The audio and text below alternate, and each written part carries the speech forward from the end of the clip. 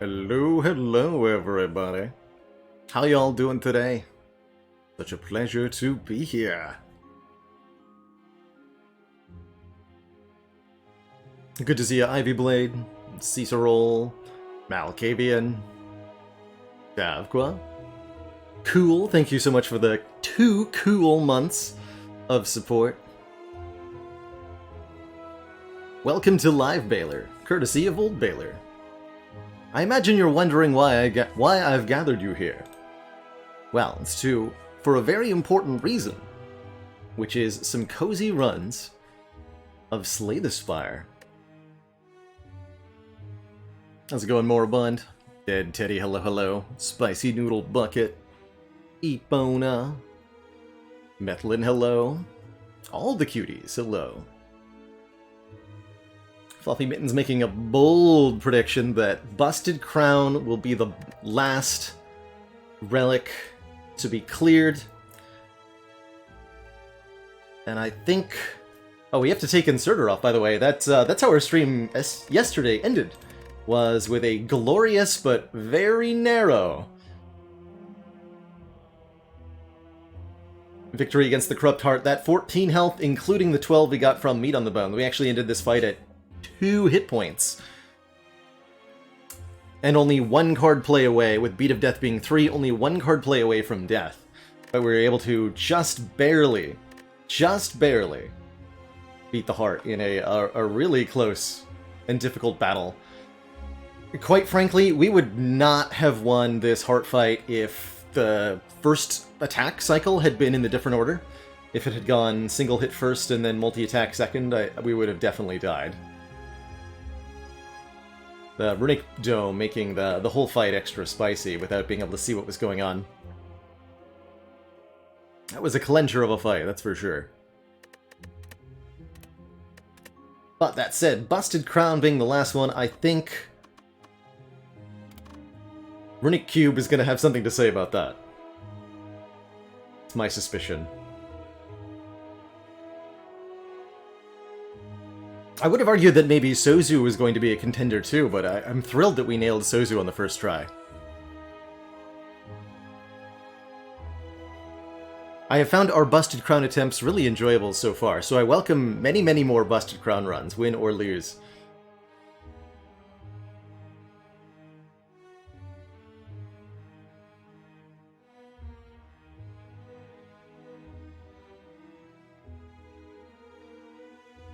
What up, T-Rex? Hey, R's.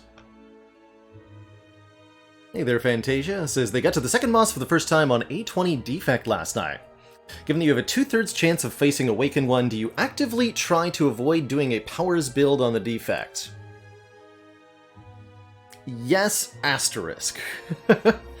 With the asterisk being that your Powers deck can defeat Awakened One quite comfortably if you use those powers to establish Frost Orbs. The other option is to just nuke the Awakened One so quickly that you can kill both forms in 1 or 2 turns, and then you don't have to worry about blocking. You can do this with like Heat Sinks and Storm and enough energy generation or a Mummy Hand. That's one way to get there, but very, very tricky and dangerous route. The more reliable way is get orb slots, get focus, fill those orb slots with Frost Orbs, and even with the double strength scaling of Ascension 20, you can get more block with your powers than the Awakened One gains strength with your powers, and therefore comfortably sit back behind a wall of ice.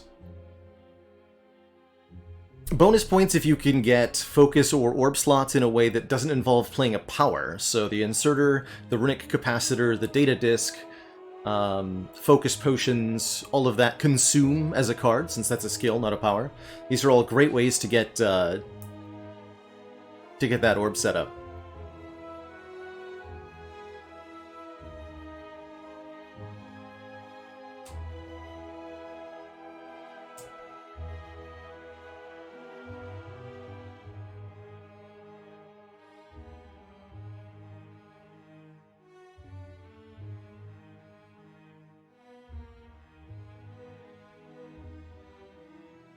Too wet.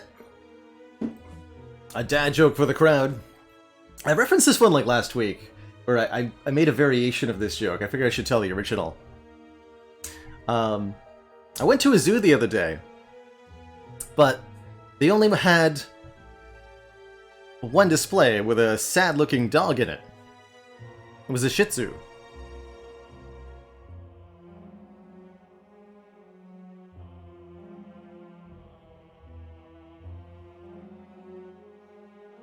But is it data or data?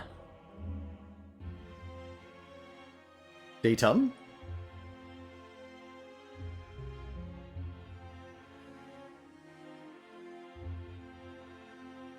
Fantasia says you killed the boss's first form only playing 3 powers. Yes, that's one of the other options, is to have powers but elect not to play them.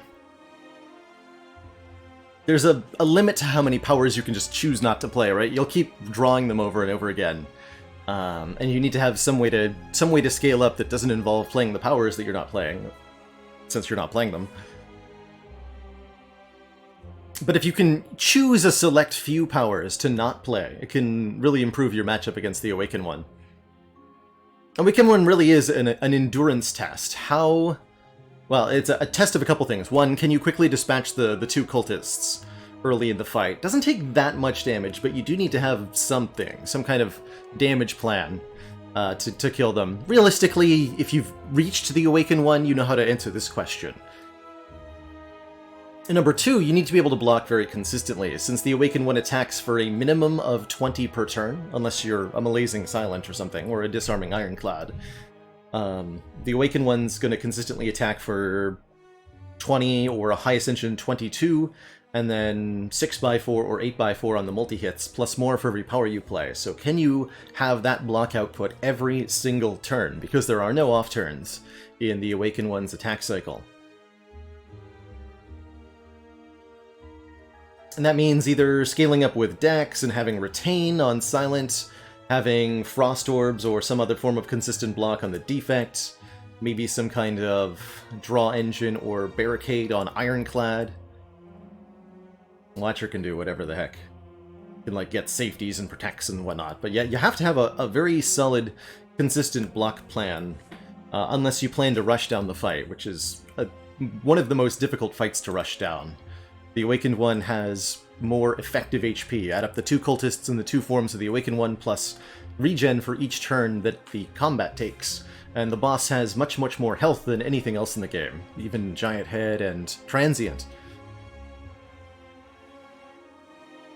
Potentially. Depending on how you count.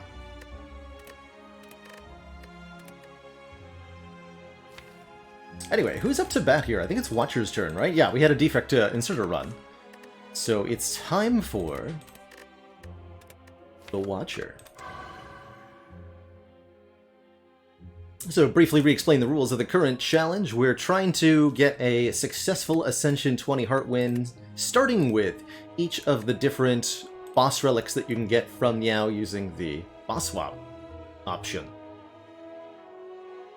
By clicking that 4th option from Niao, you'll trade your starter relic away for a random boss relic. We're using a mod called Filter the Spire to alter the outcome and remove boss relics from the pool as we win them with them.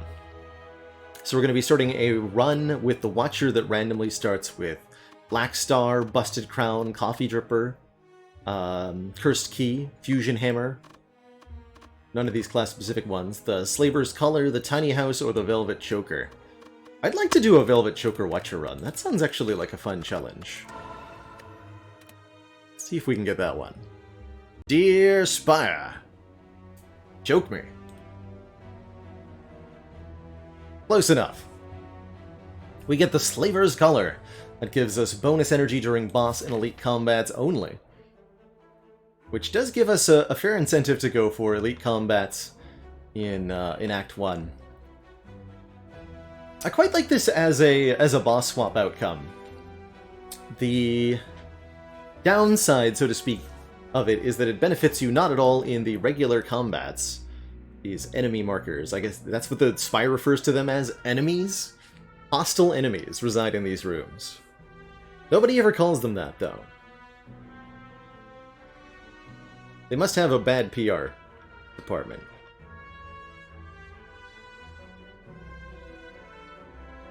And on Ascension 20, these little enemy folks are pretty dang challenging, especially once you're in the so-called hard pool. As a reminder, your first 3 combats in Act 1 or first 2 combats in Act 2 or 3 come from the easy pool, a set of simpler, more easily defeated challenge encounters. And once you go beyond that, whether that's a combat room or from an unknown room that rolled into a combat, it's just about the number of encounters you end up in. The hard pool consists of much nastier stuff, consisting of stuff like the 5 slimes in Act 1, the snake plant in Act 2, and the writhing mass in Act 3. As well as transient, some of those other nasty ones. So you can't encounter transient, for example, in either your first or second combat of Act 3.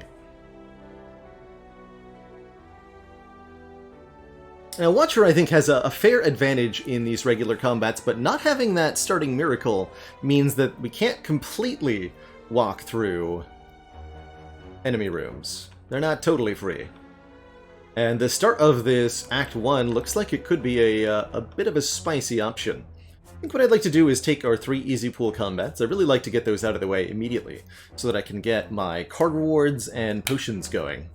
From there, I can decide what I need or don't need at a shop, or decide that we're ready to boldly stride forth into an elite.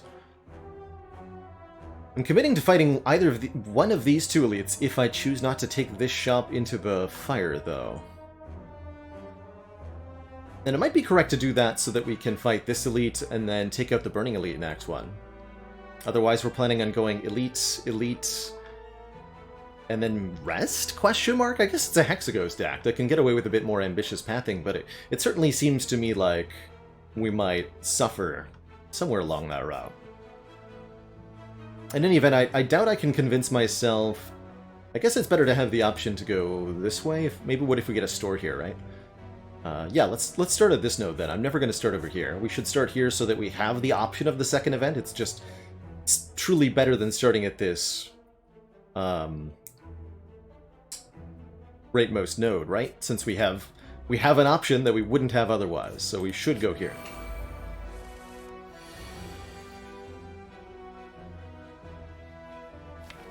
Not at all a bad first combat or bad first turn. This louse has the higher base damage value, but this louse has the lower health, so if I draw Strike Vigilance, it'll perfectly cover us if they attack again both next turn, which is more likely than not. And that's exactly what happens, so we can perfectly Strike Vigilance here.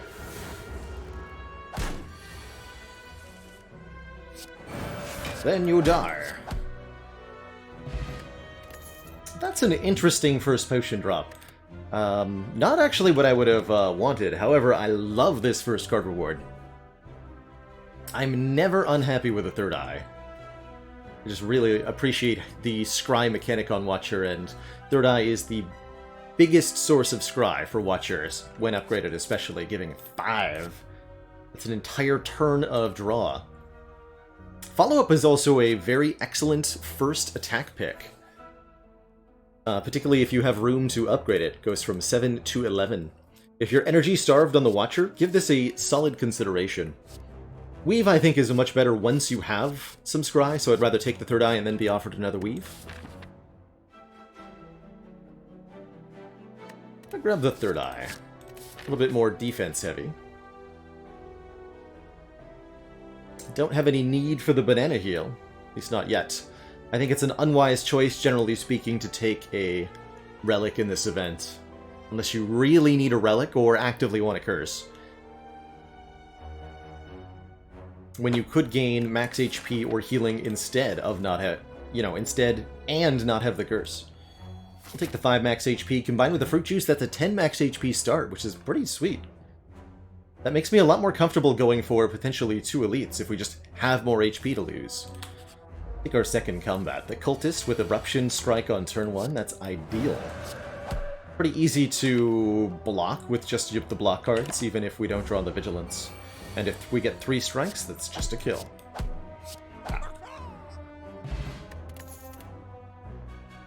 Oh no. This is my reward for not taking the first attack I saw. Not being offered one at the second. Oh well, that's okay. That's why there are shops, which offer 2 attacks guaranteed. And I'll happily go to one of them.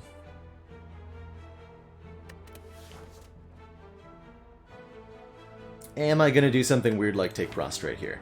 With a 3rd eye already? I like it. Does put us into oof gremlin knob territory.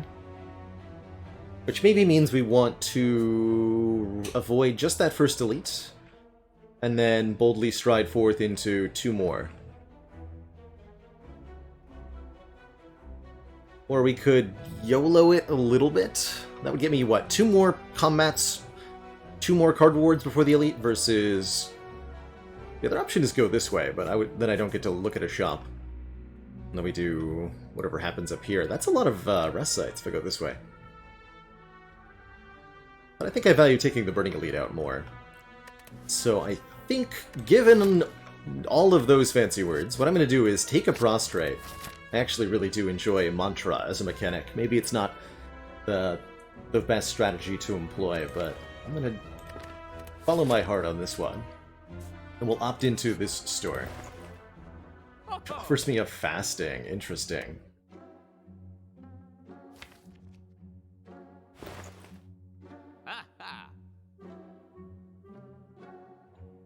Hmm.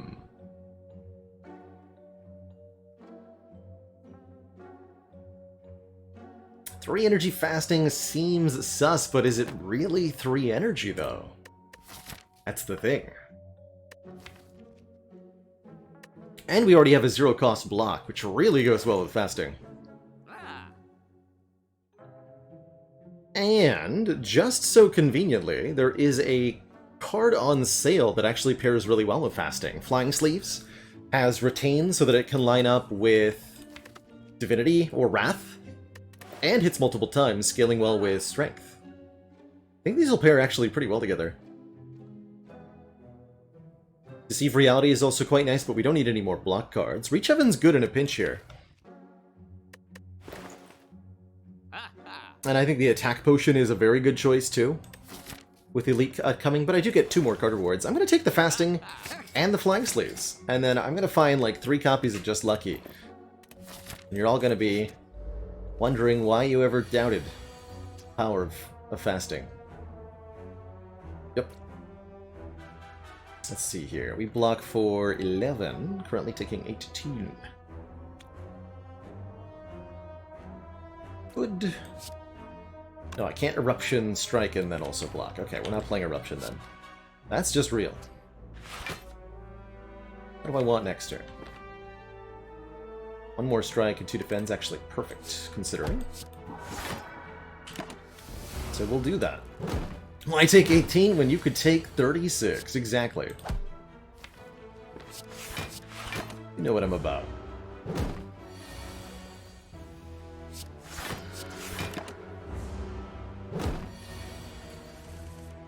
Oh, we do get an off turn. How fortuitous. Thank you, dear slime creature.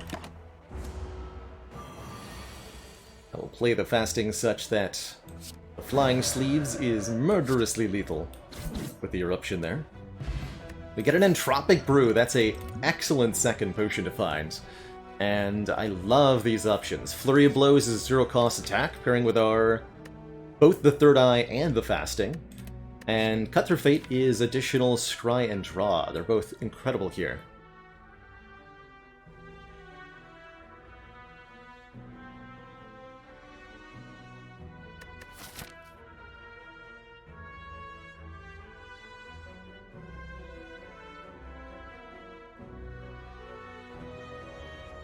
Trying to envision if there's any situation where I actually don't drink this fruit juice before something relevant happens. Like, I'm gonna drink it when I enter this combat, right? Like, you just drink it now. Okay. Let's chug. So, I'm not sure which of these two is genuinely better here. We might need the immediate 0 cost. But, no, we have bonus energy. I'm gonna take this Cut Through Fate. I want more Scry in this deck. And I think I want to upgrade the Fasting? No, I should upgrade Eruption. Eruption needs to be cheaper. 3 Strength and Dex will have to be enough. Flurry's bad with Divinity? I wouldn't say so. You can... Oh, dear God. Not again. Help! Why does this keep happening?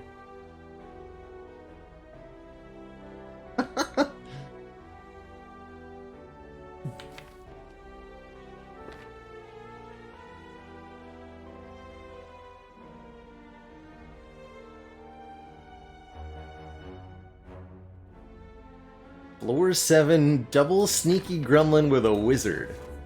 That is murderous. We have to kill all 3 of these by turn 3. That's, and guaranteed one of them is getting blocked, because the shield gremlin does not block itself. We do have 2 very good potions. I'm more than willing to use 1 potion to get me the heck out of here. I am grateful that there's no fat gremlins in this moment, because I would be looking at, like, play Fear Potion, Flex Potion, Fasting Strike, just to get rid of it. That would be bad. But I'm okay with Vigilance Third Eye, trying to set up an Eruption turn where I can kill both of the sneaky gremlins next turn. That sounds optimal. Would I use a Smoke Bomb here if I had it? Not until I at least played the Third Eye. Don't want no stinky defense.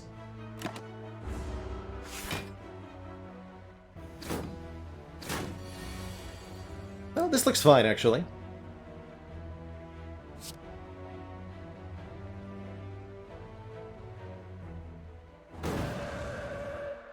It's actually almost perfect damage to kill both of them, too.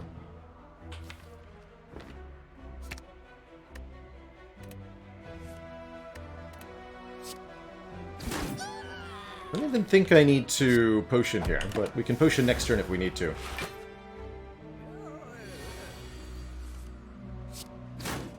This fight often seems a little scarier than it actually is in practice. For example, we didn't use any potions. We only took 5 damage.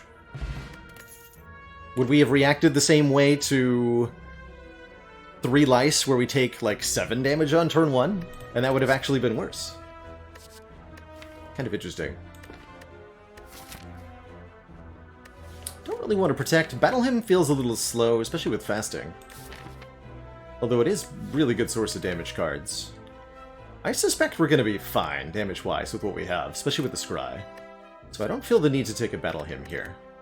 I'm going to pass these cards, and we're going to go into our first elite fight, which is a Gremlin Knob and Drawing Eruption turn 1 feels good. I'm going to go ahead and Fear Potion into just playing Eruption Strike. Worst case scenario, we just take 16 damage next turn, and that's fine.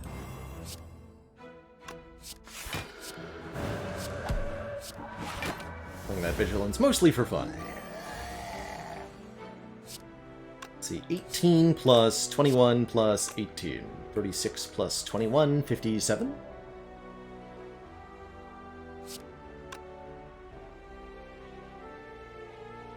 Yes, 57, right? Beautiful. Easy peasy Gremlin Knob fight, and wow, we're off to a start here. Would I ever take a Wreath of Flame? I actually should have considered it a little bit more with the Flying Sleeves. I think Flying Sleeves can be a card that leads you to take a Wreath of Flame. You should also consider it with Wallop, with Tantrum, and with Ragnarok. You can also kind of do it with Conjure Blade, but that sounds really fancy. You're trying to set up a lot of cards in that case, and that would be... sounds really fun, but I don't think it would work too well. But essentially, you need to have 1 or more multi-hit cards in the deck for it to be worth considering. Or you Scry, gain 3 block, huh? Nirvana's a weird card. I don't particularly like it as a block source. Mostly I just feel like its numerical effect is a little bit too weak. And with Fasting and Scry, we should have ready access to block when we need it, so I don't feel the need to add another power here. And continue to skip cards for the moment. And we're headed for this Burning Elite. We are more than prepared now with a Fairy in a Bottle. Nothing can possibly go wrong. Ooh, and Bronze Scales helps our Hexaghost. Free upgrade on the Fasting? Love it. Next upgrade will probably be the Third Eye. 5 Slims. Actually, a very good fight for the bronze scales, notably. Do I murder one of them and scry, or do I vigilance and scry? I think we scry first, and then I can choose whether I want to play vigilance or strike. Looks like I want to play vigilance. Question mark.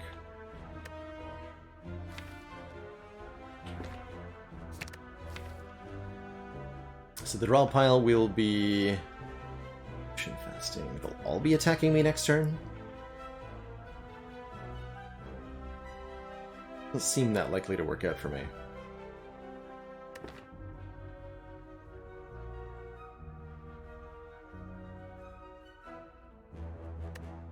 I'm gonna kill one of them now.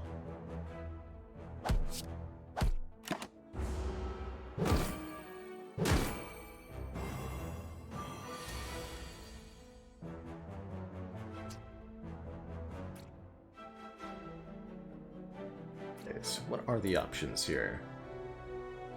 It does 7.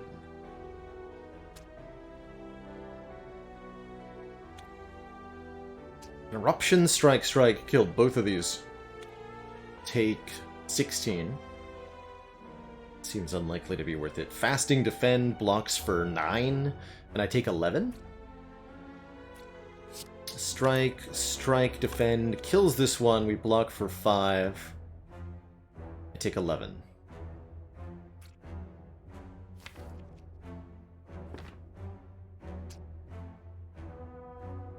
Could also use the flex potion and save maybe some amount of health. I think I'll take the fasting defend line here.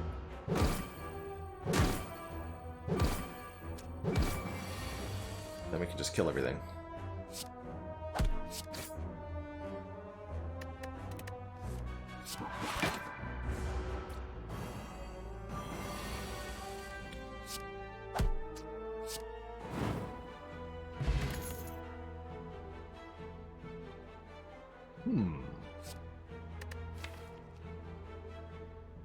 What, actually halt? Question mark? Strike defense was take 9 only. Okay, so I mismath. Thought the two options were equal when they weren't. My bad there. -2 health, which maybe question mark is good? Question mark? I was just thinking ahead. Where next goes value.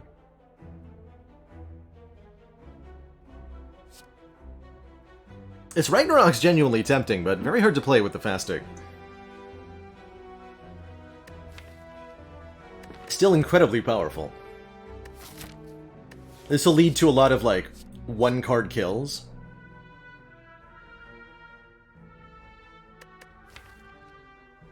And we have Vajra already. That's kind of hype, I'm not gonna lie. It will be an absolutely filthy amount of damage. Halt can be a filthy amount of block with fasting for 0 energy, as both numbers get boosted by Dex if you're in Wrath.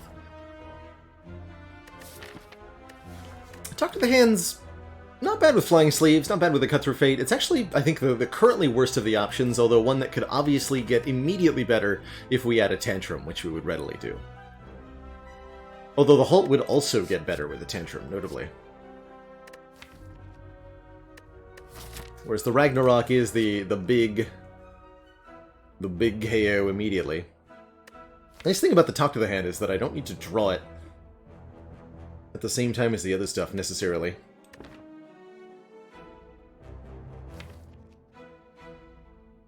I enjoy Halt as a card more, I think. I'm gonna take the Halt here.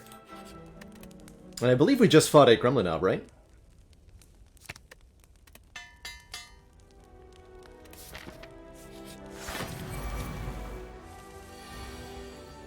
But full respect if you preferred the...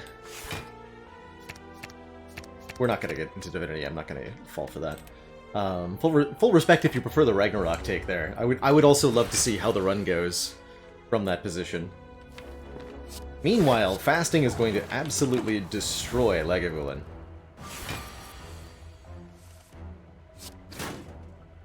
You don't even know. Poor Egg. About to have the worst time. 13 block. This is 8 block for 0.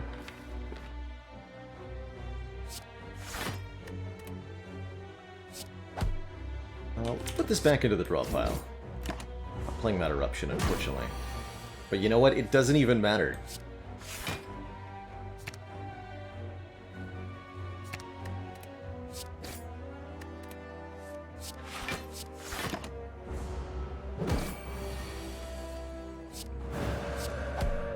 Easy peasy, only 1 hit point loss there. We pick up a career for bonus gold, as well as our emerald key, and there's the Just Lucky. It's scry, and works with the fasting. Perfect. Does a little bit of block, a little bit of damage, scales extremely well with the Vajra, extremely well with Thingamajig. What about this turn?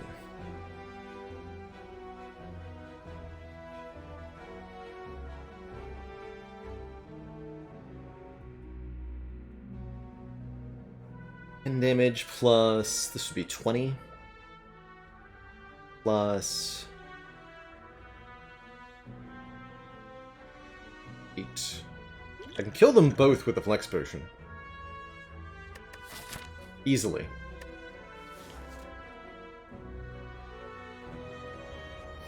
Only 16. Actually, less than that. 2 blocks. We take 14. Go to 22? 24. I'll have to go to 23. I guess I can make that happen by not playing the Just Lucky.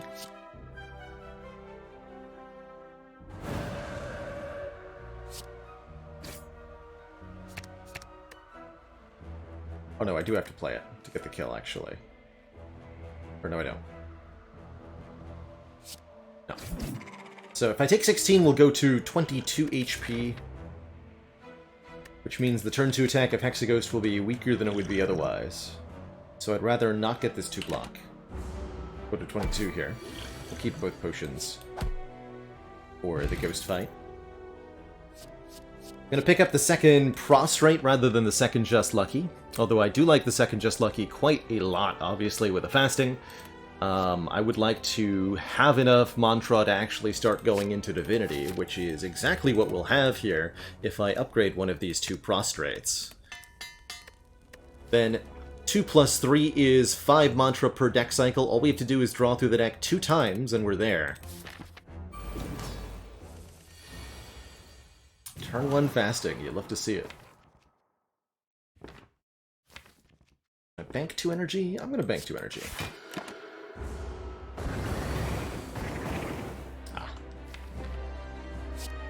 And this is an easy peasy full block. I guess I'll just play this since I'm not going into Wrath here. Although I could. Wouldn't even take that much.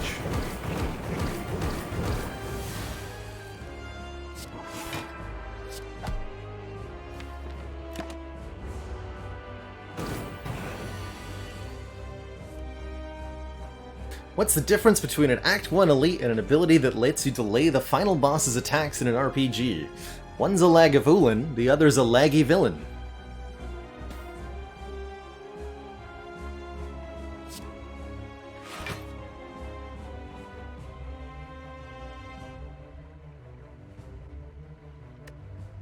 Okay, let's card that. I want to draw the Eruption next turn, and we'll use the Cut Through Fate to get the Flying Sleeves into hand, I think. Yeah, I will.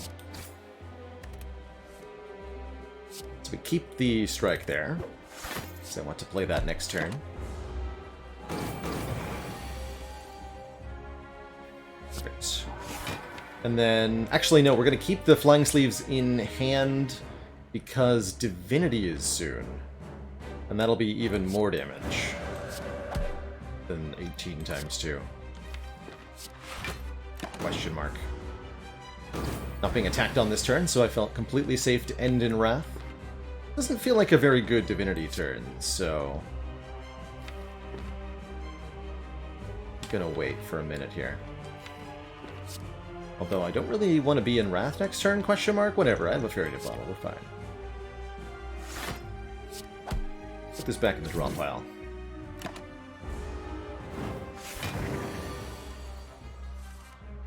Yeah, this is a much better Divinity turn, I think.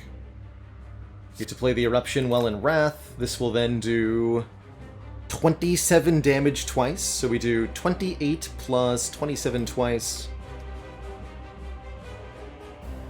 which is 54, plus... yeah, that's already enough, pretty much. So we don't even need to use a potion.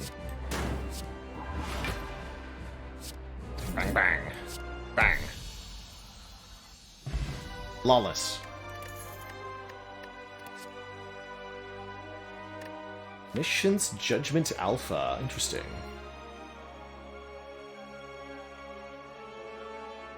I almost dig this judgment. I almost dig this judgment. The idea behind taking a judgment would be this is a card that can help us survive against Reptomancer and Gremlin Leader if we bottom deck the fasting. Or even if we don't bottom deck the fasting. It can help us in those combats when we don't have any AoE attacks yet. Helps us deal with spike, and we don't have a problem with spikers. Fasting is no problem with spikers. Yeah, good in general in the fights where the Slaver's Collar's not on. I don't really feel like I have a good Omniscience target, and we certainly can't play it once the fasting's down. And although we do have Scry to support Alpha, Beta, Omega, since we're scaling with Strength and Dexterity, I don't think that's a good inclusion. I think Skip is very similar to Judgment in performance, but I really do enjoy this card, and I want to give it another opportunity to show us where it can be helpful. So I'm going to grab this Judgment. That'll also help us destroy the baseball enemy when we encounter them. I think I'll keep the Flex Pot over the Strength Pot, and I'll definitely keep the Fairy in a Bottle. Ooh, that's an interesting Sacred Bark. Philosopher's Stone gives us additional energy, but gives enemies additional strength. Given that we're building towards the fasting by including lots of zero-cost cards, I don't know that I feel very happy taking more energy when the deck is likely to decrease its cost on average as the run goes. That makes me more inclined to transform and upgrade 3 with the Astrolabe, or to double the strength of these potions. And I think the Sacred Bark benefits a little bit from Courier, too.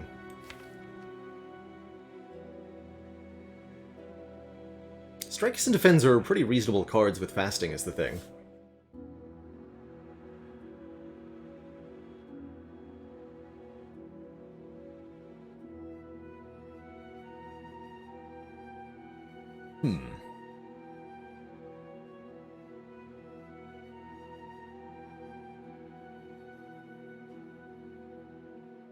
Trick question.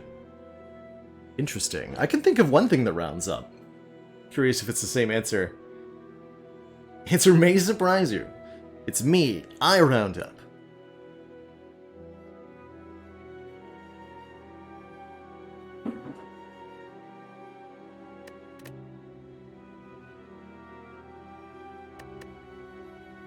We could be very upset with the outcome of an Astrolabe. I'm not actually sure it's a benefit, which makes me want to take the Sacred Bark. I'm just going to do it. I'm going to take the Sacred Bark. I think it's extra good with the Courier. And I think it's an extra good way to bop some elites this act.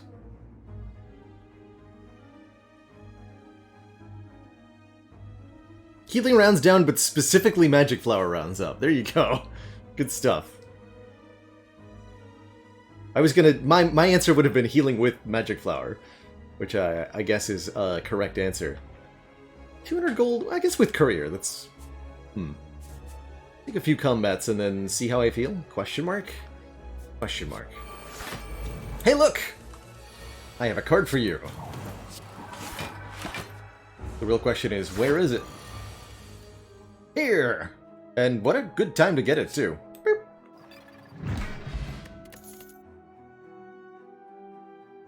We have enough zero-cost blocks. I don't feel the need for a second halt, especially with no second source of Wrath yet. We also have no additional calm sources, or we haven't found any stance-changing cards in general. Not going to take a pressure points, nor do I want a protect. I love these turn 1 fastings. Playing it here? Yeah. Flying sleeves then.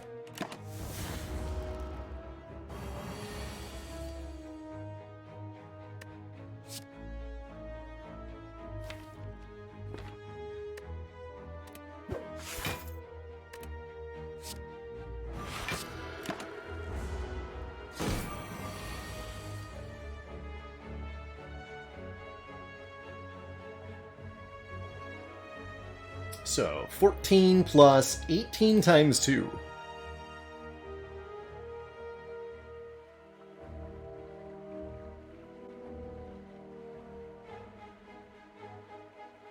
Is 29, which is exactly in judgment range. Amazing. Deck slaps. I'm actually quite happy we included the judgment in this moment. It's the perfect card for the situation. Get judged on, nerd. 2 attack potions in 1. We're also offered another flying sleeves, which honestly I kind of dig. I really value the retain on it, and I really value that it hits multiple times. Yeah, I'll take a deck with 2 flying sleeves. Do I want to keep this fairy in a bottle? I don't think that I do. I think we're going to be crushing stuff for a while. So I'm sorry, fairy, even though you're a 60% heal, I do not want you right now. I think what I want to do is go this way. Shop, fire, elite, fire, chest, elite, elite, fire.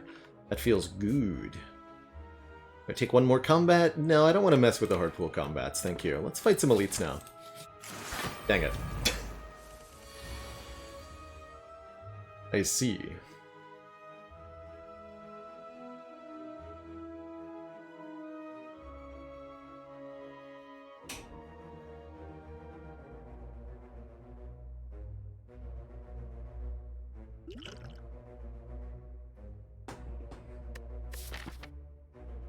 I may choose to lose the potions and buy new ones here.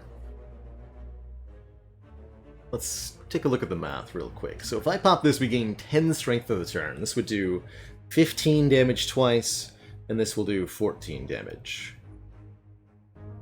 So 14 perfectly takes the block off.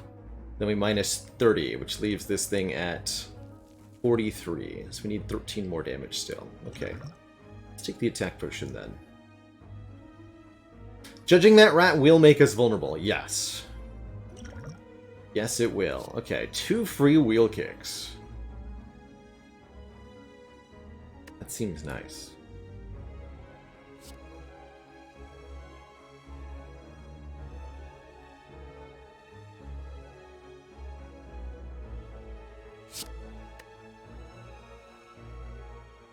Especially since I only had 2 energy of cards in hand.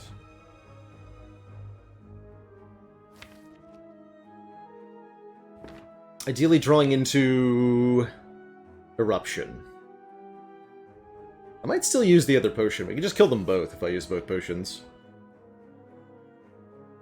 Now that we have 2 wheel kicks in hand, the other potion will just win this fight on turn 1. I was hoping to do that to 3 slavers, but that's okay.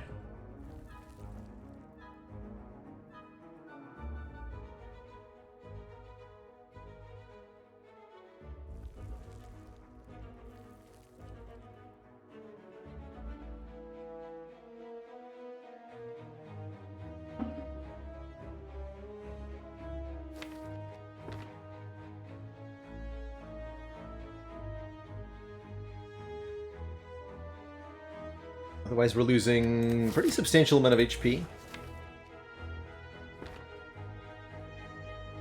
Would just Lucky into Eruption kill them both? I think so.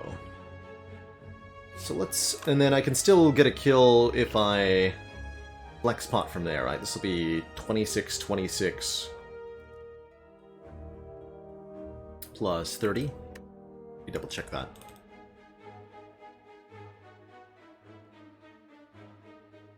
$82 will be 1 short, actually. Alright, I'm just gonna do this now.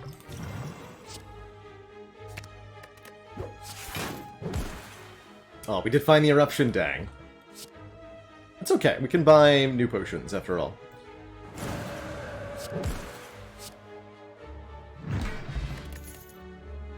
And we do get another Just Lucky. I said I'd find 1,000,000 of them. And I did. Singing Bowl, letting us gain max HP by skipping cards. I'll happily take in the middle of Act 2. It's the perfect time to start skipping stuff, as your deck at this point should be relatively well developed. Offered another Prostrate, which I don't know how I feel about that. Very, very happy with a colorless potion, I think, over a power potion. I don't think Watcher's powers are all that great when spammed.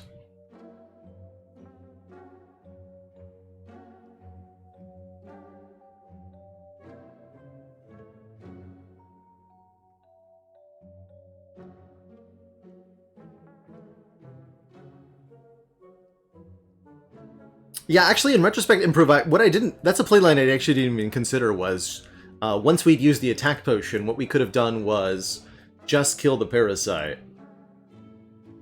Leave the rat alive. And block with our block cards. That would have been quite a bit better, and that would have saved me the gold for a potion here. Fortunately, we don't have to give up having 2 potions. Unless I also want this pen nib, which I should at least think about. It's pretty good. But I do want to start removing cards pretty desperately.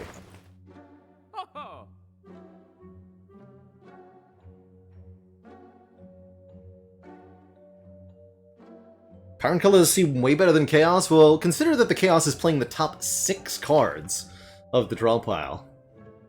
And that we have Scry to know what those cards could be. That's not that bad. I think I am going to be buying that, probably.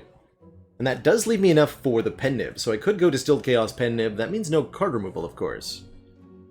Or I could go Distilled Chaos card removal, then no pen nib. Last option is to take this Prismatic Shard. There is a shard here. Although I think our run is pretty spicy as is. So I'd like to continue along the current vein.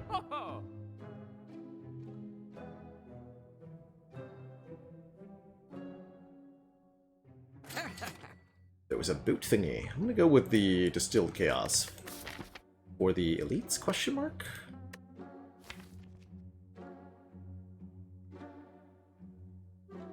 I'm actually just fine.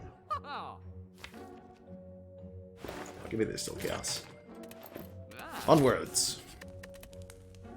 I get to upgrade so many things! And I think I'm gonna upgrade the Judgment, because I've already seen the 10 hit points be relevant, and this becomes the perfect card for sniping one of the 3 slavers. Less so the perfect card to turn one draw against the Book of Stabbing, but what can you do? Not particularly worried about this fight. We have the Bronze Scales to help out, and we drew Fasting on turn 1, although this looks a little bit suspect. This looks like a great Distilled Chaos turn, actually. What we got here? Yeah, just go ahead and play the top 6 for me, will ya?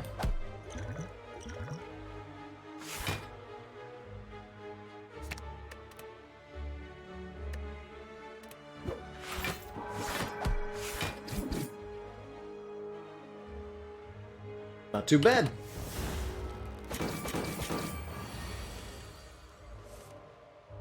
Not too bad at all.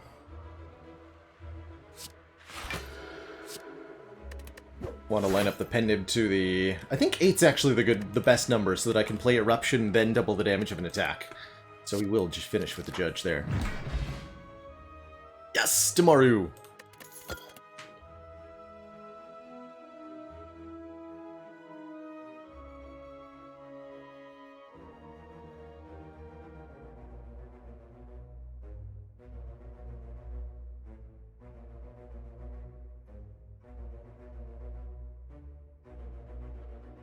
Oh, apologies about that, Zenith. Alright, here's a joke for you. Did you hear about the man who quit his job at the mirror factory? He just couldn't see himself working there anymore.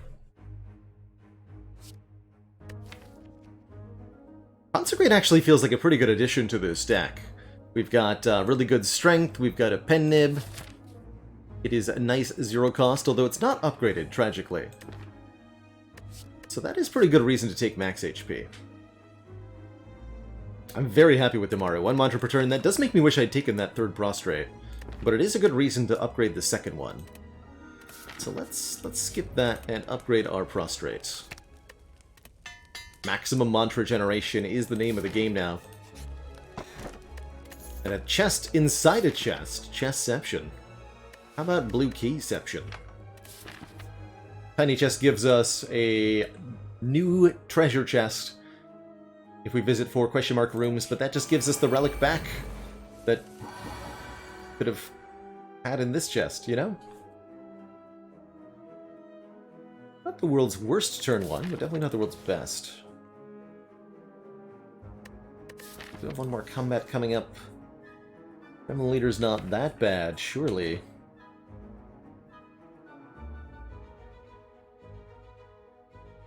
Right?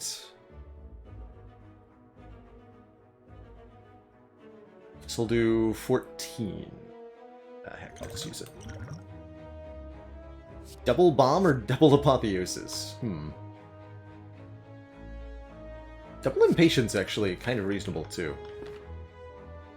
Double bomb just seems like a fight winner though, yeah?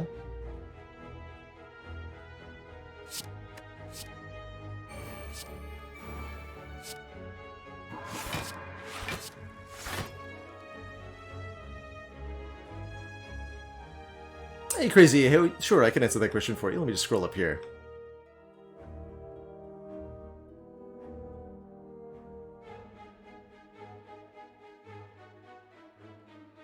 When is the best time to take a Brilliance? You never see me use one. It's actually a shockingly good card just on floor 1. It's got a relatively high base damage of 12. And by Watcher standards, that's actually quite useful. So just simply add it to the starting deck. It's a pretty good smack 'em hard card to use here and there.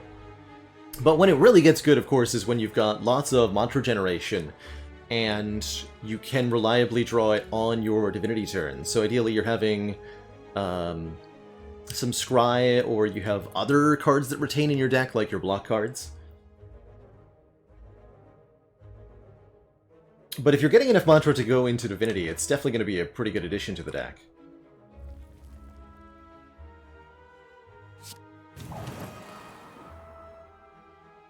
Next time if you're the type who takes rare card starts on your Watcher run, next time you see a floor 1 Brilliance offered, take it. And the upgrade's not bad either, +4, right?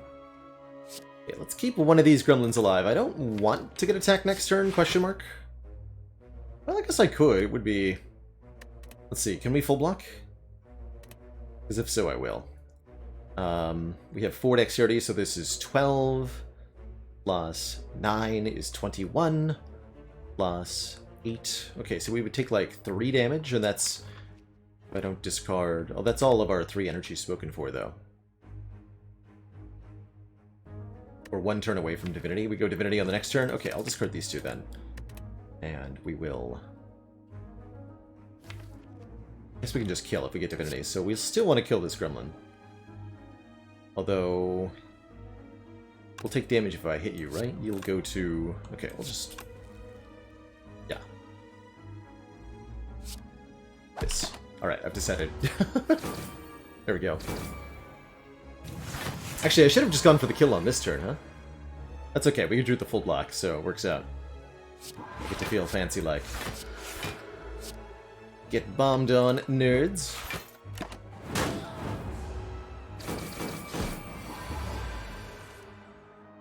Divinity Judgment. As I can.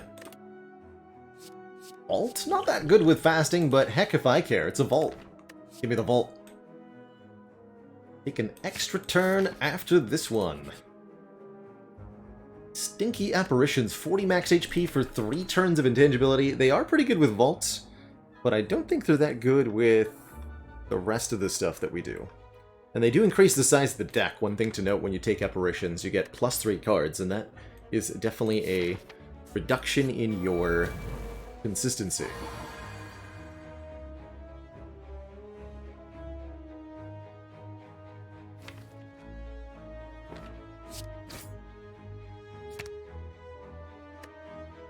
Okay, am I just gonna opt not to play Eruption? Yeah, that feels like what I'm gonna do here. I'm just gonna hold on to these for Divinity then. Sounds like something that's very far away.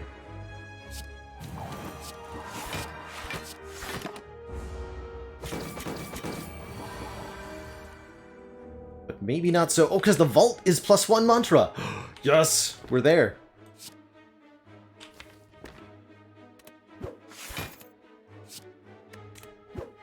Love Vault with any per turn relic, notably Damaru here. Vault is +1 mantra. So we get to do the boop boop.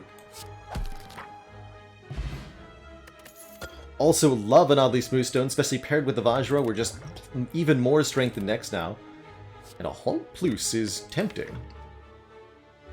But we're really not in Wrath often enough for this to be a good card, I think. Study, maybe if it was upgraded. Give me max HP instead. Really appreciate a Stance Potion here. It's just kind of a nice backup option to have. Feels like Vault's a pretty good upgrade. Just Luckies are decent upgrades for +1 to their scry and to their numeric numbers. Take an event here. Reasonably so, although I'd love to just look for more mantra cards. With 2 potions, though, seems reasonable to take an event. Otherwise, it would be better to look for another potion. Upping the Flying Sleeves is also pretty good. They are ultimately our damage source.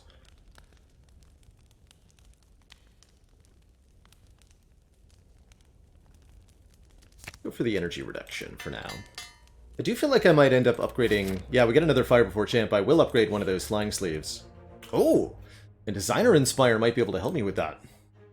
Yes, he's also got a targeted upgrade, although we could pay for a removal, or even shell out for a removal and a random upgrade. Or we could punch him. Feels like I'm extremely happy to start removing cards. Do I want to shell out for the random upgrade too? I wouldn't really value a strike upgrade much. But if we hit any other card, it'd be pretty good. So I think I will, I'll take the full service, sir.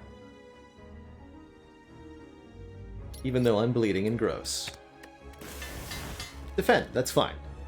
This upgraded defend will block for, 13? If we have fasting down, that's a lot. That's better than Leap Plus.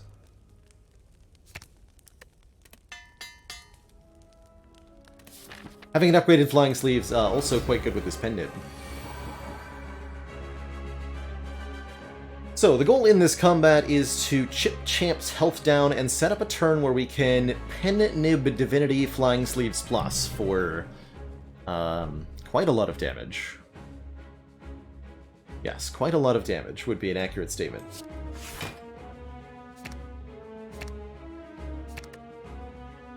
I also want to draw the Ascender's Bane because I need it out of the deck. We're metallicizing on turn 1. Interesting. Okay.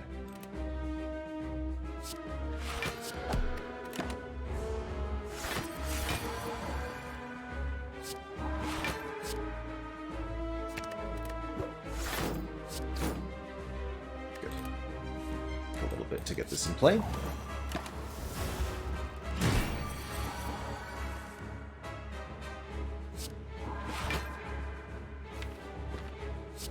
Divinity next turn if I want it. I do want it.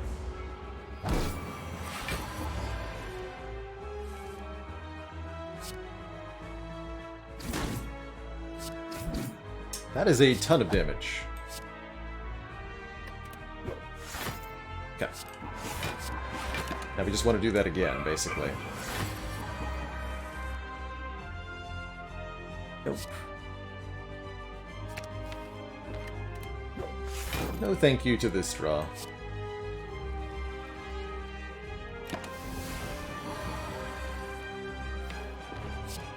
Discard all of this.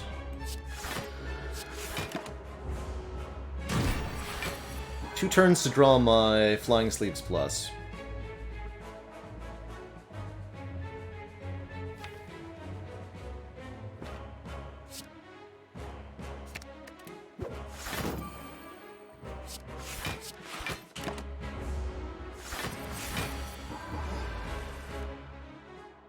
We got the regular one. 54 damage twice with the Pendiv. That'll have to do.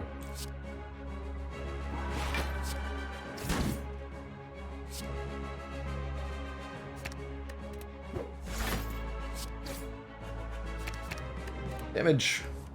Hang on.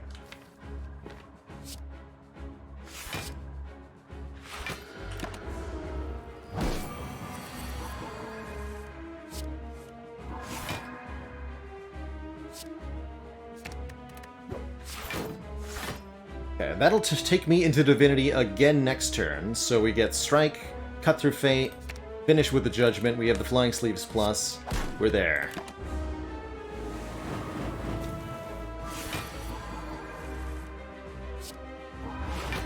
Prepare for Judgment.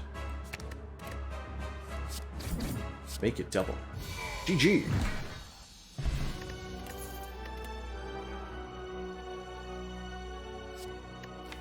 Establishment's kind of interesting with these Flying Sleeves, actually. Could take a different form to counteract the negative energy of our fasting, but I think that's what the Divinity is for. Or we could take Blasphemy for instant Divinity. But quite frankly, I think this deck benefits most from staying small, so that we can reliably get enough Mantra to Divine. And so that we can be assured that we draw the fasting early and our block cards early.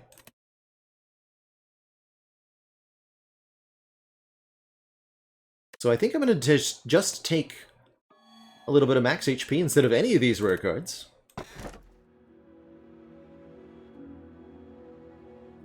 And that's a very... this is why we skipped Tiny Chest, by the way, because taking the Tiny Chest would have now made the Curse Key worse.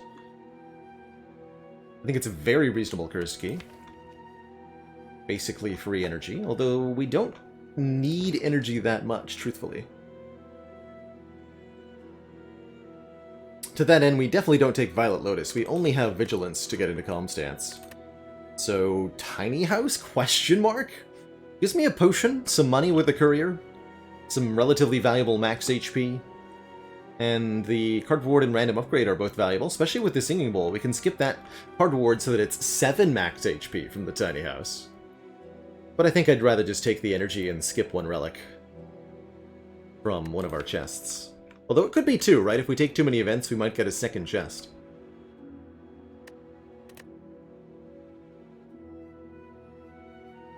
That said, this is a very reasonable Tiny House.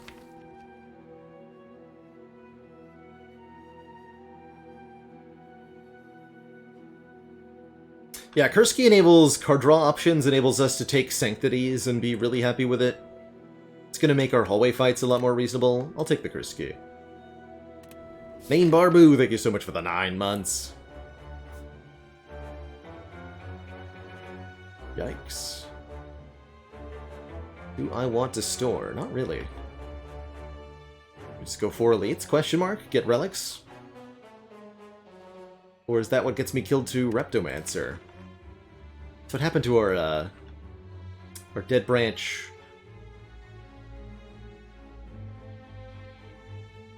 Broken Crown Ironclad.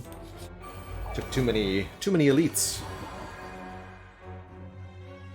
So I'm immediately very grateful for Kurski, actually. I can play both Fasting and Vigilance here. Sweet. And I can play Vault at all on this turn. I guess I would still be able to. I can play Strike on this turn.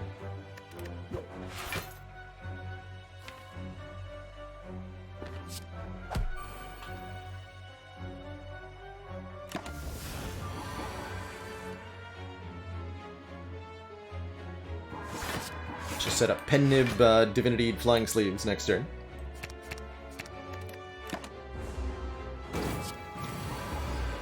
Really loving this Damaru. How come you don't have stats, Damaru? That was a kill without the Pennib, actually. Second Fasting. How fascinating. Fascinating? Do I take a collect? I don't think that. No. Let's not. I appreciate the attempt at a compliment, Targaryen Tantrum, but let's be cautious Just a friendly warning not to make it, turn it into a negative comment about anybody else or their quality of play. Or the quality of their stream.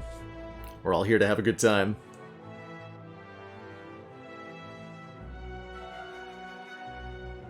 Let's just focus on ourselves. I'd like to give myself the option to go to this Spire, so I'll take the greater number of combats route.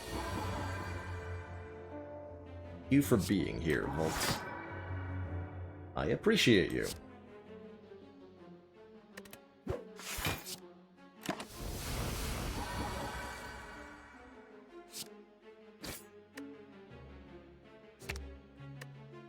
Still a very painful turn overall. Just tough when the Darklings all attack on turn 1.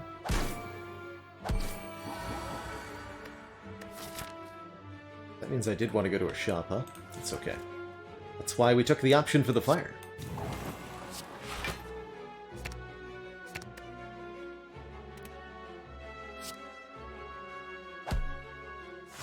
Strike the one that's going to be attacking me next turn.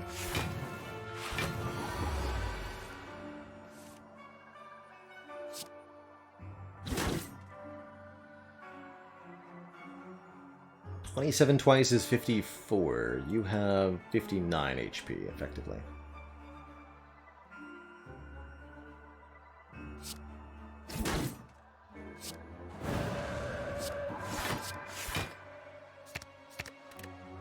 Just win next turn. With Penna on 8 even. Yeah, overall not bad. Certainly not good, but not bad. I don't feel the need for another unupgraded Just Lucky. Would take an upgraded one quite happily. I would take any amount of Third Eye quite happily as well. Just don't draw that. Thank you.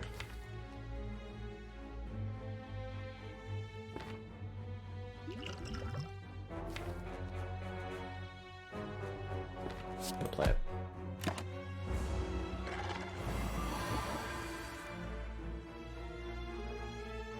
And I'm glad that I did.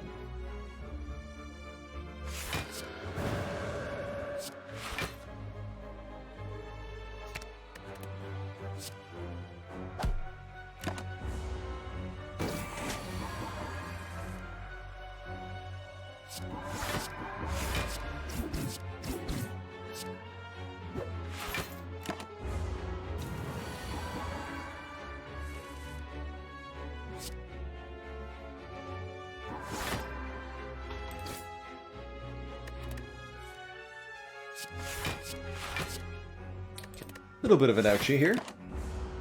Definitely gonna be resting at that fire. Not upset about it. Oh, jeez. Ah! Definitely gonna be resting at that fire.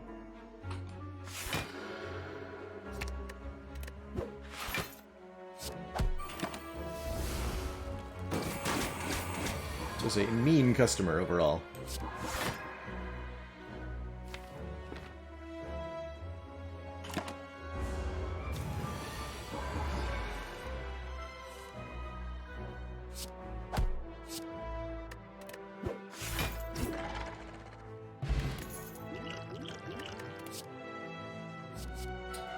Upgraded Cut-Through Fate. Very, very good addition.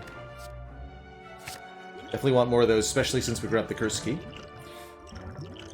Fear Potion feels better than an Energy Potion at the moment. I think we have a little bit too much energy. And our event was actually just another combat. Oh boy. Oh dear god. We're taking a lot on turn 1.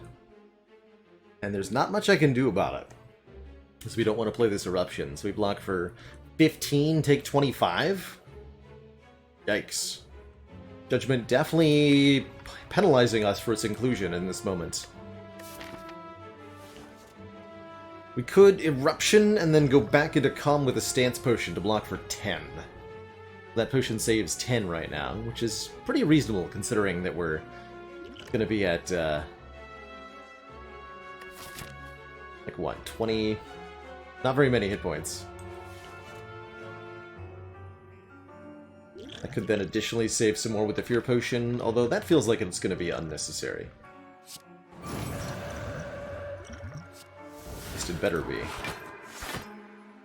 Yeah, we got Vault next turn. Everything will be okay.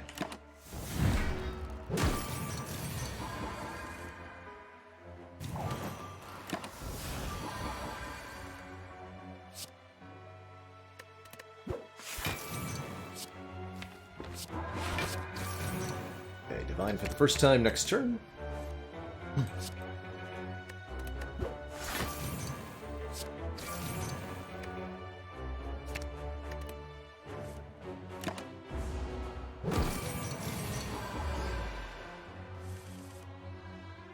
I'm going to keep the Flying Sleeves in hand, generally speaking. Unless I have reason to believe I'm going to need them otherwise. So we need to be able to keep our output consistent for this combat, not have one big burst. Need every turn to be good.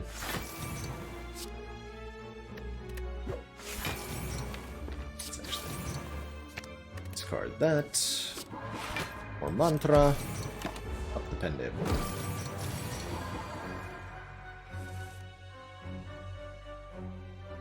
Turn for Divinity. Next turn could be a bit spooky though. Maybe I should end in Wrath? Question mark? Yeah, looks like I should.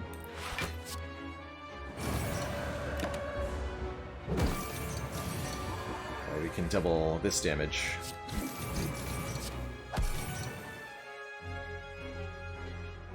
This will subtract 44. Yeah, perfect.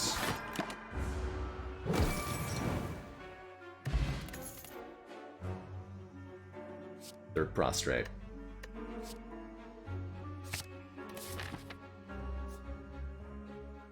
Okay, now I just need to get to the rest side. We could avoid this elite too. We could actually just kind of like maybe fight these two. Pretty content resting a bunch. If that's what I gots to do, that's what I gots to do. You know? Beautiful.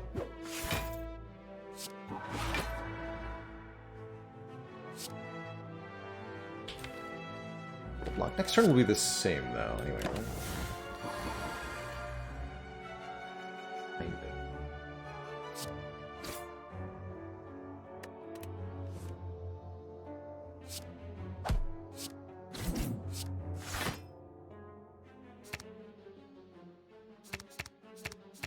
Really need the Judgment next turn. Oh, I have 2 turns, actually, to find it. Excuse me. Well, I found it.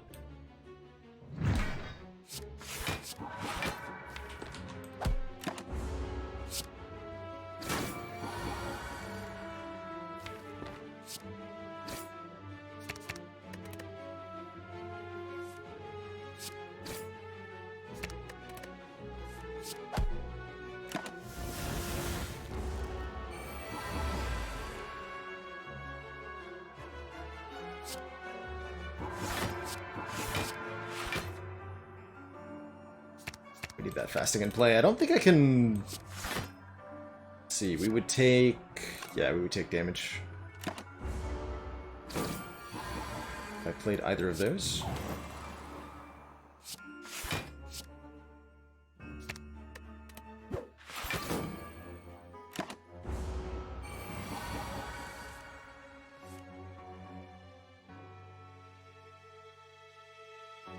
Well, I can Divinity the Just Lucky, since it gives the block before the Thorns apply. And then kill with Judgment. That worked out. 10 max HP! Nice. I don't hate an Evaluate Plus, although I think we're a little laden with block cards at the moment. It's technically card draw, but is it really? Will actually bring us to an even 100 max HP, so we get a nice beefy heal from this rest.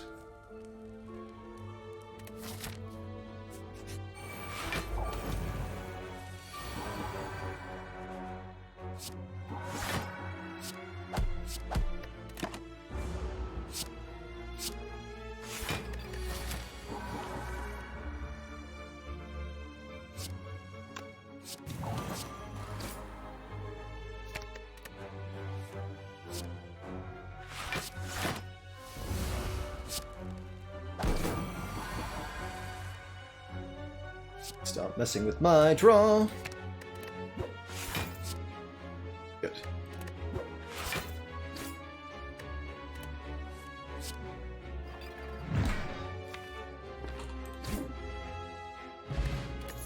Four miracles to your hand. But how do I have room for them all? Crush joints to apply vulnerable could give us actually quite a bit more damage. That's a really substantial increase, and the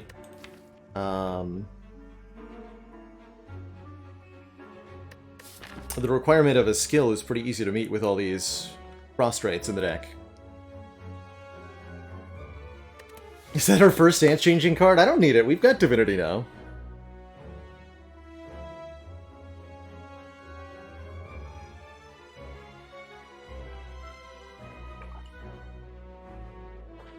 Question is, can I upgrade the crush joints? Probably not. At least not until Act 4. I can do that Act 4. Because of the... Yeah, okay, that could be our Act 4 upgrade, because we have a meal ticket here. I'm going to opt out of this elite and opt into this fire. We're going to recall here, and then we'll fight this elite in C, and then maybe fight this elite in rest. If everything goes according to perfect plan, we'll actually be able to upgrade here, but... kind of doubt it. Not opening the chest? Maybe if it's an extra grande chest. Oh.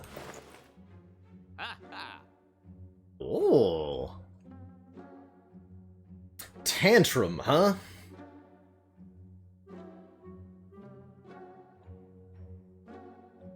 But what about boat thingy?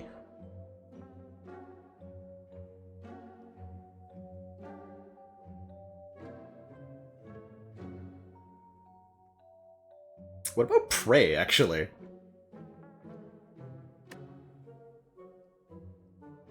Although I can't afford Boat Thingy, card remove, and Prey, so I'm not going to take a Prey. Strange Boon could be really cool if you get Insights. If I could afford Strange Boon Master Strategy, I would strongly consider it. Deck definitely wants to remove another card. Probably a Strike. Maybe Eruption? Question mark? No, we have a Halt, right? Yeah.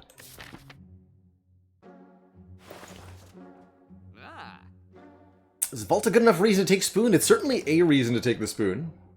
I don't think on its own it's necessarily good enough. Vault and Master Strategy would be good enough, but just Vault, I'm not sure.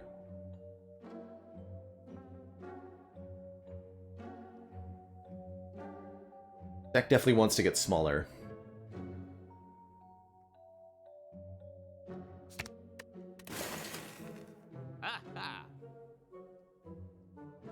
I go with the boat thingy.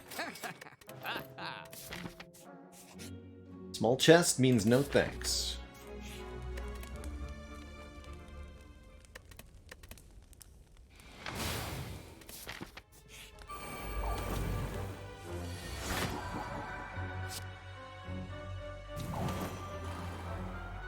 Do I allow myself to become vulnerable? Probably going to regret that, aren't I? Oh, I did get fasting in play already? Alright. I'll allow it, Mr. Writhing Mass.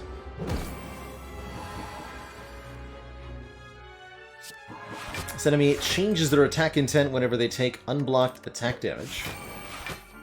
There's a number of different intents they can cycle through, including one that gives you a curse, like so.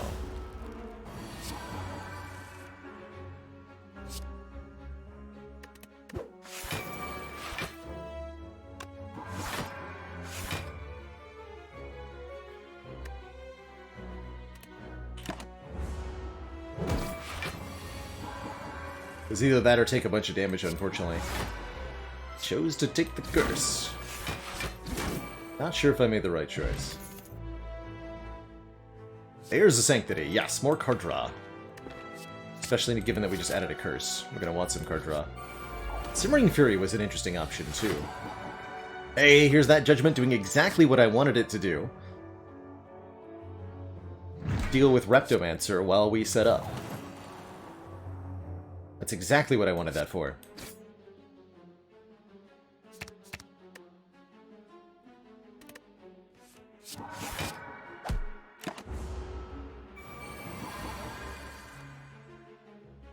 Oof.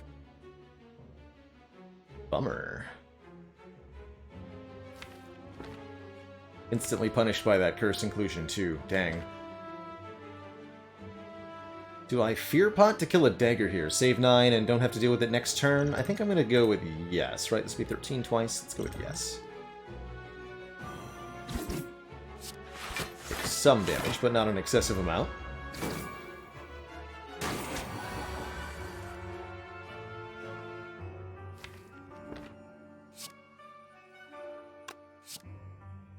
We're going to be able to block 25, so there's no reason to do any more damage to this dagger. That is Divinity.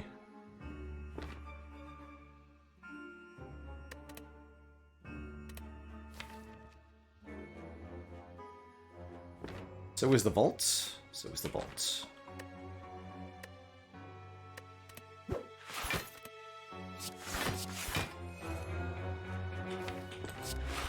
That means I don't need the Vigilance or the Defend.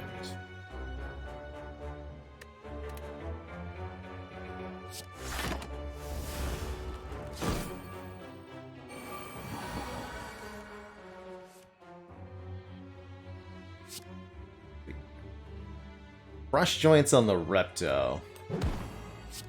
Look for an attack in the draw pile. Don't find one. Bolt. That's gonna be a kill. Easily that's a kill.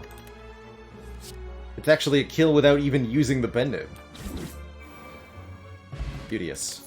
With the shovel allowing us to dig at rest sites, unfortunately we won't be doing that much. Do I even care about a Fear No Evil anymore? We are.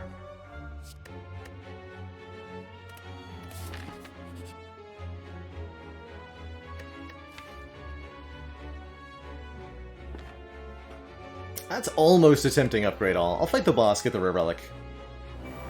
Gives us some good money, too. Sup, Guardian? Please don't smack me next turn. Okay, good.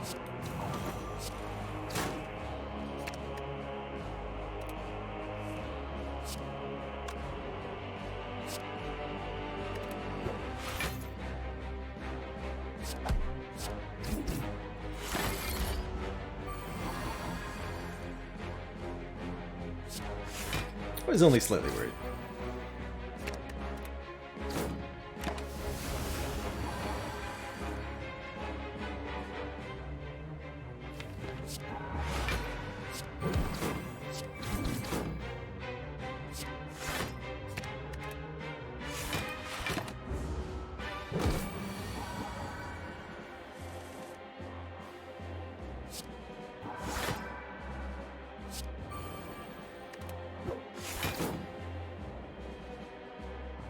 Exactly 40.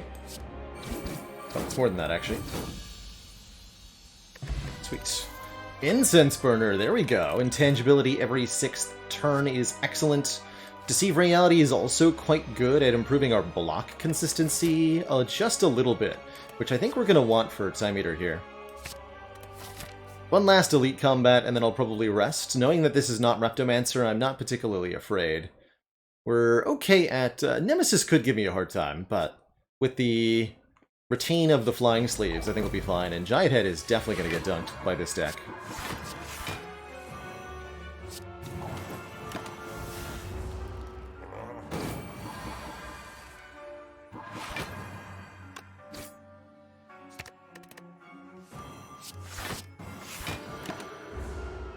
Blocks for 17. Dang.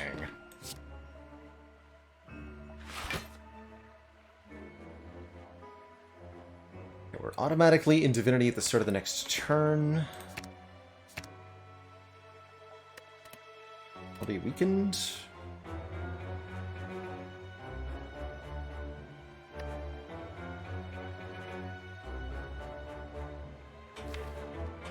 I do it like this.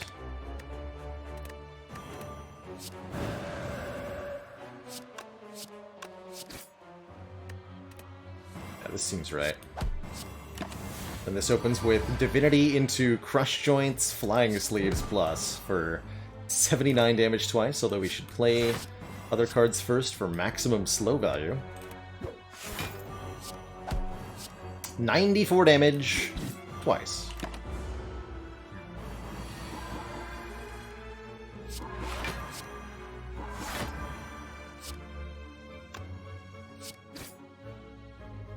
And then we judge the Giant Head. GG nerd. Eternal Feather, that'll heal us at the rest site. That means we can decisively upgrade, which is appreciated. We're offered one more Cut Through Fate Plus, which I think is completely relevant. During that fight, Rob is waiting, part 2. Thank you so much for the Prime sub and the 4 months. You keep watching, and I'll keep doing the other thing.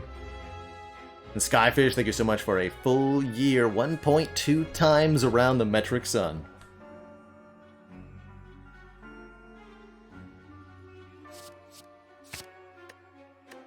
I think I'll keep the current potions, though.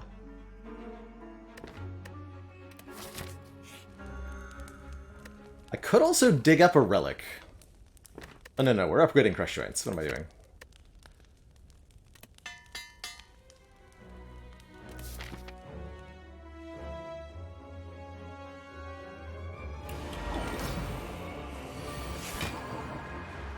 Oh boy, am I sure glad to be intangible this turn.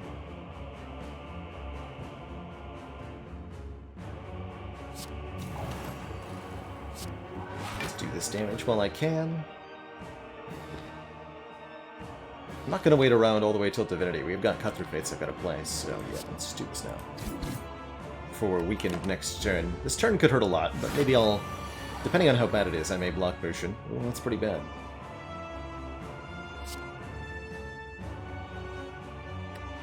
That does help. Oh. It's even better, actually.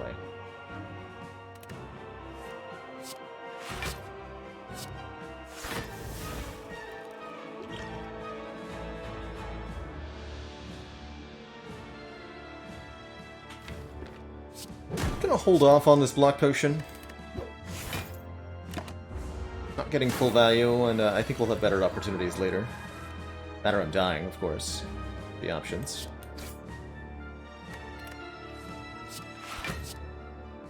This hurts too.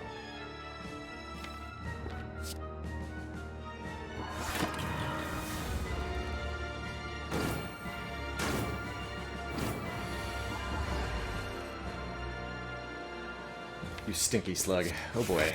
It's gonna be one of those time eater fights. Oh no. Oh no. Come on. Please. Don't do this.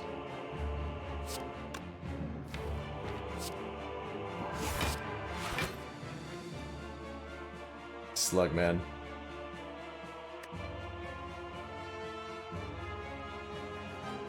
Alt actually lines up our incense burner. Okay, this will work fine.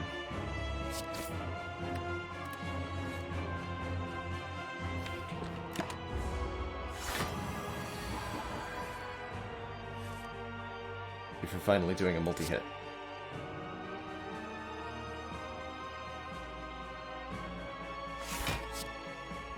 I have to play 3 cards next turn.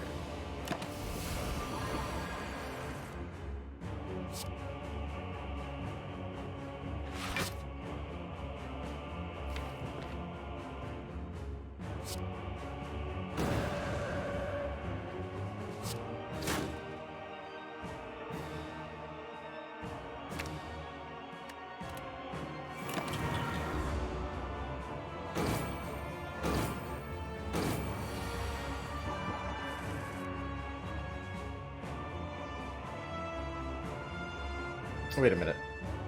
Oh, I did that to myself. Oh, I did not think that through. Dang. This is why you can't autopilot when you're playing Watcher. Oof. The fact that I should not have played Cut Through Fate. I knew there was a chance I would draw Prostrate and be unable to exit the Rat Stance by not having enough Divinity, not having enough Mantra in hand. Fortunately, we do generate enough block with the block potion, but I really have bungled my chances here by forcing myself into Wrath on this turn. Dang. Good news is that we do put Time Eater below half, so that's nice.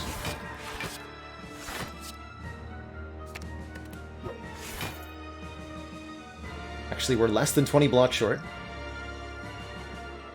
Alright.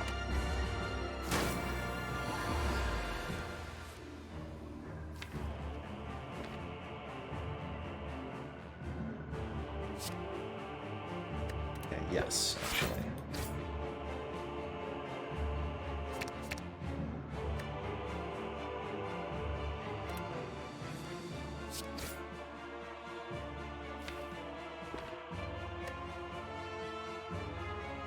Still wouldn't be a kill, right? 45 plus...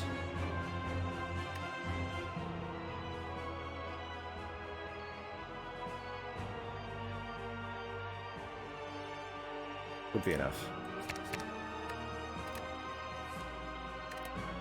Right? Defend, crush joints, flying sleeves. Sweet. Okay, that was a little messy, but we're here.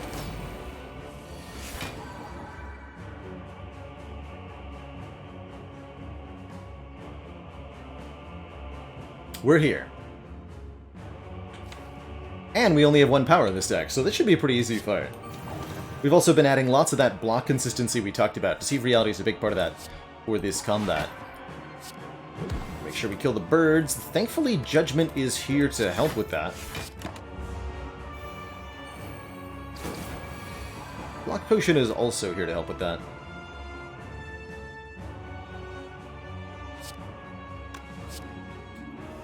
Kills, and then this doesn't... Actually, yes it does, right? We go this. Both. Take some damage to make that happen. Very happy about it overall. Divinity this turn, question mark? Yeah, with double cut-through fates in the draw pile, why the heck not? Get rid of the Ascender's Bane on a later turn.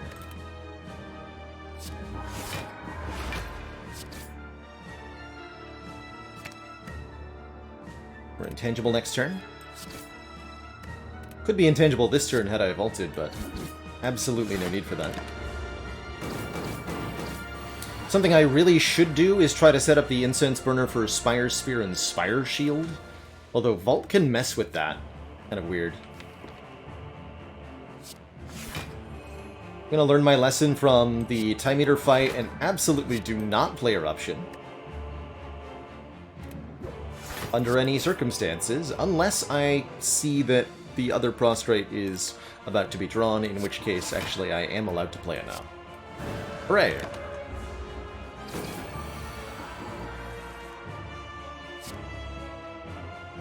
Oh, and I even get Halt value. Amazing.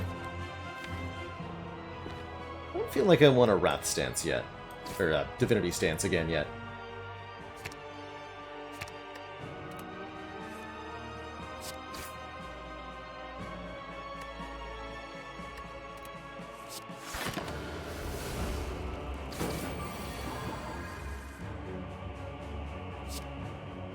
More stuff. It's not what I want to have for next turn.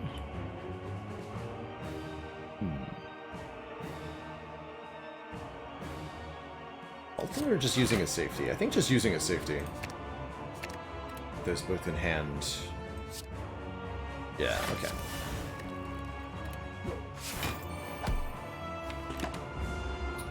Probably shouldn't have played that last strike. Yeah, I definitely shouldn't have played the last strike, although we get a kill regardless, right? So it's all good.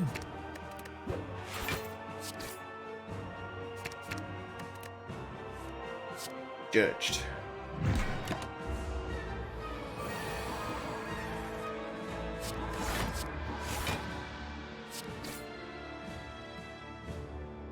Don't think we need the vault this turn.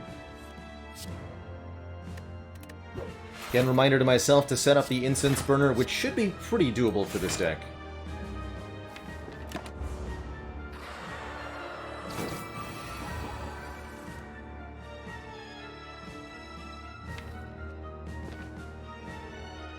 Quatra.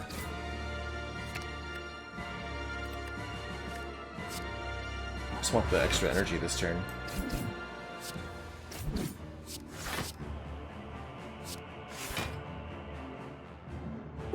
By 3. I will take 1. Let's see what worth it.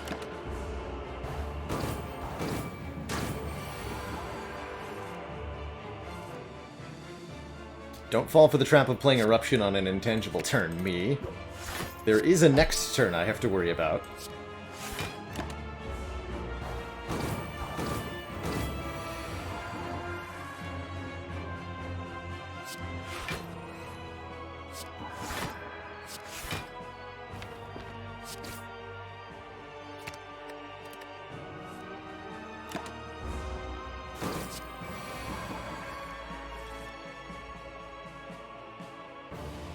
Okay, so we want to kill 2 turns from now, setting Incense Burner to 4, so that we're intangible for Spire Spear's 10x4 attack. At least I think we want to do that.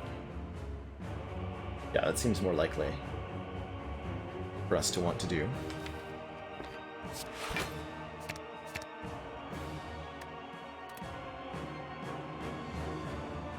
So if I prostrate and vault, we'll perfectly time our divinity. Good.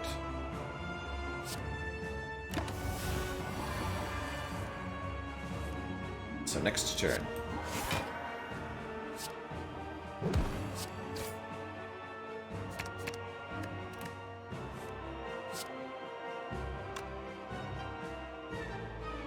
This should be the last turn of combat, so don't need these safeties anymore.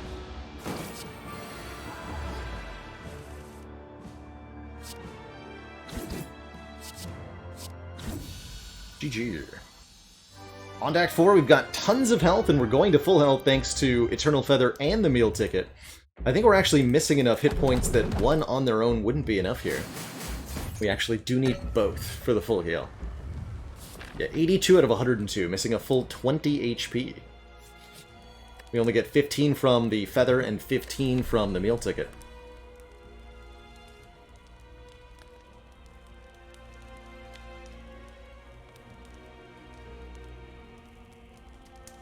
This might not be the smartest choice, but I'm gonna dig.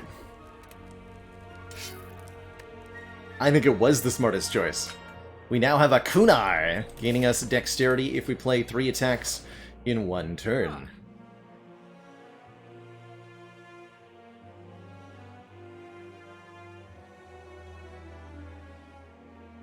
Pretty good. Duplication Potion's pretty good.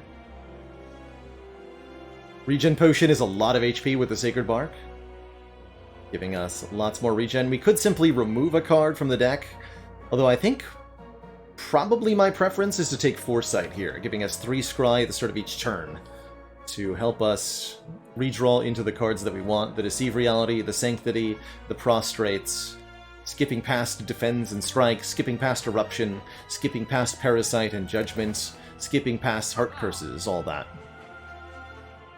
We do have fairly limited use for this Miracle Potion, which does argue for maybe the inclusion of Dupe Pot or Regen Pot.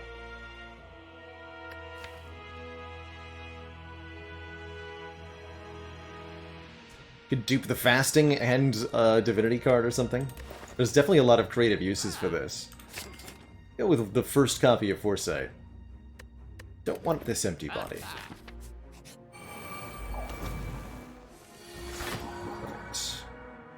Good. Alright, we'll put the damage on this Spire shield. We want to kill them by turn 3. Perfect. Also perfect.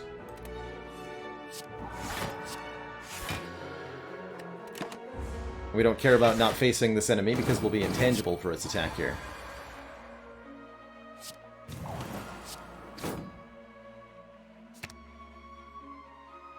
Divinity next turn. Oh, this is going to be perfect.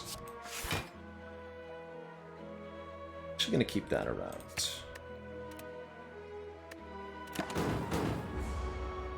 This fight could not have gone better.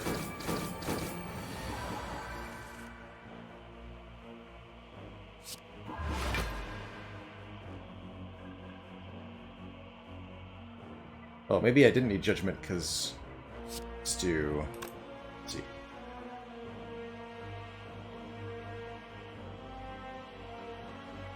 What's the optimal way to do this?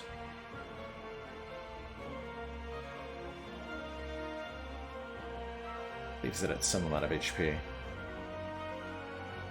Just pen nib the flying sleeves feels like the most efficient. Definitely supposed to Sanctity first. It's okay.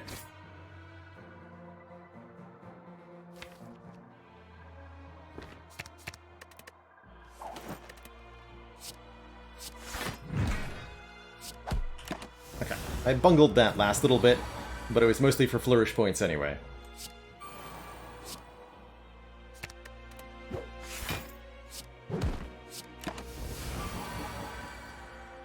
Remembering that we want Incense Burner, I think ideally set to 3.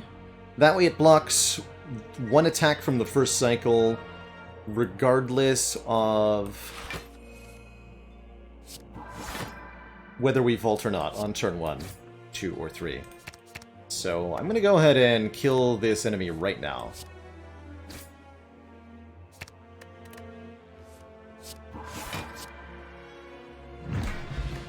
Tungsten Rod is an excellent find right before Heart, lowering health damage by 1 every time we would take it. That's perfect. Makes us immune to Beat of Death when intangible, reduces Beat of Death if we're taking it normally. Helps with the times 15 attacks quite a bit. That's grand. One last Just Lucky, unupgraded, I'll say no. And it feels like we have everything we need. Onwards. Turn 1 fasting, you'd love to see it.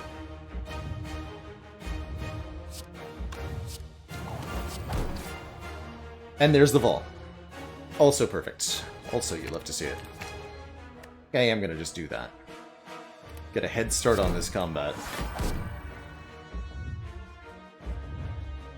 Take a second to turn 1, so that we can try to get our Foresight in play.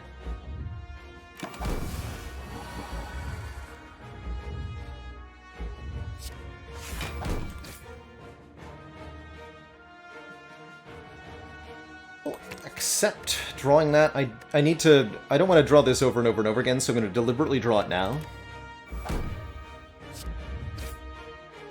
And we'll take the Flying Sleeves, since it retains. It's getting cards into our hand meaningfully. Yeah.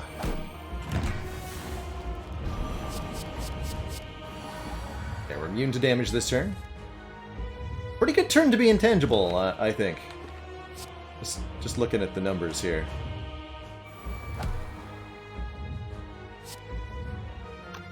Do I want to pen nib? Just Lucky? I think I'm gonna not. I'm gonna try to not here.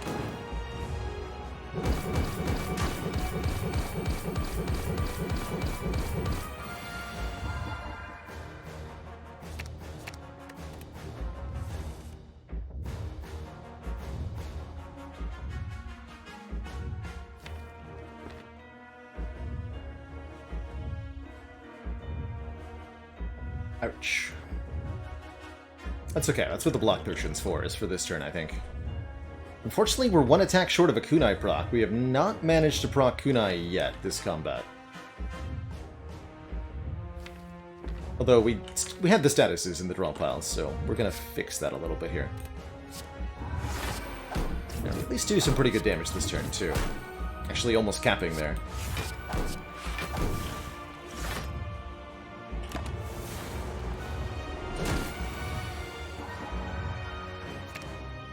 I'll also get rid of this slimes when I have the opportunity. Turn here. Guessing having it defend will be meaningful.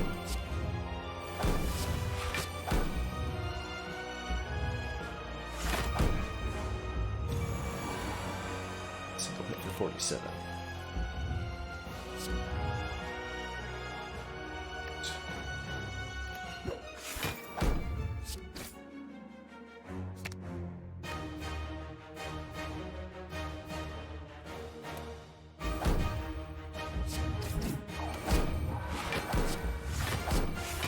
safety in hand for next turn. We're gonna need it. Going to need it, I feel like.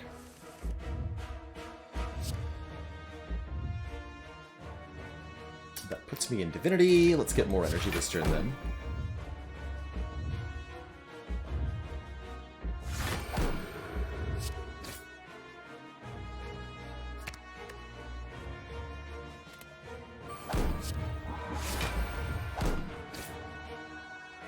Fresh Joints.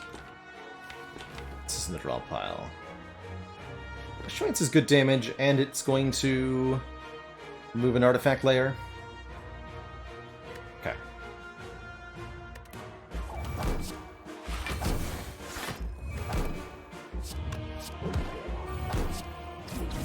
Take some more damage.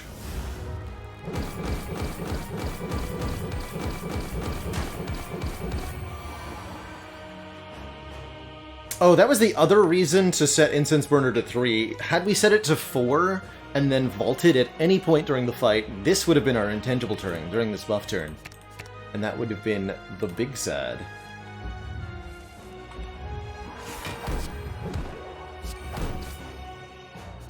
Take that Kunai proc, thank you. Alright. Cool, we got the multi-hit down to 0. That should be an easy win from here.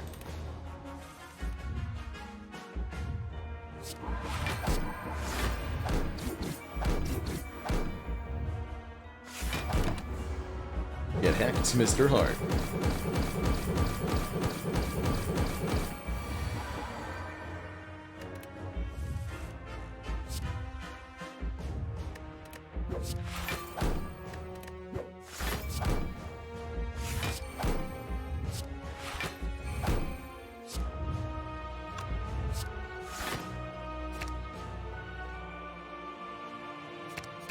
Hey, I found a use for the Miracle Potion.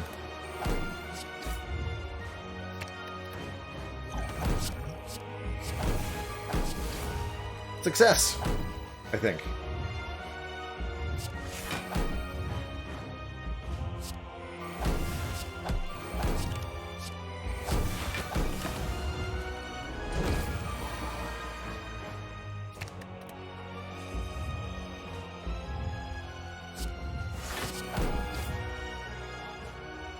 G. Wait. Yes! GG. Get judged. You stinky nerd. Add Slaver's Collar to the list. GG, everybody. GG.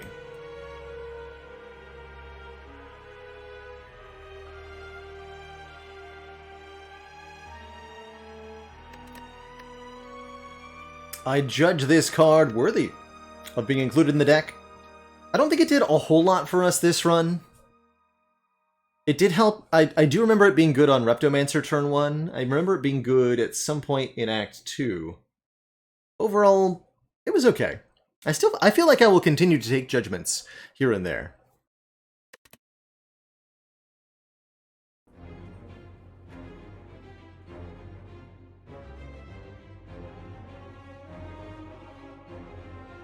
Iwoto, what kind of dog does magic?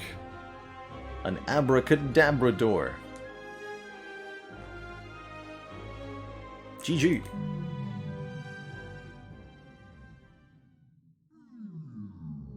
Break out of the victories of this challenge based on class. Yes, that I can give you, because we know that we have 14 wins. Let's just look at the wins with all characters, and we can look at the last 14. So, Watcher, Defect, Watcher, Defect, Silent, Ironclad, Watcher, Silent. So that's currently 3 for Watcher, 2 for Defect, 2 for Silent, 1 for Ironclad, 2 for Ironclad, 3 for Silent, 4 for Watcher,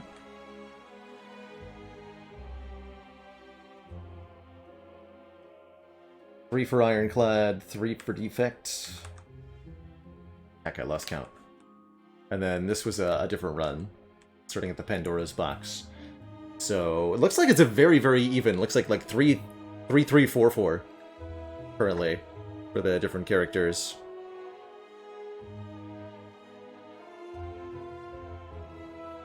Yeah, Ironclad has 4 and Watcher have 4. The other two have 3. Busted Crown losses were, I think, once each on the Ironclad, the Defect, and the Defect. Okay, so it's been Ironclad, Defect, Defect, and it looks like there was also a silent loss. Although this was before I started this challenge? Question mark? No, it wasn't. Okay, yeah, and we had one on silent too. So everybody except Watcher has tried and failed with the Busted Crown.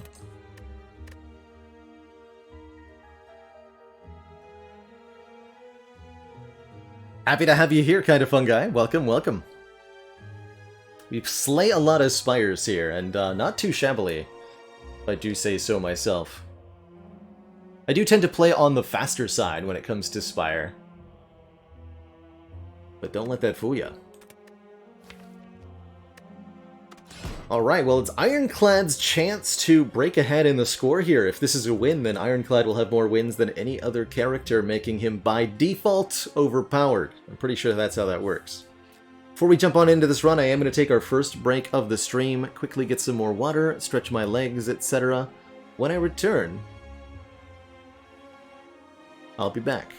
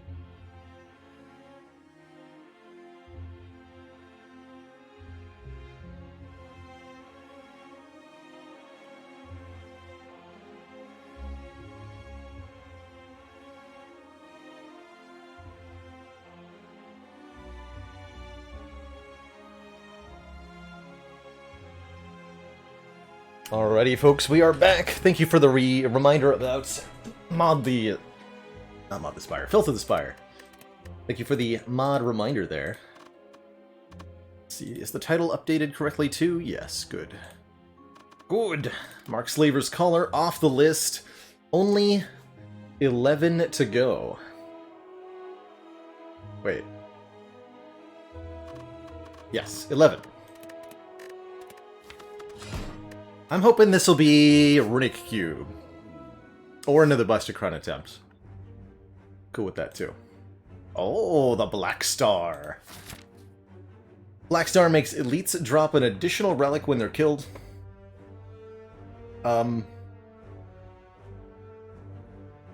Which is nice, I guess. Yikes.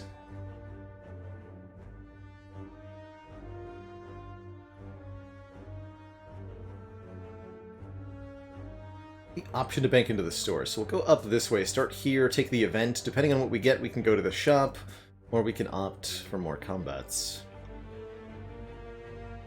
Black Star is one of my favorite starts if you can get it going. You just have to survive Act 1. So the question is, how do we beat this elite? We're obviously not going to go this way. Oh, that looks miserable. No, thank you. Yeah, no, thank you. Start here. So with Black Star, we unfortunately don't have our Burning Blood healing us for 6 HP every combat. That means we'll have to ration our health very, very carefully if we want to be able to make it through the act. A very good first combat, only taking 2 damage. I'm very happy with that. And I'm extremely happy with a Twin Strike as our first card, although Armaments is a pretty good block, and we do have Guardian at the end of the act, so Armaments is a pretty good take here. We really need damage immediately so that we're not in, at extreme danger of dying to this elite. I like Twin Strike in particular because it's targeted damage. This is a strength scaling card that can still hit a gremlin, unlike, oh, I don't know, Sword Boomerang. Sword Boomerang will betray you. Betray you. Oh, okay, we do get money. In that case, I will opt into the store experience, although we'll take one more easy pool fight first. Kellogg's All Brand, thank you so much for the 17 months. That tier 1 sub. Ouch. It's nasty. This feels like the most damaging of the easy pool combats in Act 1 to me, on average.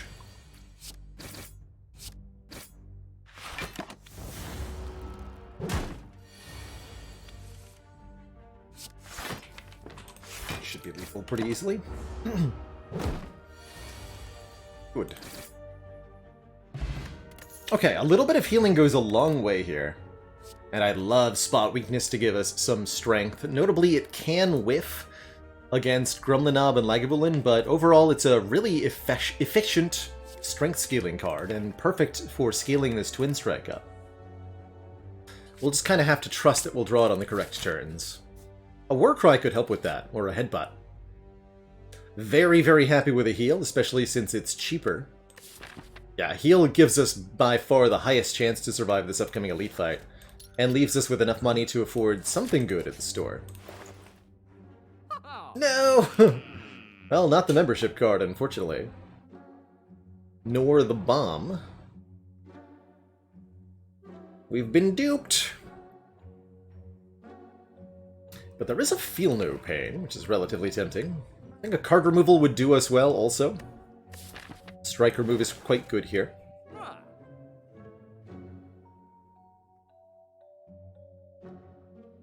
Bomb can be good, Femorim. It's particularly good against the bosses Slime Boss and Collector. So if you're fighting either of them, Bomb could be a really good pickup.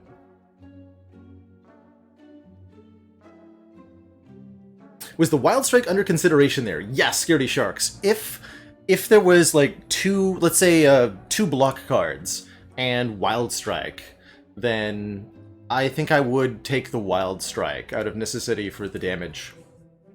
Wild Strike's 12 damage for 1 energy is pretty good, and the upgrade's even better at +5. But I have a personal dislike for Wild Strike, as it puts that status card right into your draw pile, where it might interfere with your ability to draw even your own status-related powers. Shakes fist angrily. I just never really trust Wild Strike, basically. No pain in Block Pot. I'm definitely leaning in the direction of Block Pot, but I'm not sure I want to feel no pain.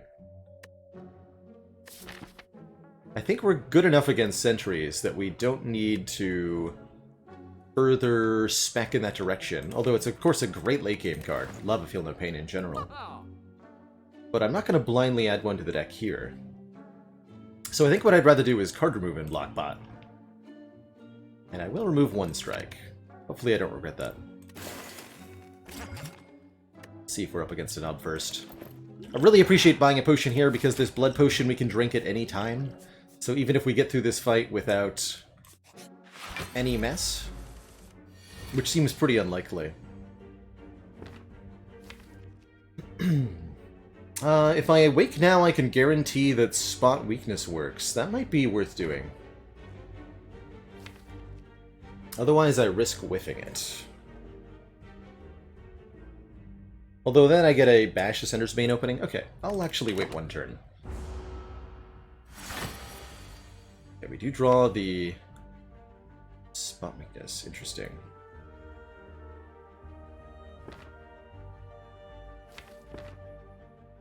Two defends next turn means I want to wake up now.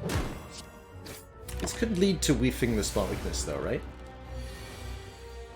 It could be the bottom card. It better not be. Split the difference there. Good. Okay.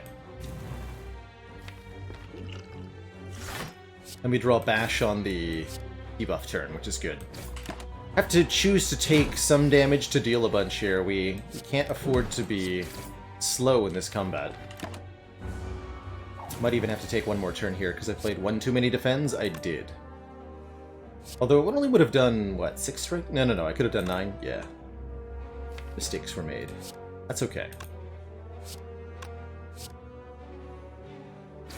Just gonna take the full 20 here.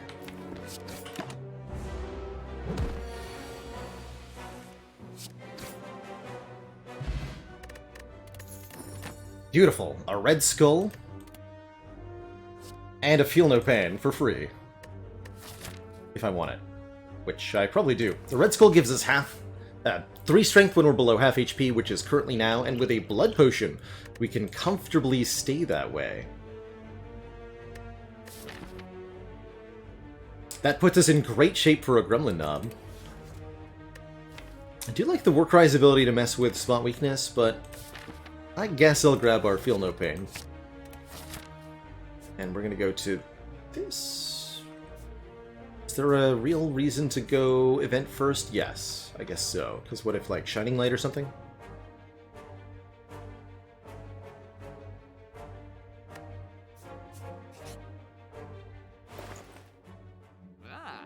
Can buy another blood potion.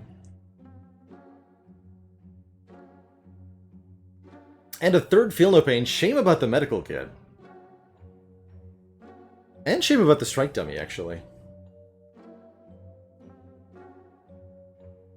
Probably buying the second blood potion is like the guaranteed get through the act alive with lots of relics route. I'm gonna go ahead and do that. Blood. Give me the blood. I feel like we should actually upgrade the Bash for potential rematch against Lagavulin and for Guardian. Giving that extra turn of Vuln is going to be a huge deal. Upgrading the Spot Weakness for one more strength also quite good, although less relevant with the Red Skull. And then maybe upgrade a block card, but I'm not going to really like upgrading a defend generally.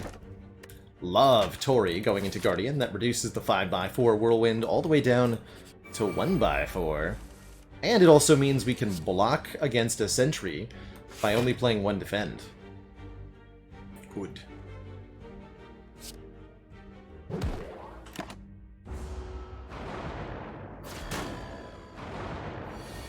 Very good. 16 plus 9 is 25. Dang.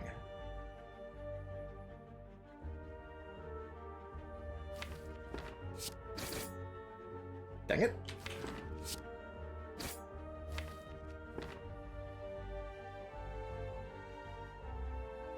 So I can't play the Feel No Pain or I die, obviously. Double dang it. Well, I guess I could Blood Potion and play the Feel No Pain. Seems like a weird choice. We'll just redraw it immediately. Easy. Attack the one that we might be able to kill next turn. Don't forget, we have 2 Blood Potions, so this isn't as weird as it looks. I think the 4 damage is going to matter. Actually, I should do the math. So if we do 16, it's down to 13.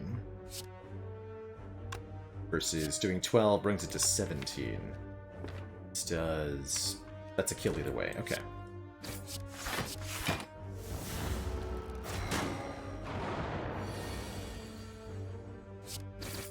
Dang.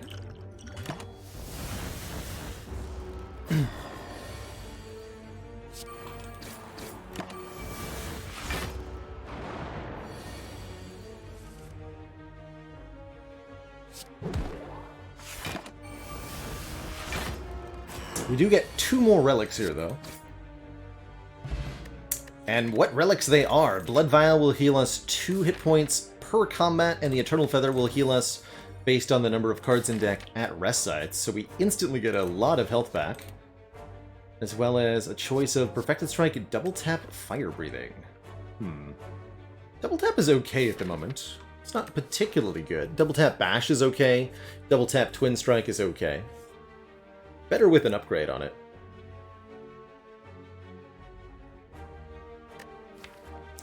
Still would like a block card. We do get 2 more card rewards to find one. I'll take the double tap. And we'll upgrade the spot weakness. I don't think we have the energy for an upgraded double tap yet. Oh, we're still in the easy pool, by the way. Neat.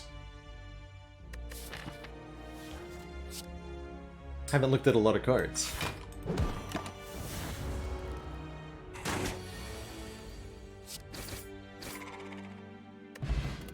A Lock Potion is excellent, and I think Battle Trance is excellent. That's card draw, if nothing else, and card draw can help ensure that we draw the measly defend cards we have for the Guardian fight. Intimidate could be useful too, but not as useful as a card that's going to get redrawn. Hey, double tap Twin Strike, not too bad. Shame about the lack of Bash, but I won't complain about this turn 1. Rarg. Playing the defend puts him to 11, so that puts us out of Tory range. Better to just give the nub a bonketing. Keep our potions. Play the strike before playing the Battle Trance to increase the chance that we redraw an attack. Although technically that did ruin only double tap as a possible out. Excellent relics here. Guaranteed block on turn 2. Love the Whirlwind with the Red Skull in general. It's a nice AoE. Good with double tap too. Okay, we'll take a Whirlwind. Upgrade, defend Battle Trance, and give us guaranteed block on turn 2. Now we're starting to get somewhere. Plus bonus strike removal. Sign me up.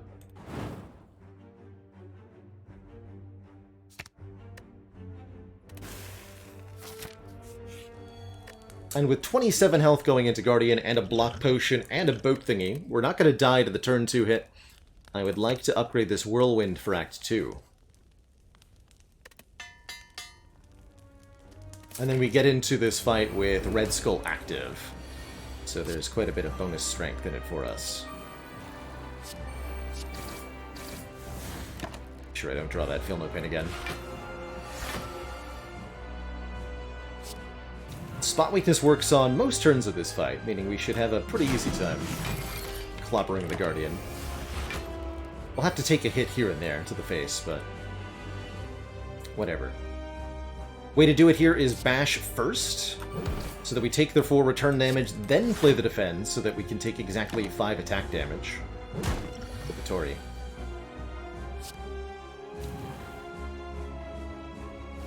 That way we have vulnerable for this double tap whirlwind turn coming up. Or I could reapply the bash. Damage will this be? 28 times 4. Pretty good. Does Tori Tungsten Rod work the way you want it to for Heart? Yes. Yes, it does. I could Energy Potion and kill right now, but we don't need to use a potion here. We're gonna win this fight pretty handily. Go this way.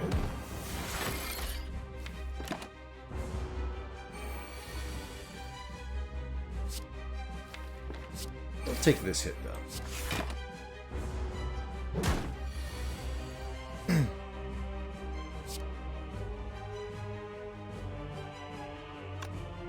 This is a perfect block. Let's take one more. Tori has already put in insane work. GG.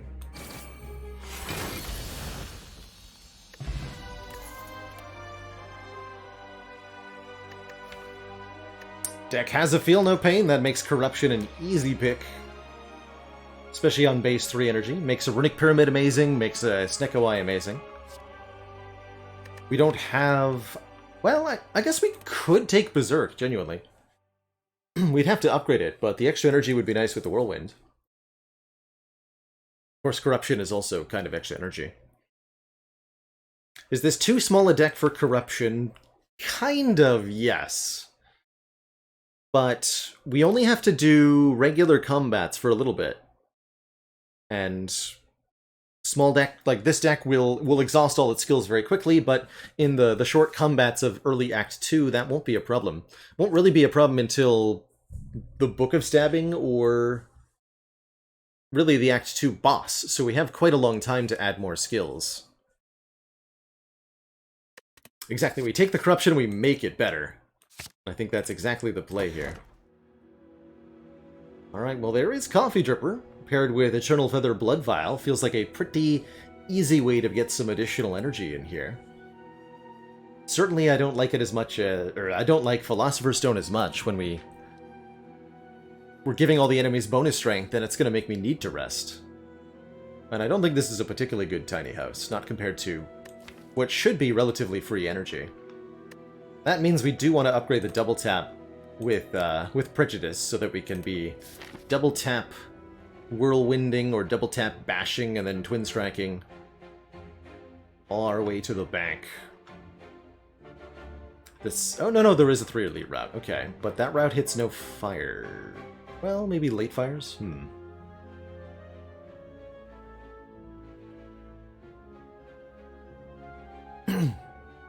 I don't think this is a really reasonable choice, though. I'd much rather go, like, here, because of Eternal Feather. And we have cards I want to upgrade. And I'd like to remove a card at the shop, so we have less of these stinky strikes. We really just want to play Whirlwind over and over and over again with a lot of strength. We're not as strong as we were because the Red Skull is deactivated. Let's be a little bit conservative here. Hey!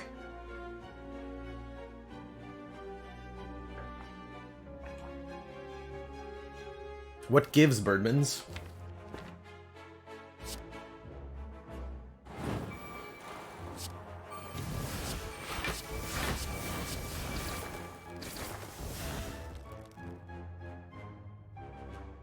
Skippy Goober, thank you so much for that gifted sub. Paying it forward.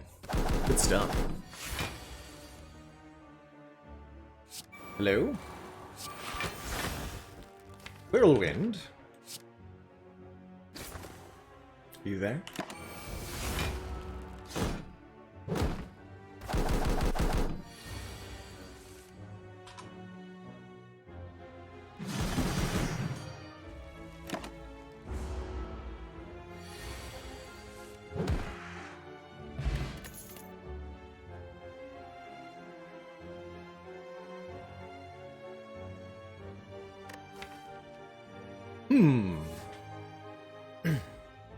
That's a very interesting bloodletting.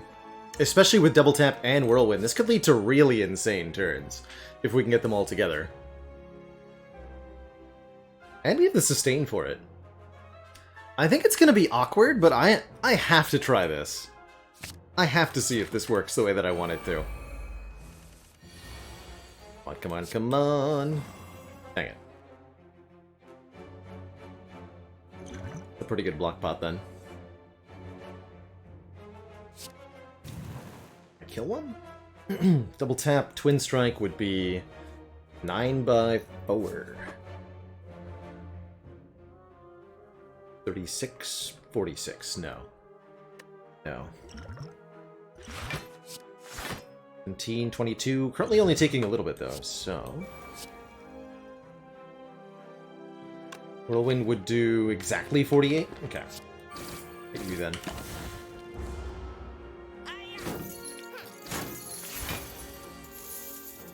It's here! Except we don't actually need to play the Bloodletting. But still! Get our potion back. Warcry Plus is kind of insane. Sentinel could be good as well for a skill to exhaust with Corruption, but I really like the Warcry to help us set up this combo, as well as just to be more card draw and more block with the Feel No Pain for 0 cost. Love that. Long line of hooded figures offer me some money? What about the Ritual Dagger, though? That's a good target for double tap. But it will disincentivize me from killing everything on turn 1 with Whirlwind, which is exactly the opposite of what I want to do here. Hey, Conscious Current, much love. Thank you so much for those 100 bits. Alright, I'll take the 50 gold. We're about to go to the store anyway. Then I'll have no guilt whatsoever about Whirlwind double tap turn 1 against the Slavers, which is a very good reason to take a bag of marbles for vulnerable on turn 1. I also really like Master of Strategy, because this deck is kind of all about having one really big turn, and 0 cost card draw one time really helps with that.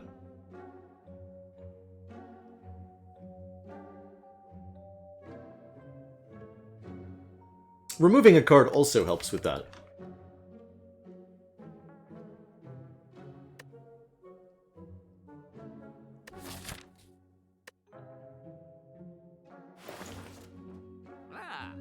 Immolate would be a good way to get some more AoE. We're fighting Collector, so it wouldn't hurt to have a second option. Oh, I know, we want we want all 3 of the relics. Frozen Eye could also help us set up the combo really well.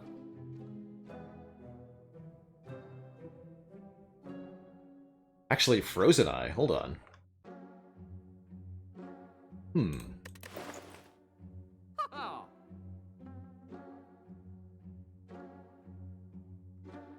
What if it's Frozen Eye?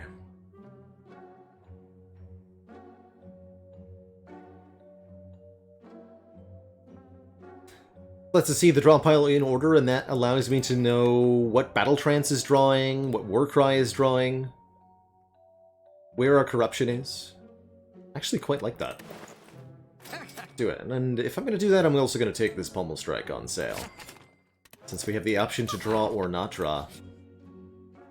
Not gonna take Apparitions. Not want those today.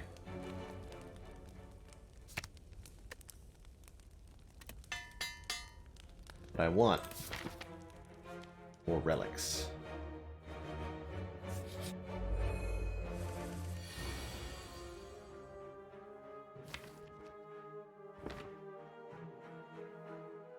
It's 432. 48? Right? 8 times 6? That's right, 48. Wow, we're just short. Well then, what do you got, Attack Potion? Oof. Unfortunate. Well, I mean, we just heal up anyway, right? Fine. I will use both potions. Yeah, next turn's not looking so good, right? They're both the same, because we're using it to kill. Although technically I could play a block card? Hold on.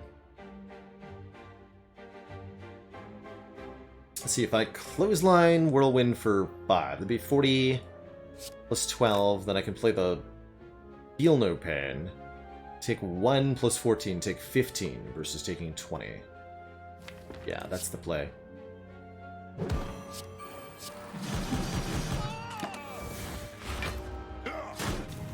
And then the healing from the flower makes it irrelevant or whatever.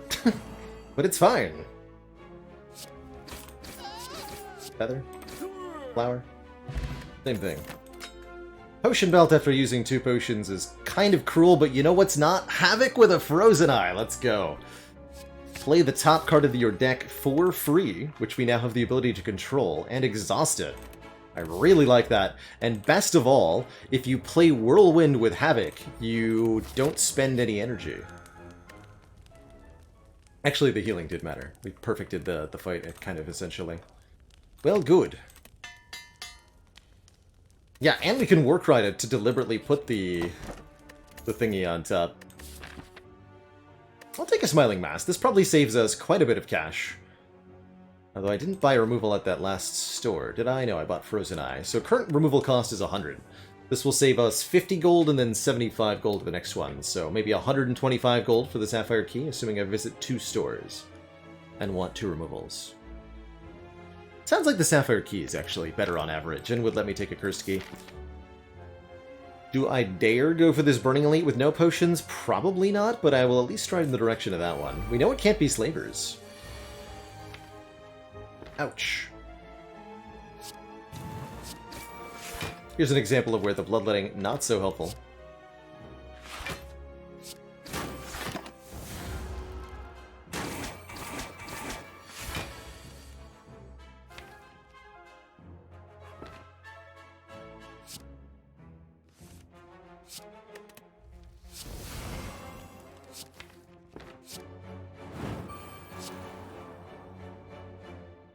Can't play the bash now, that's right.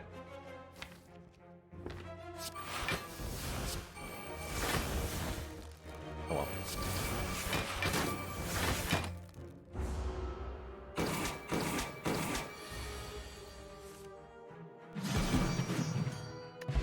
Okay, we do get a potion back, which is appreciated. Second Wind's also another skill. Is it the right skill, though? I don't think it is. Would I consider Rupture with the Bloodletting and the Blue Candle? With the Bloodletting, yes. Yeah, I would consider it.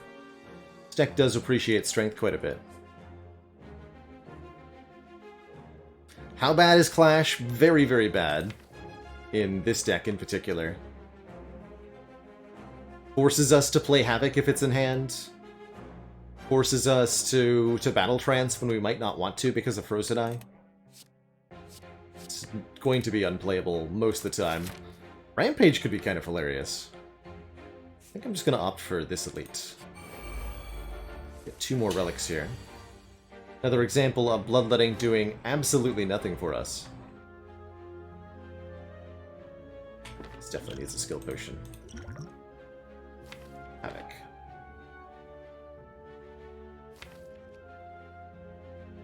One, 2, 3, 4, 5.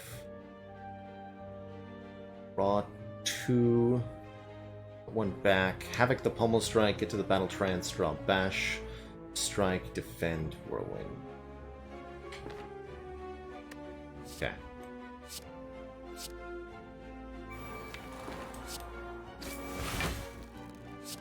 Better than what we were doing otherwise. A little bit worried about this fight, though. Oh yeah, we have this thing, too. That's right.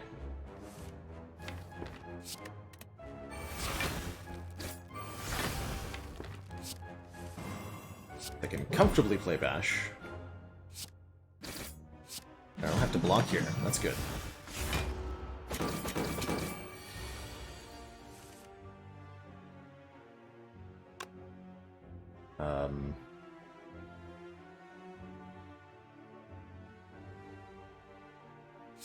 Let's see, this would be 12 per hit?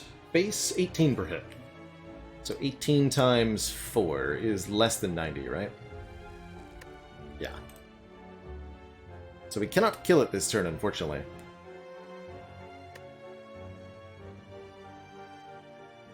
Could also just double tap the Whirlwind as it is, do 12 times 6, which is also not 90. That's the same as... It's the same number, actually. Kind of funny. Spot Weakness, double tap Whirlwind, and double tap Whirlwind do the same damage.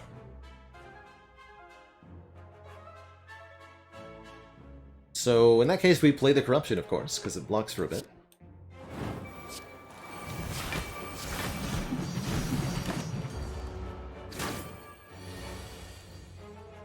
But was that the right idea? No. No, it wasn't. Gets me to 38, which is just one above Red Skull. Could have blocked for less. Could have did more damage. Foolish. Blocks for 4. We take... Or we're already getting Tory value.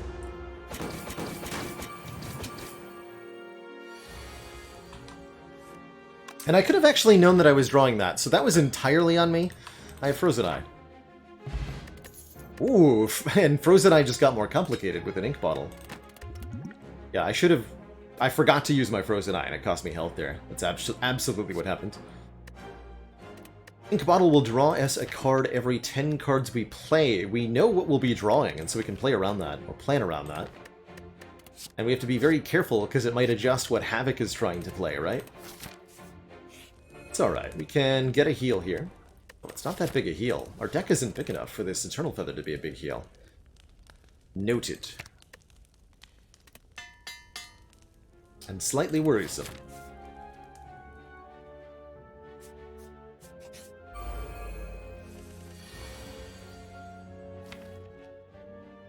Have yet to draw the Bloodletting with the Whirlwind. Just saying. This actually does activate Red Skull, so I'm going to go ahead and do it.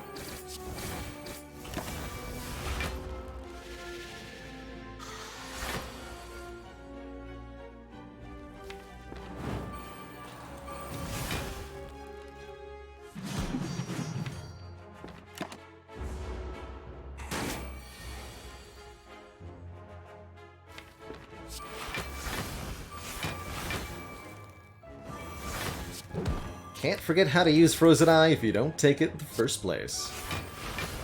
Good call. Very... very clever. Another Havoc. I don't necessarily want to Havoc my Whirlwind. I will take another Warcry, though. This is a weird deck. We finally did it! Oh, we got the full combo! Yo! Check it out.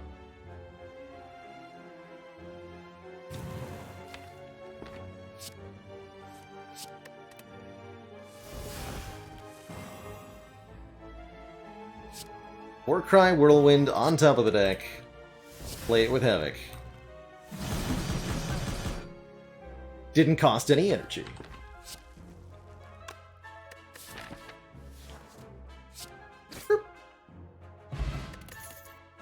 Wait a minute. A duplication potion. Hold on. Oh, Collector. Oh, Collector, you have no clue. Warcry actually a very reasonable upgrade.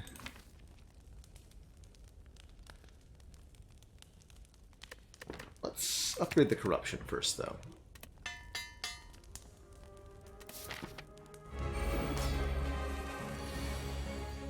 Okay, turn 1 Corruption.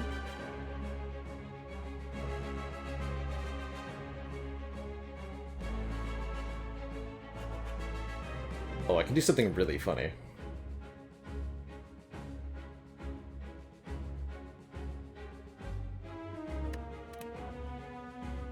So I'm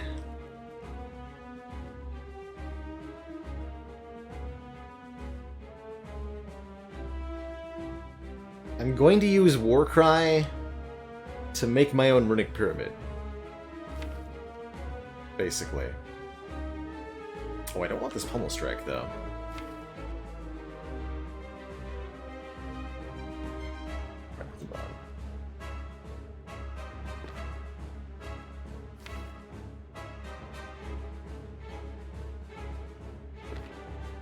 So what's one option here? We Havoc the Pummel Strike, draw 1, 2. Ink Bottle gets us to 3, 4, 5, put Whirlwind on top. 1, 2, 3, 4, 5. That'll get us there. Pummel Strike, you're a problem. So what if I just put the Whirlwind on top? I mean, next turn we have Whirlwind, Pummel, and Warcry. It's up to spot weakness. Draw 1, 2, 3, 4, 5. Whirlwind goes here. 1, 2, 3, 4, 5. Perfect. Okay. Let the mean plays begin. Or wait. No! Hold on. No. I have to save it quit. I have made a terrible mistake. Actually, no, wait. We just Havoc that, right? But then the Whirlwind's not on top. Yeah. I meant to put Whirlwind on top. Hold on. I planned out my whole thing. You gotta see this. You gotta see this.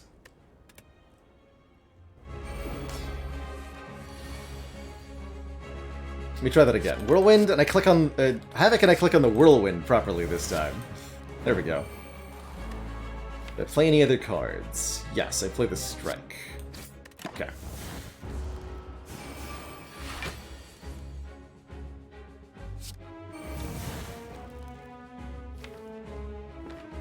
Sure, I draw first from the ink bottle. I don't need the trader bottle to mess with me here.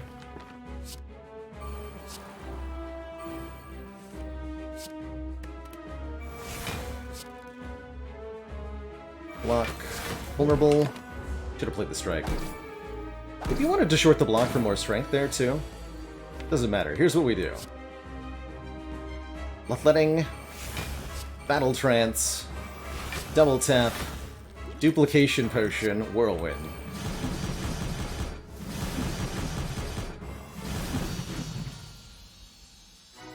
GG! Actually didn't even need the Duke Pot, but I wanted to.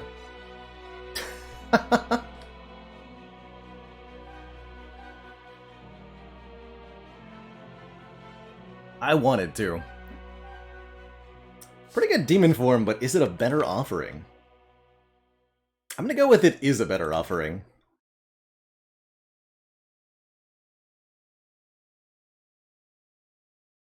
Euro Shinzento, thank you so much for the Prime sub.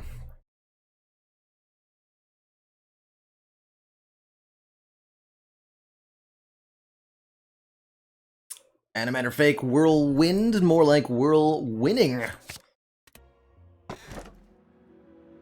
More like... Oh man, remove 2 makes this deck even more dumb. Could also transform and upgrade 3, trying to get something better. Probably Astro is better than Empty Cage. Especially if we get any block or card draw. We would like some more scaling options, after all. Glad that we took the Coffee Dripper, since we don't get any Energy Relic offerings. We will have to go for the Burning Elite in Act 3, that could mess with us. Plus, we want more cards in deck because it's more healing from the Eternal Feather. But yeah, we're more likely to assemble that Obscene Whirlwind combo if I remove cards outright. You can get the Dead Branch from Calling Bell. Calling Bell always gives you 1 rare relic, so there's definitely a chance it would give a Dead Branch.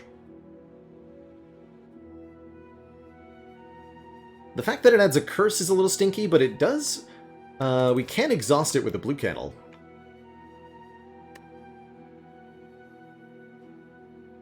I think I'm going to grab the Astrolabe ultimately, though. Turning 3 strikes into a Berserk Plus... an Exhume, and a Body Slam, and I think those are all amazing cards.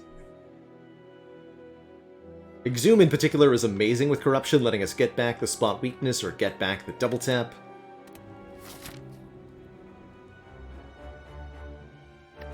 Since 2 of these 3 cards remove themselves when played, it's kind of like we removed 2 cards anyway.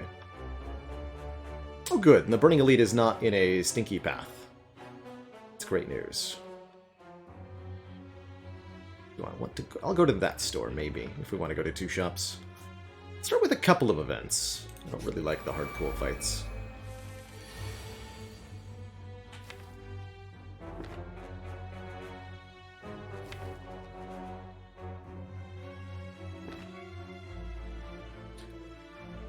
48. Still not enough. Draws 3.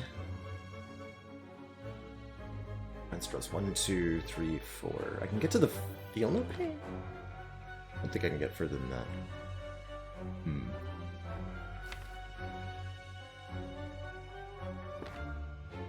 Alright, well, let's start here, I guess.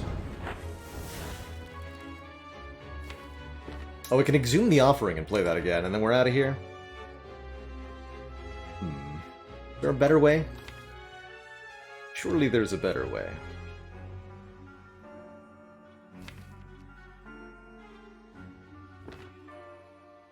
Yeah, I just draw and take 1? And do a bunch of damage? That seems reasonable.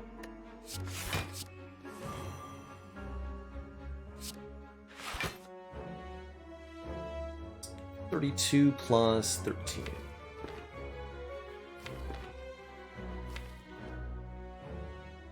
This turn's a little awkward, though. But I can put a card back on top. Yeah, so we actually want to Warcry the Whirlwind on top. What I learned.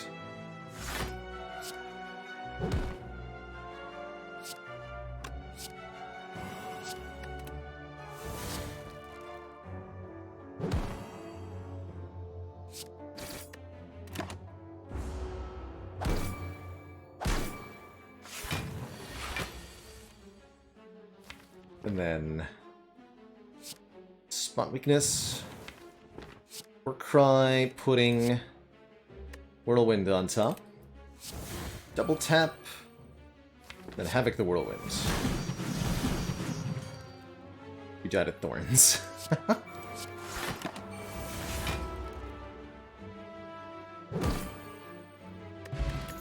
This deck's cool. There's the Rupture. We have an offering now? I'm in.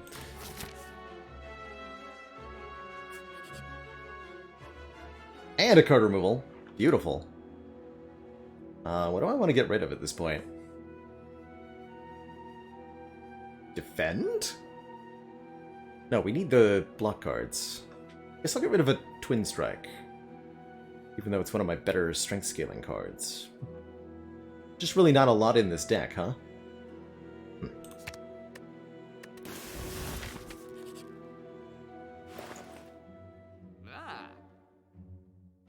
Ori is pretty hype. Gremlin Horn is pretty hype.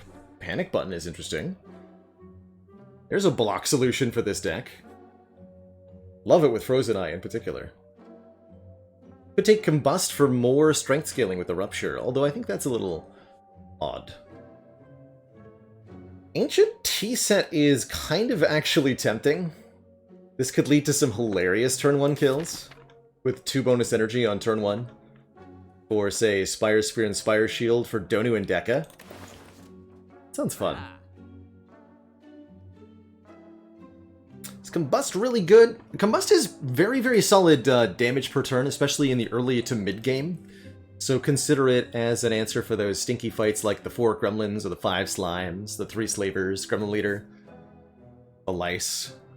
In the later game, it becomes potentially good with something like Rupture, giving us strength every turn, especially upgraded.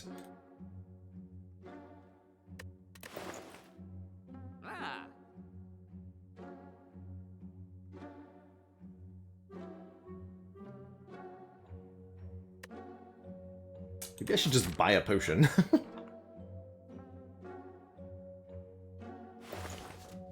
I'll take this Panic Button.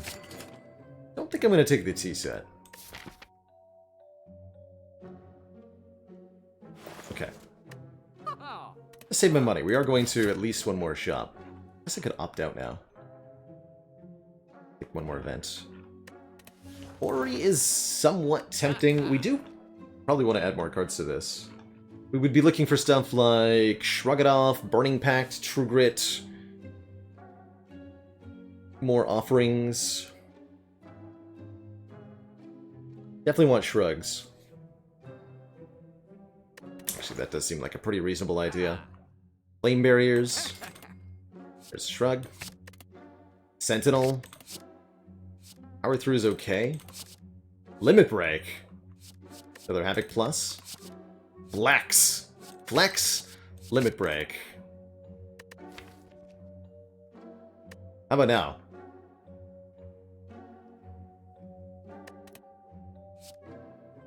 I think that's good enough. I don't need this power through.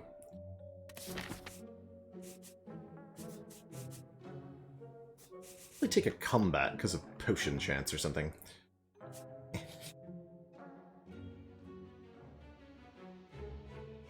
My only Vuln source? Knew I should have taken that uppercut. I guess the Sentinel's not the worst thing to lose. But it really does power our Whirlwinds quite nicely. We're not even going to be able to get our Vulnerable down. I mean, I guess we could early with the Bash against Heart. Won't do anything against Donudeka, but that won't matter.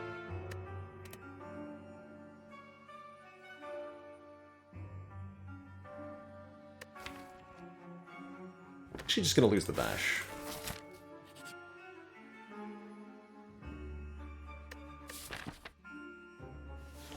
Worst 999 gold. With Frozen Eye and Blue Candle and Rupture. But I actually really want a Rare Relic. Rare Relic could be Dead Branch.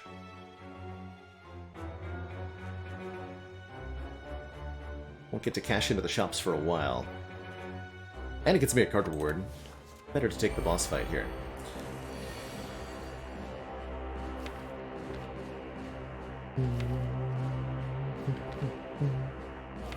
Okay, we can double that limit break this turn.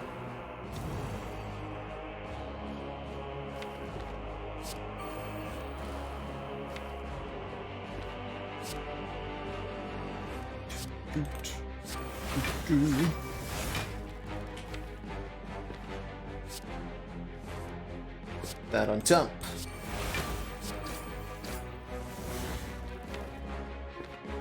Okay, I actually don't want to draw all the way to spot weakness, because...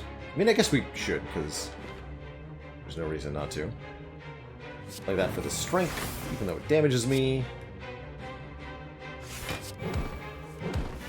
Oh yeah, that's a thing.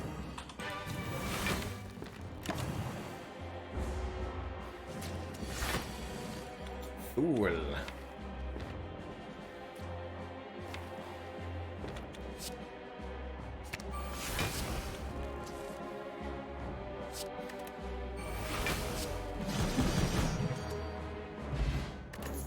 Another boat thingy. That actually helps a lot for Heart, having both the Horn Cleat and the Captain's Wheel. I feel like an Evolve could help a little bit with how vulnerable this deck is to statuses and how unable we are to exhaust them. But do I really want to deal with it? Blood for Blood's also okay.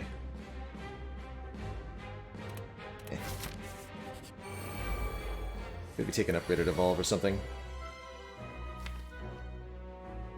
It's here. Okay, what are we looking at? We've got Flex and Limit Break turn 1. Love that. Warcry fetches Exhume and Defend. We could draw to the Rupture, and we should, because it will get me quite a bit more strength.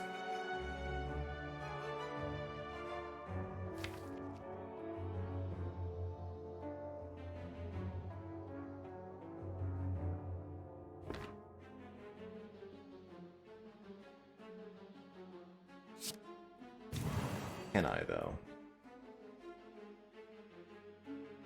This Panic Button Body Slam is kind of hype here. Vegetable Bread and Raiders, welcome. Your doom. Appreciate you bringing folks over, Veggie. Hope everybody's having a grand time. What do we want to do here? We want to draw 1 with Ink Bottle, then 2 with Warcry. We get up to Rupture, we put something on top. And then we have 2, 3, 4, 5.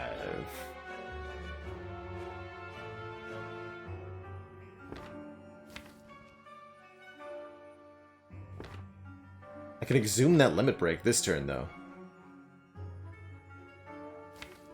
That is hype. Yeah, we've got Frozen Eye here. We're a Frozen Eye, like, Make the big whirlwind is the deck strat.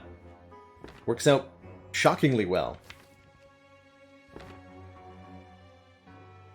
I really can't decide if I'm meant to panic button this turn or not.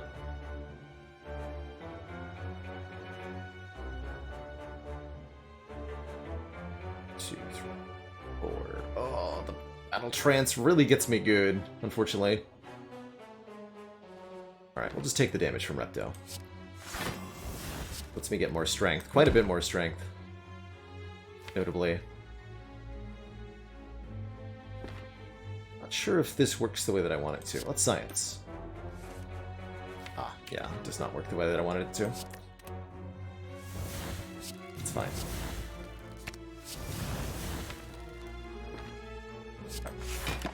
Lesson learned. I did not do what I wanted. It's okay.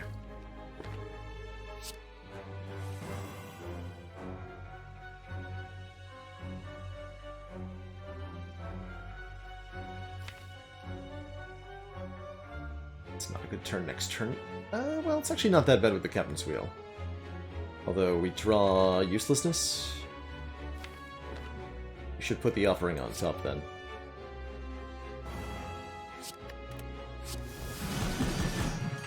Not even gonna play Rupture. Foolish.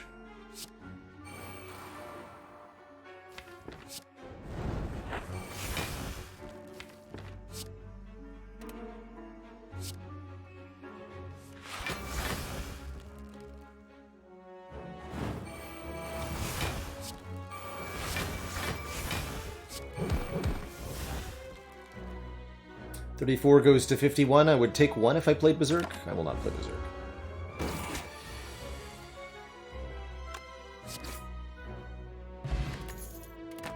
Trishka. Okay, we at least get some value out of it.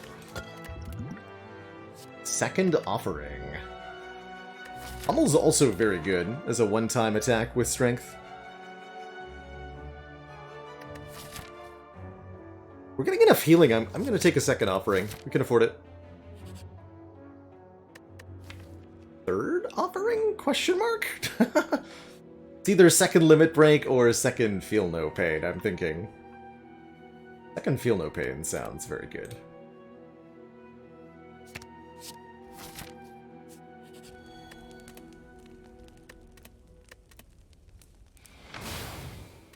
Can't rest, actually, so I probably should have just upgraded there. Oh, Momori's a little bit late, but I won't say no. Do appreciate Orichalcum here.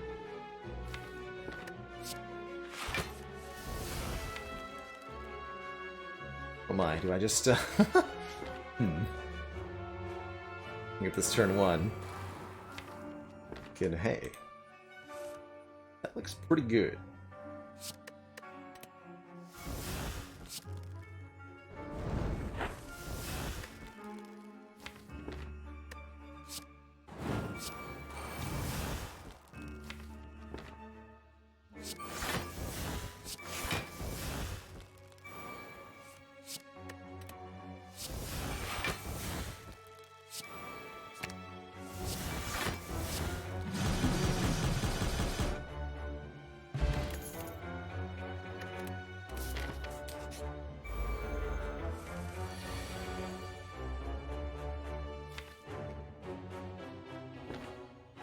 Dang an ink bottle.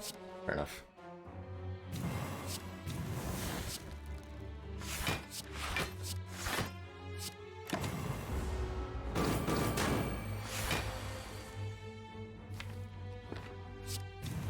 Spot weakness. Looks like I can get away with playing Berserk here. 10/3, which makes it a take 1. Next turn we have Feel No Pain, Panic Button if we need it. With double tap Body Slam too. Hold on, I can't play all of these, right? Well, we Pummel Strike and then we draw the double tap. Other option is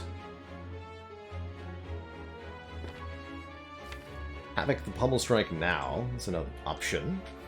Play the Feel No Pain. Havoc the Panic button on top. Get the second Feel No Pain in play. Yeah, let's do that.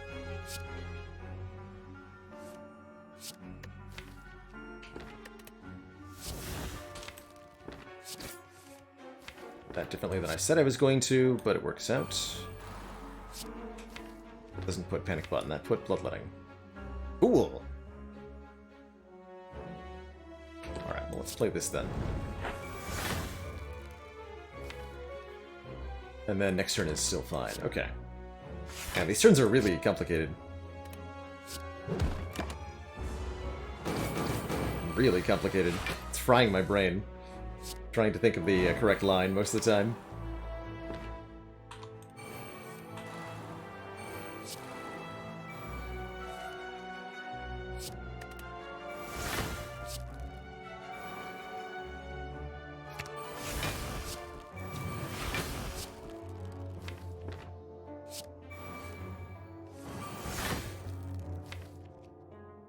Turn. Okay, that's a little concerning.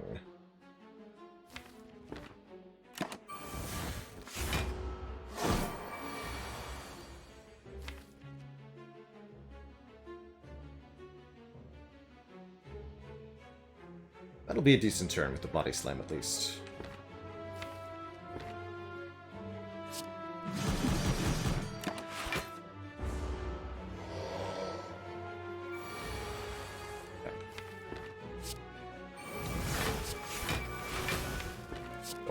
That again.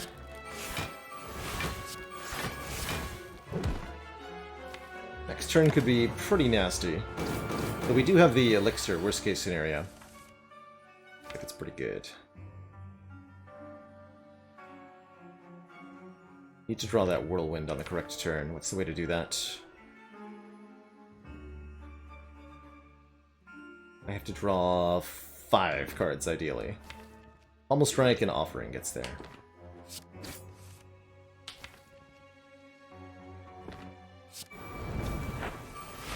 Well worth the price of admission there. Then we have Double Tap Whirlwind.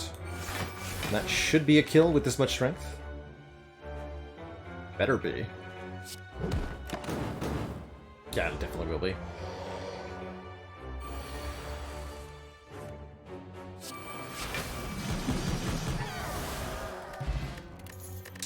Wow, what a pair of relics to find. The Lizard Tail is a second chance at life, healing us to a half of our max HP if we would die, and the Self-Forming Clay gives us block next turn after taking damage. Very good with Tori, very good with all of our self-damage effects. Another Potion, and if we want it, another Havoc. Beanfire is also, like, real good here. I think there's such a thing as too many Havocs. Self-Forming Clay is, yes, an Ironclad only uncommon relic.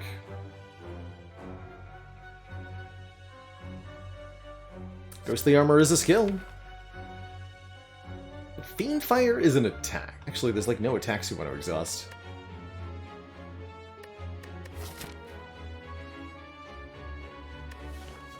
Alright.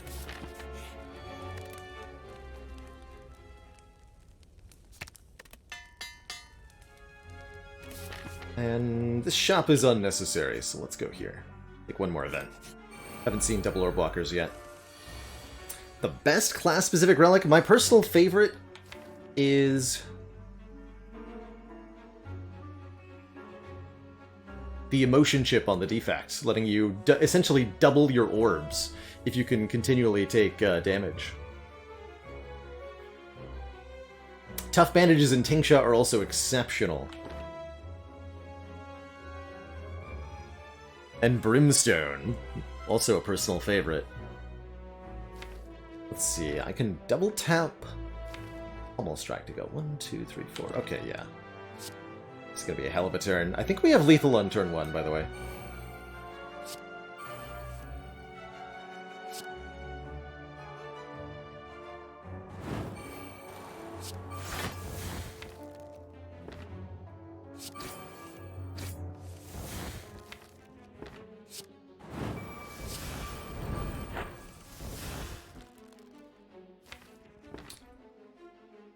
Double tap is still in play.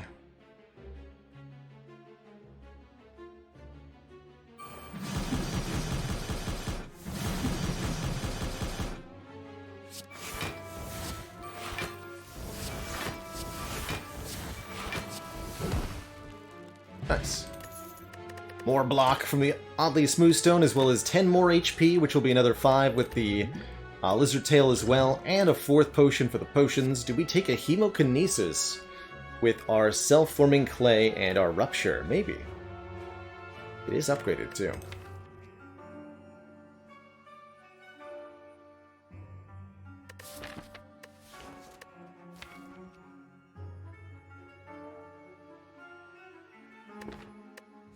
It's okay, but I feel like it's actually unnecessary. Oh, did I need it to kill these guys? Wait a minute. Spikers? Spikers, no spiking.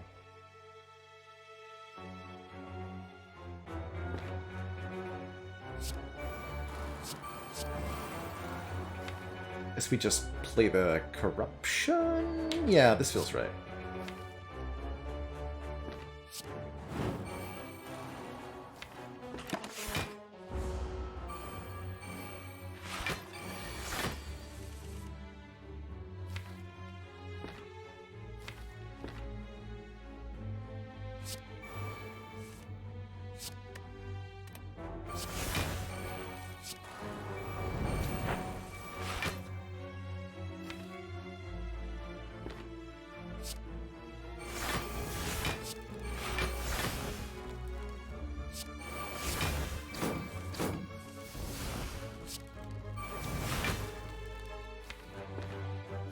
Spikers?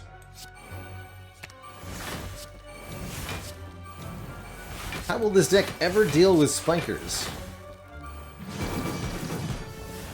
Oh. Well, that's one way to do it.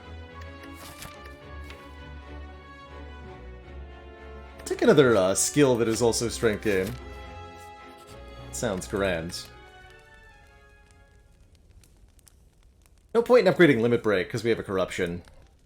I actually want to exhume it anyway, so I'd prefer it exhausts. Let us max the card draw then. Upgrade an offering. Alright, Donu and Deca first up. This is the ultimate fight for Whirlwind, so I love it. Oh man, and what a turn one. What a turn one. Beauteous. Gotta love the simple things. Unfortunately, double tap is on the bottom, but that's not going to stop me from doing filthy, filthy things to our opponents here.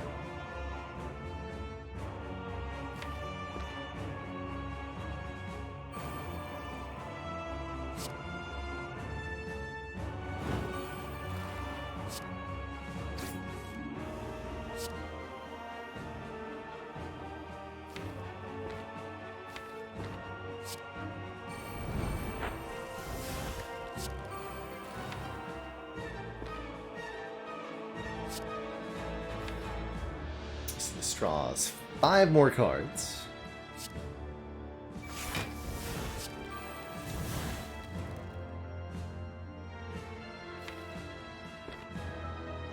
Havoc anything? Just want to use Havoc to get a card out of the draw pile. And out of my hands.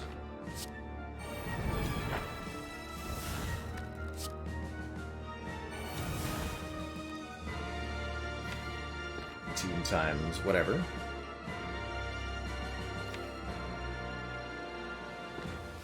All the Feel No Pains are like further down for some reason.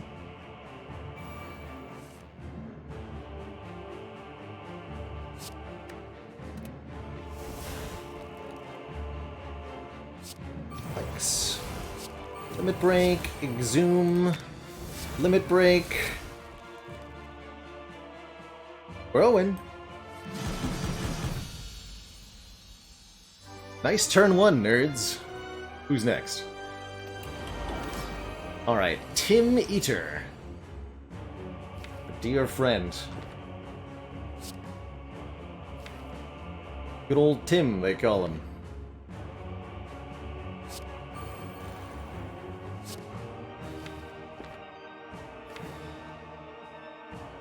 How do I want this to work? Looks like I want to go Shrug, Corruption, Sentinel, Feel No Pain. And draw 4.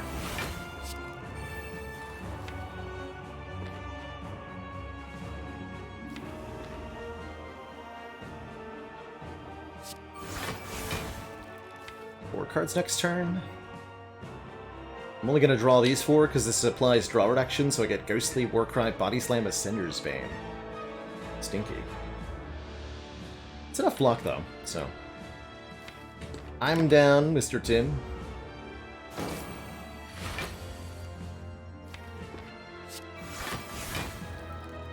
I did get Rupture in play, so I'll play this.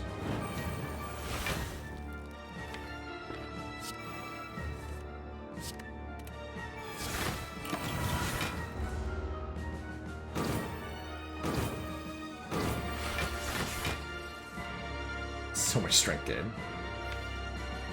Okay, that's gonna be the nuts there, right?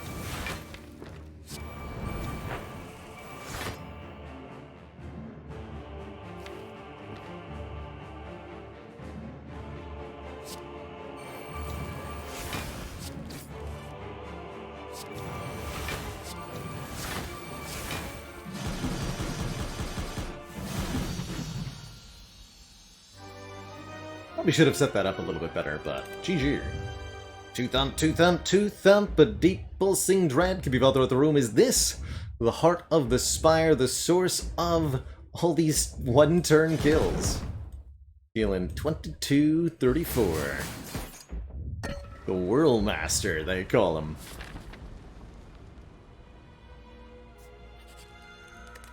This has been a really fun run. Let's upgrade this offering, too, so I have even more card draw. And... a shop? It's kind of a weird store, not gonna lie. I take Shard just for the what if, right?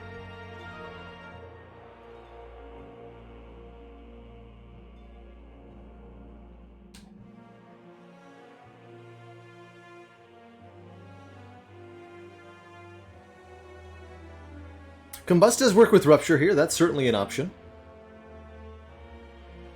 Simply adding more skills. Chrysalis is really good corruption fuel. Adding 3 random skills to the draw pile that cost 0. Oh yeah, Self-Forming Clay also makes the Combust good.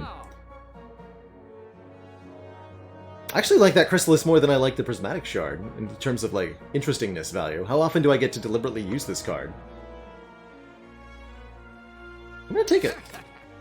I'm very curious to see what that does for us.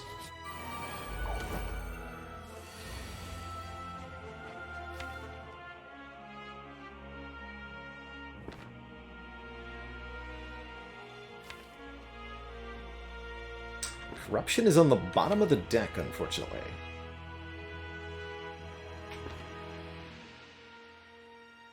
So I think I'm going to pay for it the normal way.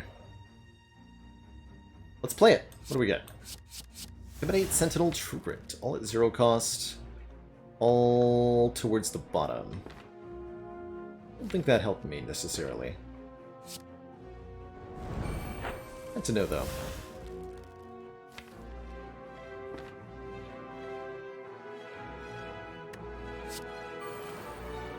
Strike draws, Exhume an Offering. And then Havoc the Feel No Pain.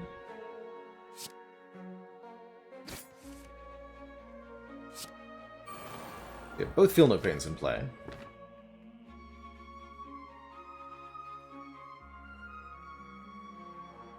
Difficult to get cards out of my hand at this point. I want that Rupture in play, too. Oh, and if we can get all the way to Flex, which you can do by using the ink bottle here.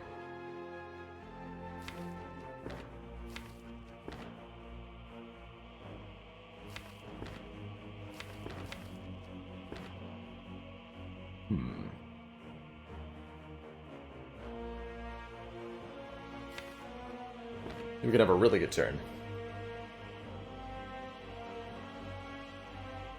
This actually would be a decent time for the Fear Potion, but I don't think I need that, and that's going to be an exceedingly good potion against Heart. Although it does let me just win here, right? By exhausting Sentinel.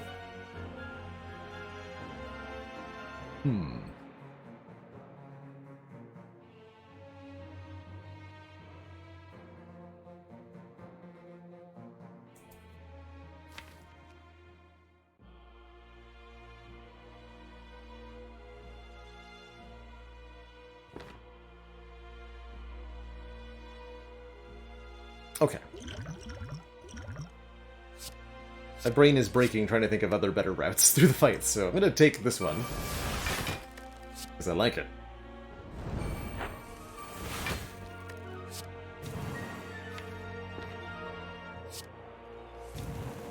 Go. Break. Twice. 6 times 4. Right. Get an Ancient Potion, which is incredible. That can block Vulnerable. As well as Ornamental Fan, Akabeko, and one more Shrug for good measure with the Corruption. Excellent, excellent rewards. Feeling very good about this heart fight. Again with the Chrysalis turn 1. This time Corruption's not so far away.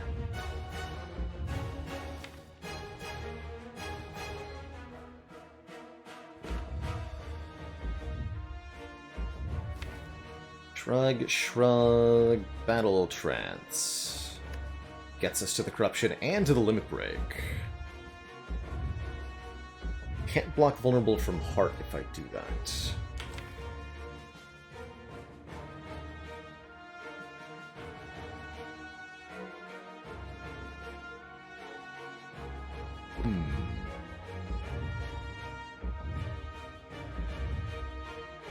How many shrugs do we take with Corruption? Yeah, about as many as offered.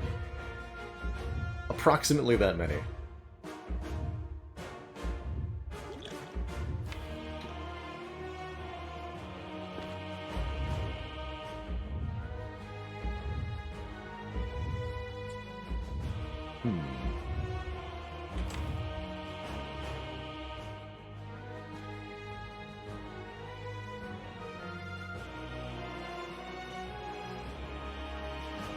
At very least we can Havoc the Exhume? Oh, but we don't know where the statuses are going to go. Well, let's see what this does. I'm supposed to play Berserk first, too. I might be able to take damage from the Beat of Death.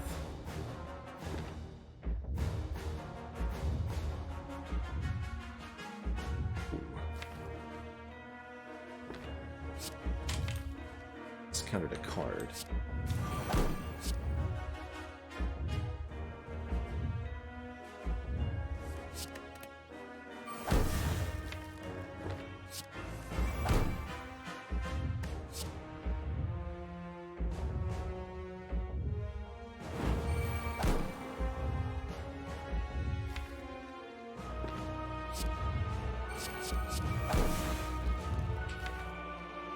We have another Flex to work with, and an Impervious that I might be able to try to get to.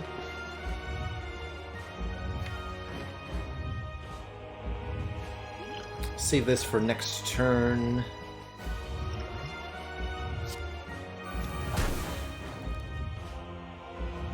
I will at least play this. Might as well use these now.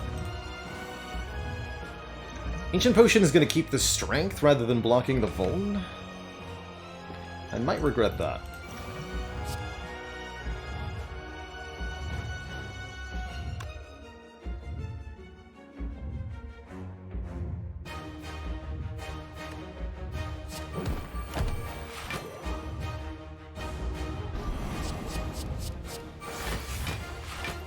Okay, that's actually really good, because Tori self-forming clay means we don't care about blocking this one bit.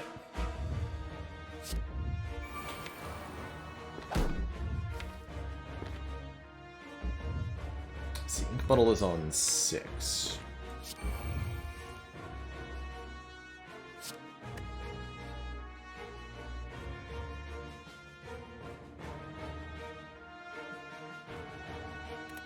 Want less block this turn, right? So we go Bloodletting Flex first.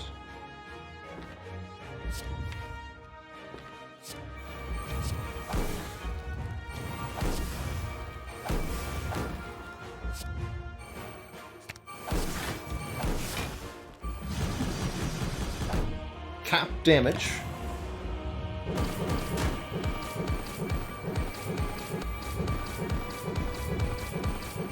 Gain 42 block plus 18 for this turn, so we get 60 block at the start of the turn. Don't even need the Impervious or Panic button.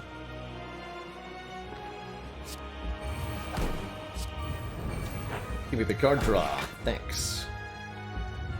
This is why I consider Self-Forming Clay to be one of the best.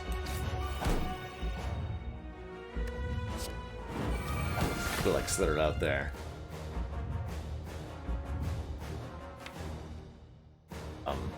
That's not a good turn. Oh, crud.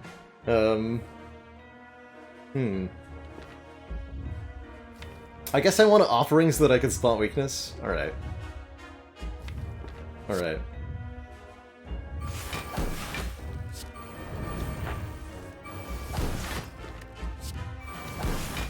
Alright.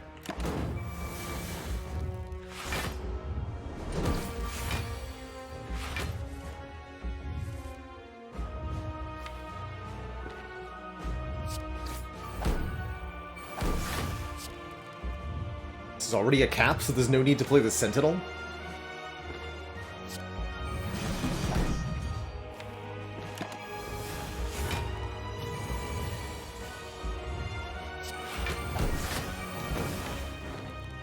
Can double tap that body. No, I can't.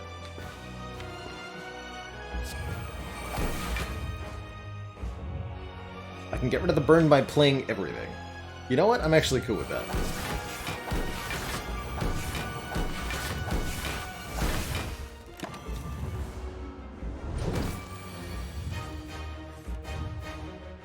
Immune to this, after all.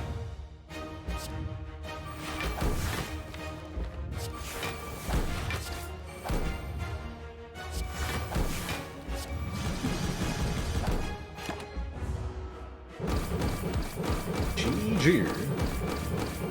Mr. Hart.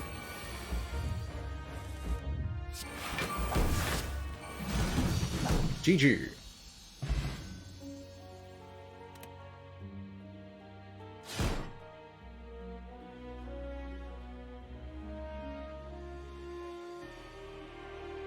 GG, everybody. What a run. Be free, my lizard tail friends. It was a relatively conservative Black Star start. 27 relics in total. What a pretty dang fun run. 9 extra relics from the Black Star. So we're a little bit shy with the elite hunting. Good stuff. GG, everybody.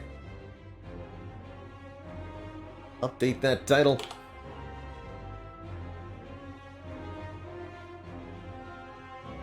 Much credit for that bloodletting. I actually quite liked it in the end. We weren't sure when we initially saw the bloodletting plus if it would be a good addition to the deck. Where was that? That was quite early on. Yeah, it was actually the first floor of Act 2. We took out the birds easily, and then took a Bloodletting Plus to go with our Whirlwind, and that led to some hilarious stuff like Turn 1 Donu Deka. That was great. Ravaru, thank you so much for that Prime sub. Welcome to the Cozy Sub Club.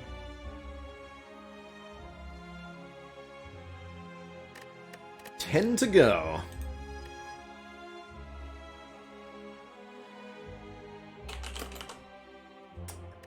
Thank you again for the update to the command. Very soon, we'll, we should switch to listing the ones we haven't won with. Which is this list, currently. Not yet, but soon.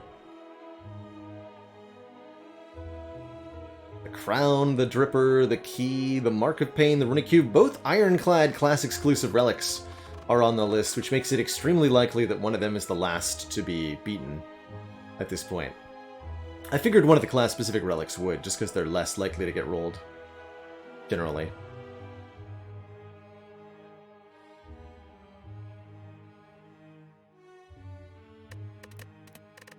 It's cool stuff. So next up, the Silent takes flight into another run, but first I am going to take a quick break, refill my legs, stretch my water. When I'm back, Maybe it'll be a crown run. See y'all in a moment.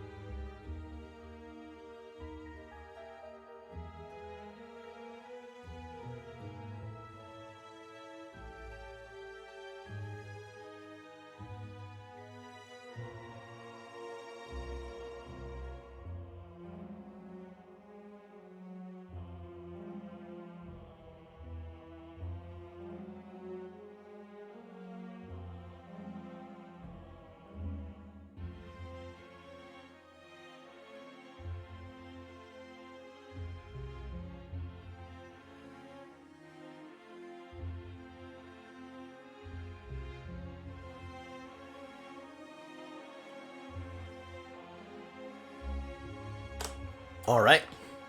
Thank you so much for the patience, everybody. We're back and ready for another one. An exciting venture into the Spire. Only one to find the perfect Velvet Choker start on silent? Now that's an interesting... That's an interesting one. In the short term, this is really good for us. Because it's impossible for us to draw more than 5 cards per turn at the start. So, for now, this is a completely free 1 energy that's going to make our short-term, our Act 1 in general, fantastic. We're going to be very strong here in Act 1, and I think that could even maybe allow us to take something like this path. Elite, Fire, Burning Elite, Fire, Elite, Fire, Elite, Fire. 4 Elites, 5 Fires. Dear God, the power.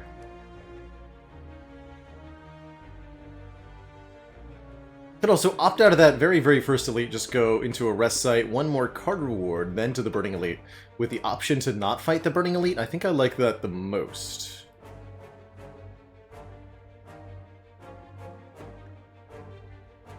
The Omni route. Yeah, if you're looking to get...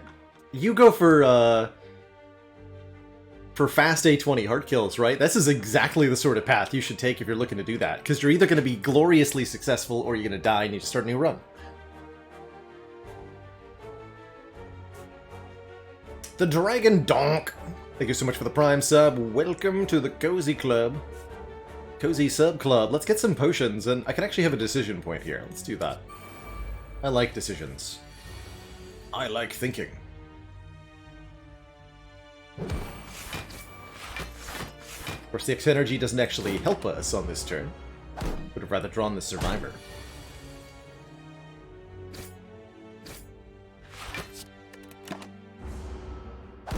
And there are many fights, this one certainly included, where the addition... Wow. Okay. Yup. We can do the thing. Where the additional turn 1 draw would be more helpful. It's in a jar. It's insane. Are we... I'm not gonna say anything yet.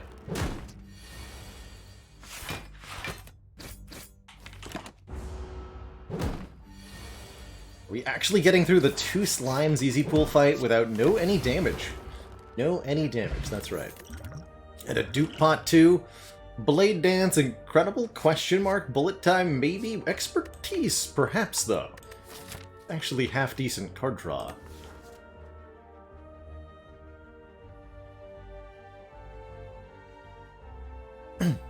Oh, definitely more tiring than teaching Kill a Penguin. I never taught for long stretches like that. And most instructors I know don't do more than 2 or 3 hour-long lectures in one day.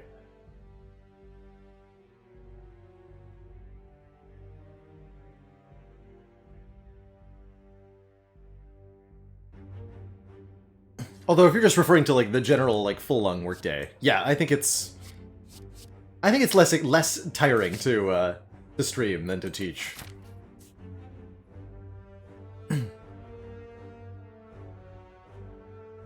But I was always a part-time instructor, so it's a little bit different. Expertise is sometimes okay. I want to believe that today is one of the days where it is sometimes okay. Take another combat. I need more card rewards. Thanks.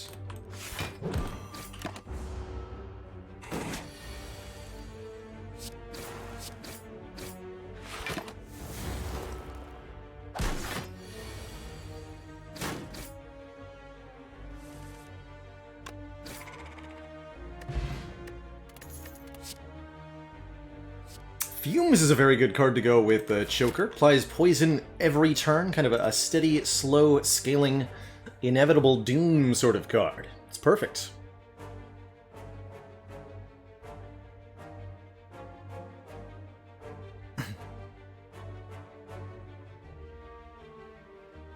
Multi-aged classrooms. I've heard of stuff like that. Typically as your population centers get smaller and smaller, the education kind of like merges all together out of necessity.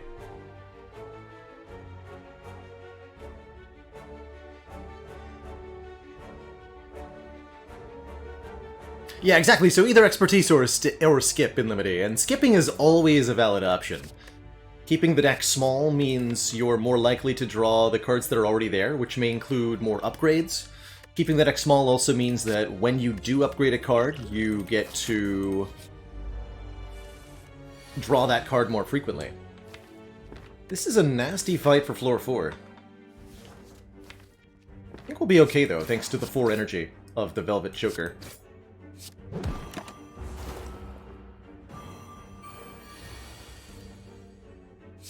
Yeah, we'll be fine. Maybe should have expertise to try to get, like, fumes down, but I think we're okay. Also, might have been better to take the 3 damage to exhaust Ascender's Bane to avoid redrawing it. Let's take 6 here. Seems fine.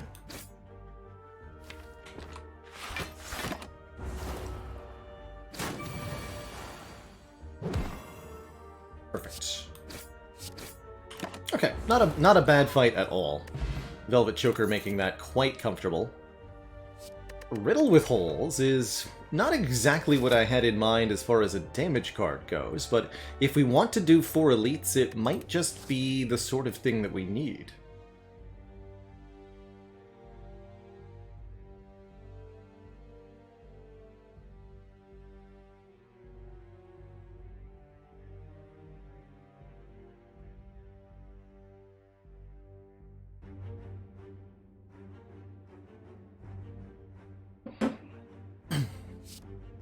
And to answer your question, Dragon Donk, this chill attitude is not something that I've had with me for my entire life, but is rather something that I've deliberately cultivated for my own good, more than anything else. I battled depression for a decent chunk of my life, and this kind of mannerism has been extremely helpful in keeping it at bay as I go into my middle-aged years.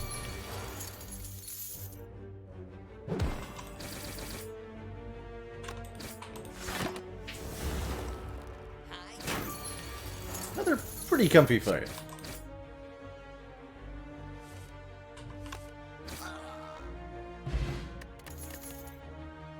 And I think I want a second Poison Stab, just so that we can do enough damage to make these fights pretty comfy.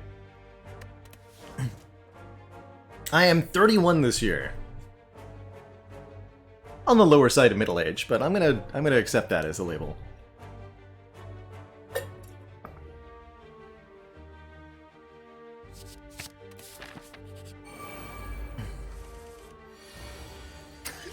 Every 31-year-old person in chat being like, "No, it's not middle-aged! How dare you!"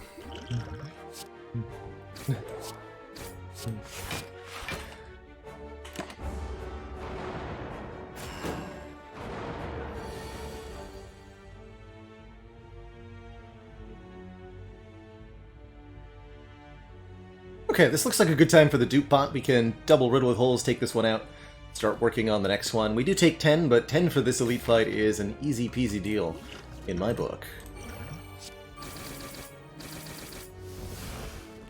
Blap. Start working on this one. Maybe kill 2 turns from now. Realistically, I should have gone for the middle one, huh? It's all good.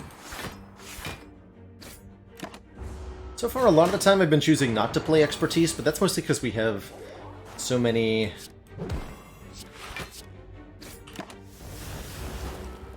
I mean, the average card quality of the deck is still quite low.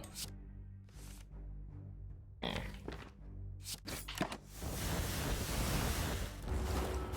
that probably merits a rest. But maybe I'd rather deliberately use the Ghost in a Jar and not rest. That's probably the better choice.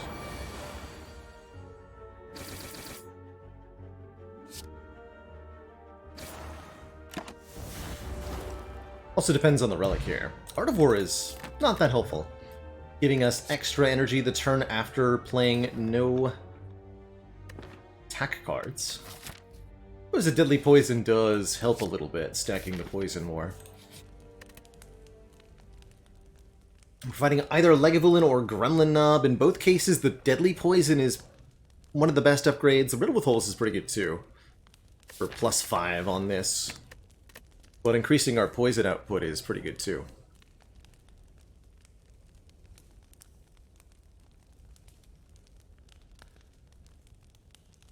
You're not alone there, Dicesphere. I think those two icons look very, very similar. Intangible and Noxious Fumes. See, realistically, I'm resting here, so we also want this upgrade to apply for the next elite. Alright. It is Knob with plus strength, which is actually pretty good. This is not the turn 1 hand I wanted. That's okay. I expect we'll be using the Ghost in a Jar on turn 3. Hopefully we win on turn 4, otherwise we're in big trouble.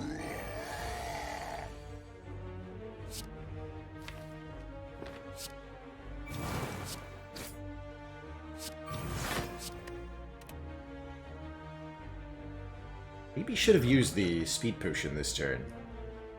To block for a lot. Well, not more than 8, I guess. Can't block more than 8 here.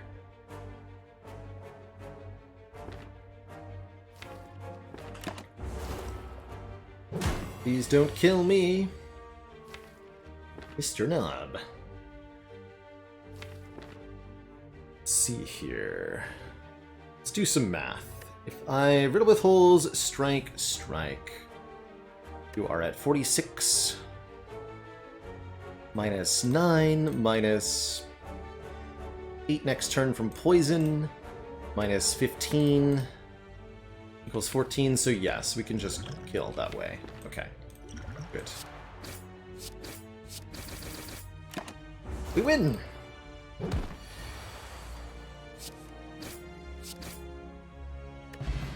And we get our starting relic back, which I'm very happy to have. 2 additional cards on turn 1 to help us get our damage down, since we've added almost entirely damage to this deck so far.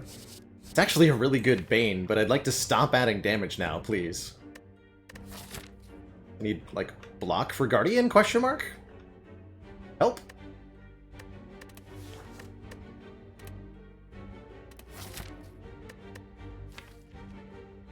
Yeah, Bane is very good with 4 ways to get poison down, but... If we see an upgraded Bane in Act 2, we'll take that. Smiling Mask is quite good, making removals at shops cheaper.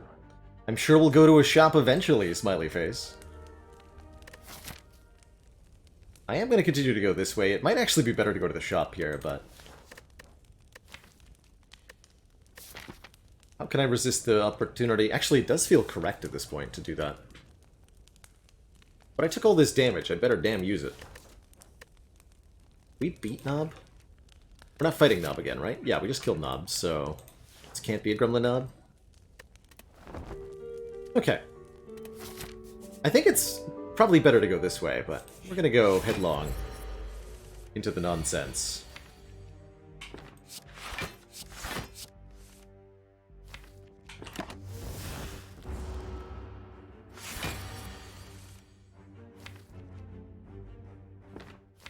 It's an acceptable open.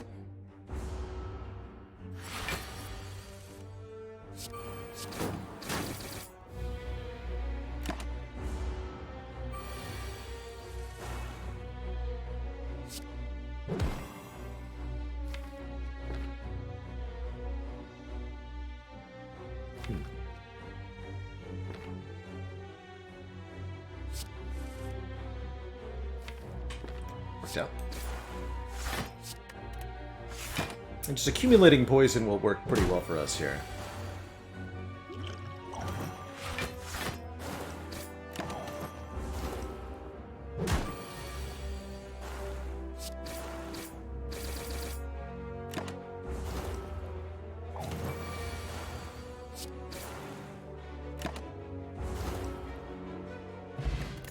Boot!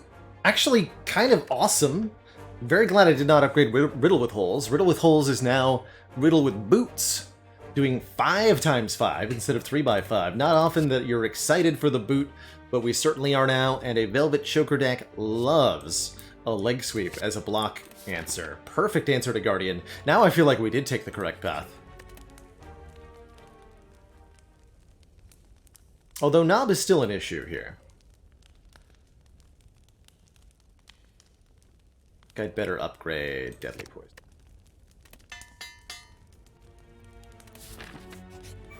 Ah! No Gremlin up. No Gremlin prop.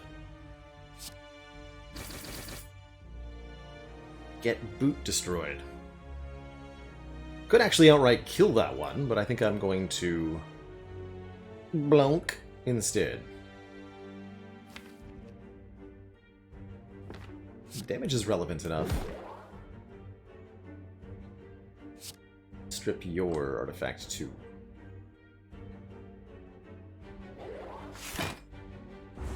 Could have weakened this one to make it do 7 damage next turn. But I figured I would need the damage here, and indeed I did.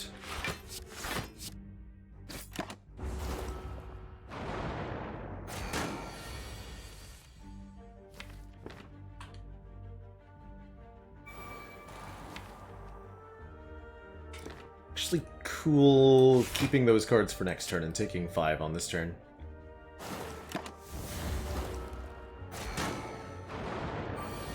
Lets me block this turn guaranteed, and this sentry won't be alive next turn.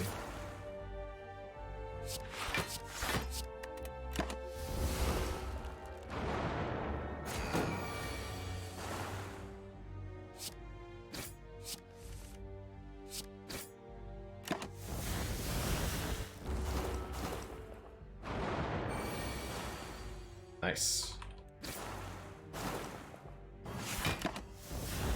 Excellent fight.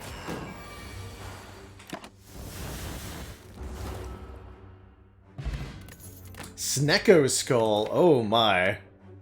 Whenever we apply poison, apply 1 more. That is an insane boost to all of these cards. And a footwork to make our blocking better. Hell yeah. This has been one of the most stacked Act 1s that we could have gotten. I mean, it was a very ambitious path. It worked out marvelously. We're super strong now. What AM, thank you so much for the Prime, said. Keep it cozy.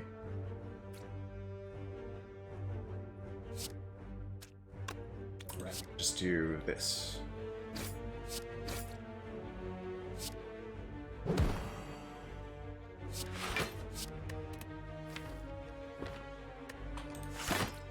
Might have been better to play the strike there. Take 2. I'm gonna go with it was not.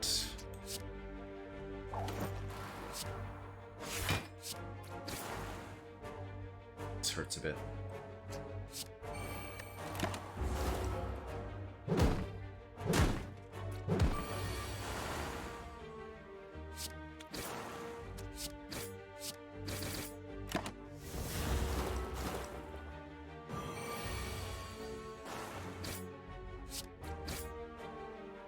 Boot. Dodge and roll with footwork, also great. And I think the deck wants a little bit more block consistency so that we can upgrade going into the Guardian fight. Going to upgrade the leg sweep to make our weaken a bit more consistent. We'll almost always be playing leg sweep when we draw it. Dodge and roll was also a pretty good upgrade here. Resting, acceptable, but I think less necessary thanks to the Bag of Preparation making our turn 1 more damage heavy. Easy. I'd have actually wanted to not play that strike. We're good.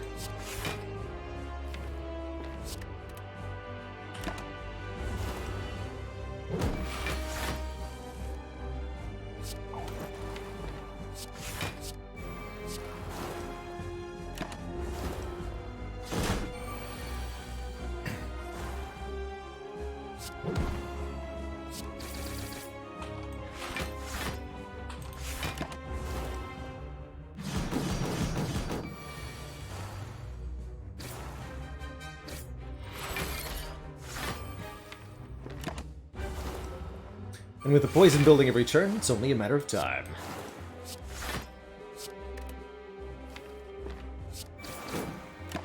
The Guardian is no more.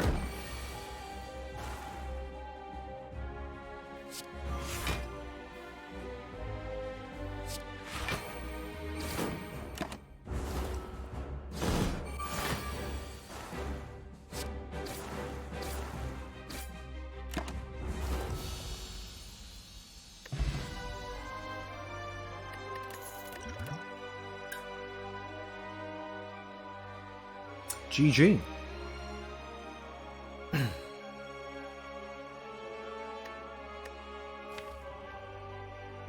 Doppelganger's kind of interesting with Velvet Joker. You can't really have the big turn it wants you to have. Glass Knife does help our front load quite a bit by doing some immediate damage, but I feel like we're actually doing okay. Hilariously, the Riddle with Holes is great front load thanks to Boot. Storm of Steel is a hard no with Velvet Joker.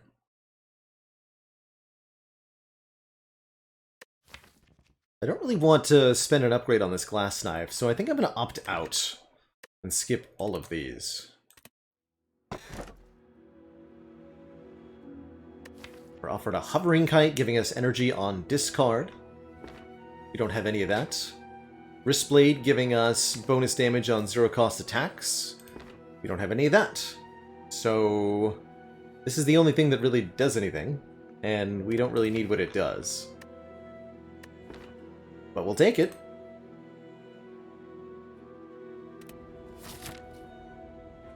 That could turn out to be amazing if we end up with a Snecko Eye. And I'm extremely pleased that we got an early shop here to spend our 400 plus gold on. Part 2? Elite, elite, elite, elite. We can go for 4 more. Give me every relic in the game, please.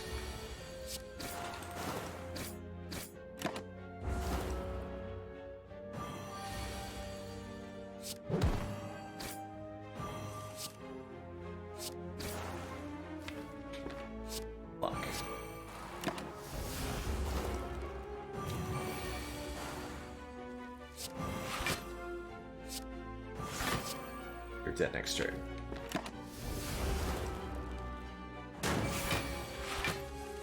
Weakened Riddle with Holes is maximum boot value. Get it, Boot.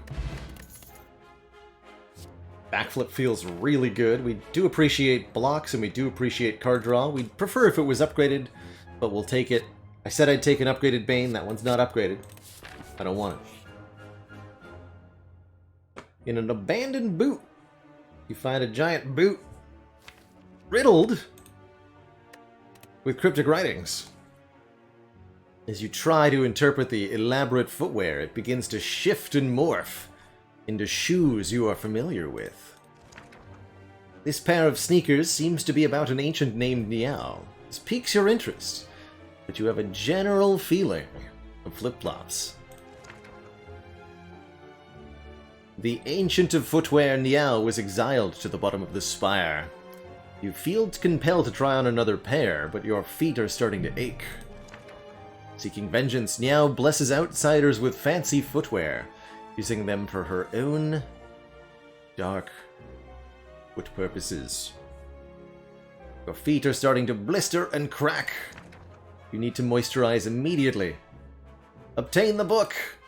It's the Nilri's Codex, letting us add 1 of 3 random cards into the draw pile each turn. That could be helpful. It does kind of dissuade us from going this way now, since we did have to lose 21 HP, but maybe Waffle? Matic Shard. Interesting. With Snecko Skull, I think we want to keep our cards to be silent cards, probably. Eternal Feather could be good healing. Penguin Patroness, thank you so much for the 4 months, by the way, and that Prime sub.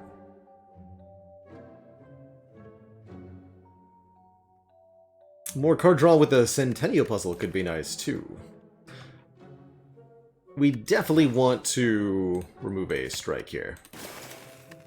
The rest sites are on the way. 1? So it's like 12 hit points here. And then I could still buy a potion. Prismatic Shard does not affect the Nilri's Codex. No, the Nilri's Codex will still only give us silent cards. Guess I will take this healing. Duplication Potion seems potent. Do potent plication lotion. This seems kind of like suicide. Maybe we go this way. And then I can choose here? Yeah, let's choose. Okay. That seems way more reasonable.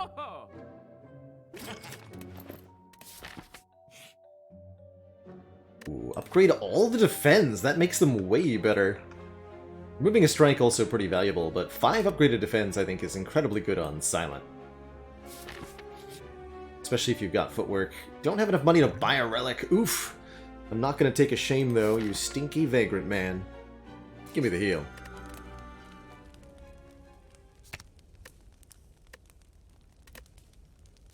Upgrade that. Expertise is a pretty good upgrade too.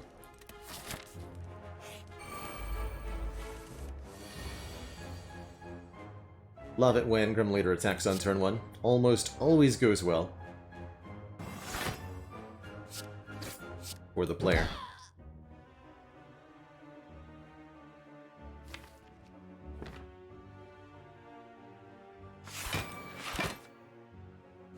More fumes.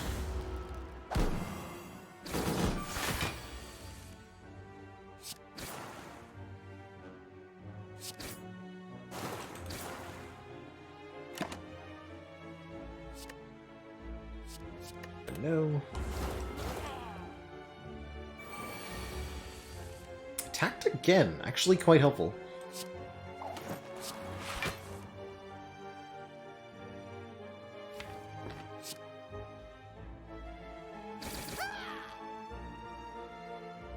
So I either full block and don't play Noxious Fumes, or I do play Noxious Fumes. I take some damage.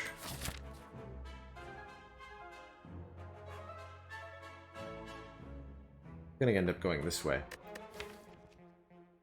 With a really good deck, we'll upgrade Expertise, we'll upgrade Dodge and Roll. With that. Hard draw sounds good. Would I take an Envenom with Skull and Riddle? I would at least think about it. Don't know that I'd be happy about it. Worth considering, surely.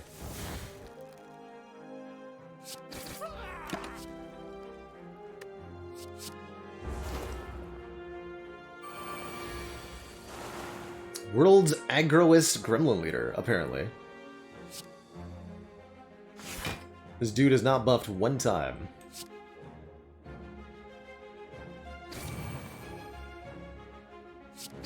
This will be exact lethal thanks to Snecko Skull. Energy from the Slaver Skull is relevant here.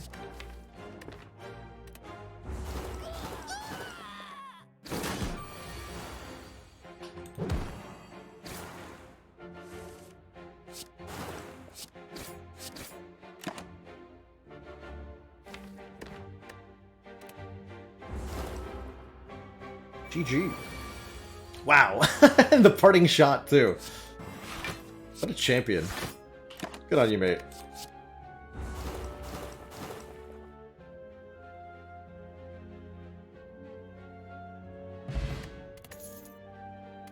That is really good.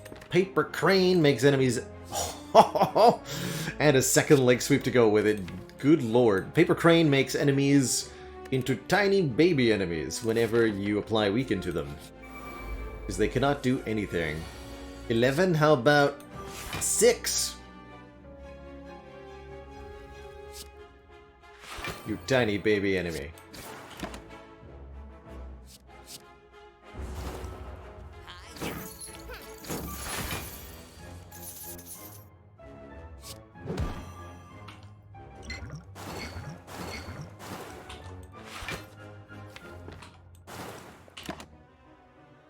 Tadadai is perfect here.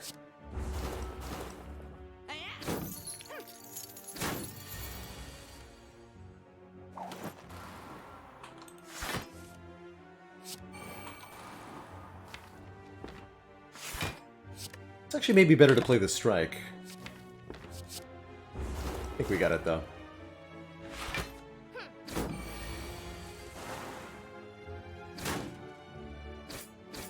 Dead.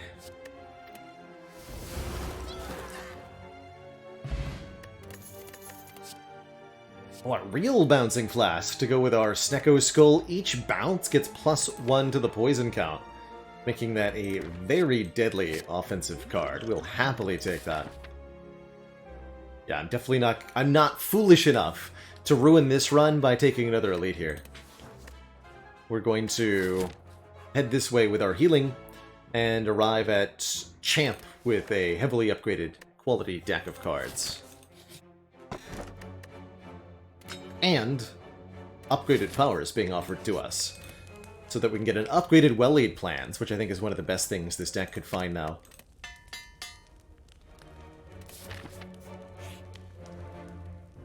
Oh, and it also means we can just take the max HP from the Forgotten Altar and not be upset by the damage that caused us. Good. Very good. Let's get this upgraded. I don't often take the time out of my day to upgrade Dodge and Roll. I feel like that's a crime. Against dodging.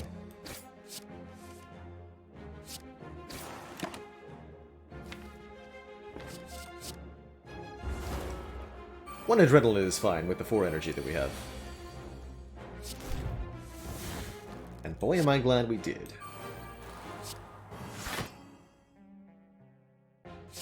Spread the poison out a little bit here. This is 15.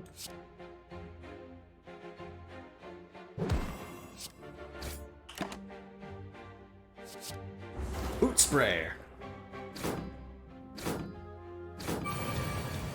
It's like ocean spray, but significantly less tasty.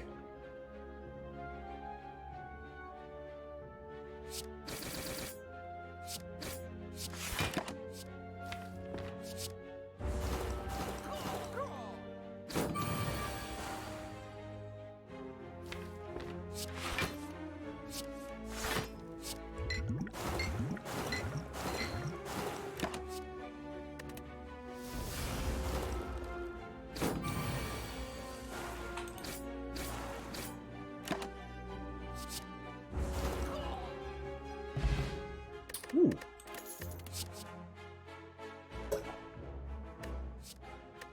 Second Ghost of the run is quite good. The Acrobatics is not bad either. Although it feels like with the...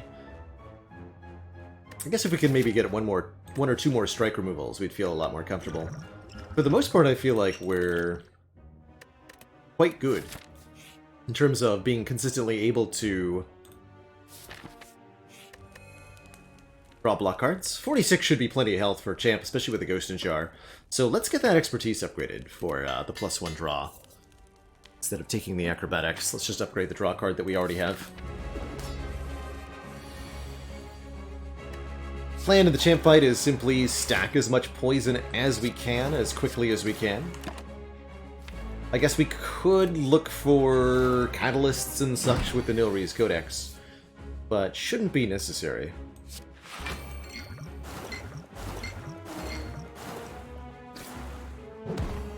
And then the Paper Crane can prevent second phase Champ from doing much of anything.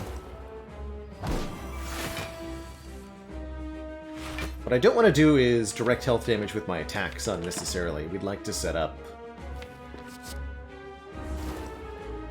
as much poison and as many powers as possible.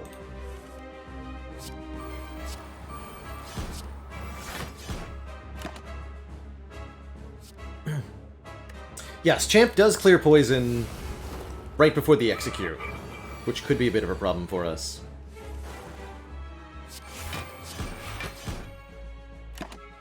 There's a Catalyst.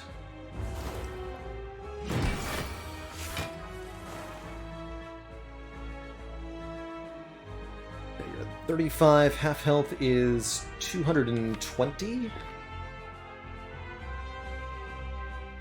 This is fine.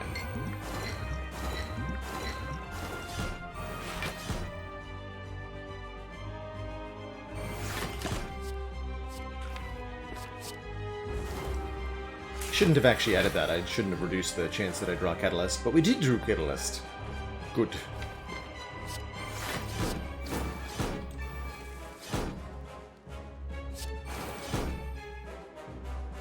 We did draw Catalyst.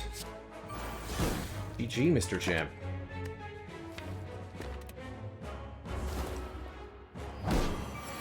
Can't clear poison if you're dead.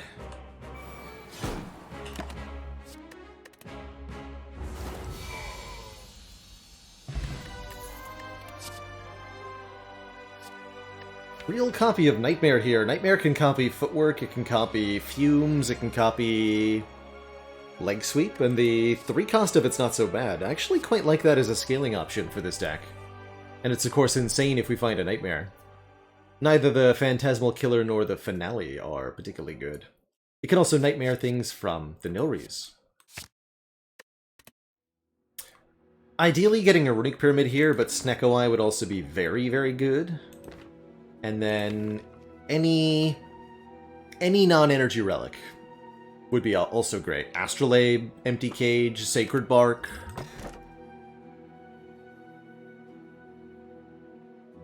Tiny House, I guess.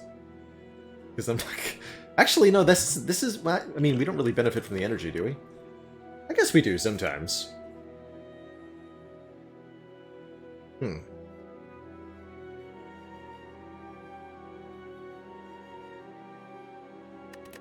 Considers Sozu aggressively.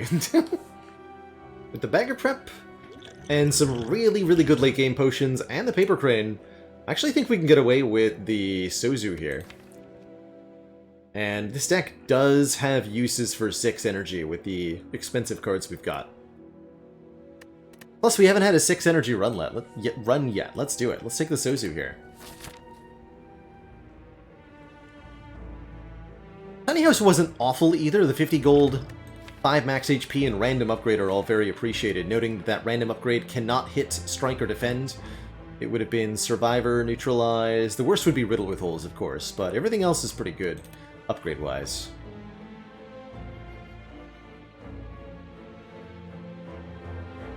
Okay, here's what I'm gonna do. To make it feel like I actually got a boss relic, I'm going to go to 2 stores with my Smiling Mask, and we're going to burn 2 strikes in the deck, and then we can pretend we got an Empty Cage. And maybe I'll remove 1 more here. Anything else that I would like to do? That also hits a fire, gets a lead elite. Yeah, that's going to be good. Alright, pretend Empty Cage, go.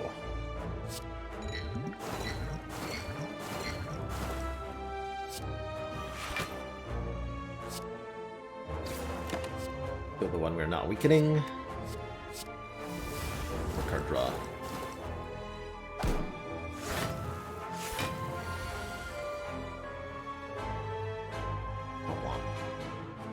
We also have good sustain, which further makes the Sozu reasonable, because then we can just like take damage when damage tries to do.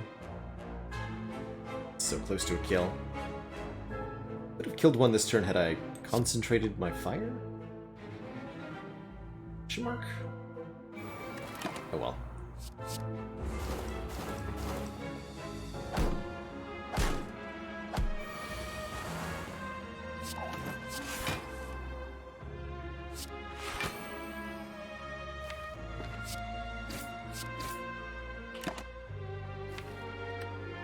Let's add a dash to that.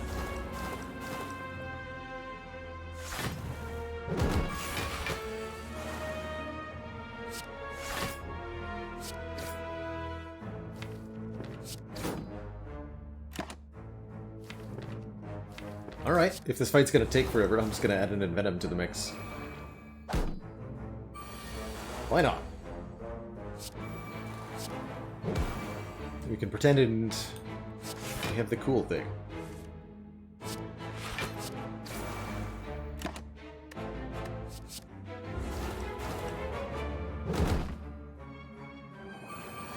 These all die at the same time. Thank you.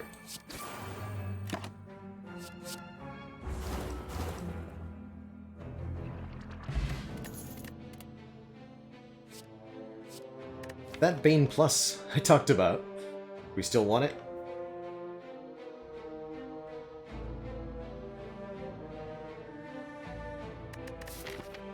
Might save my ass against Reptomancer.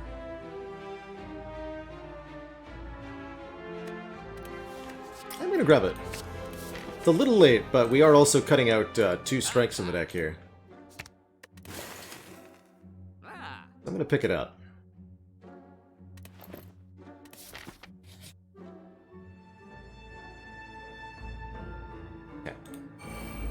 Might have to use our Ghost in a Jar.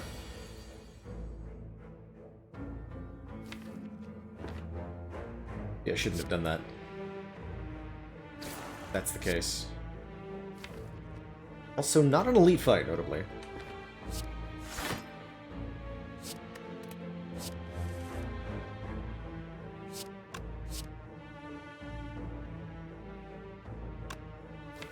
Dang it. This is where one more energy would have been really good. I pretty much have to play Bane.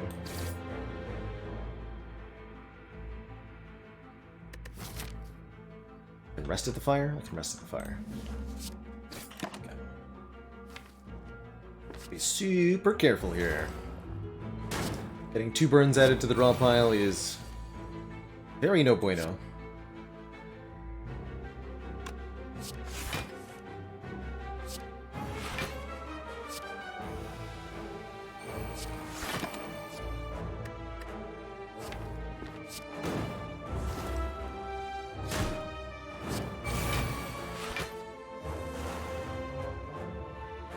Dang it.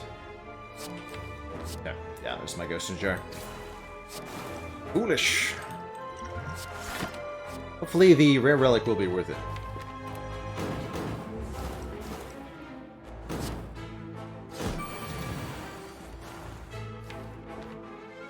Smiley face.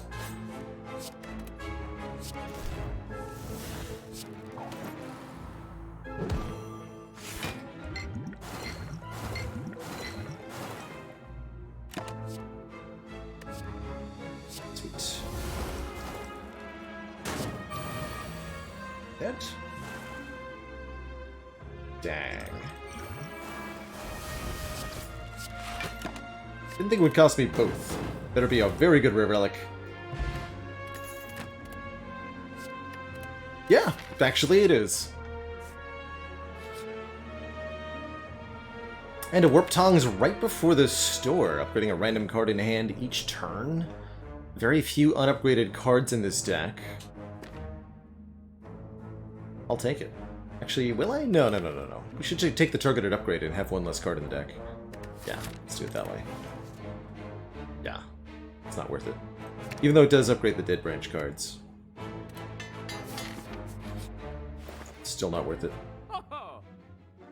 Crippling Cloud is kind of nuts. Shame about those potions.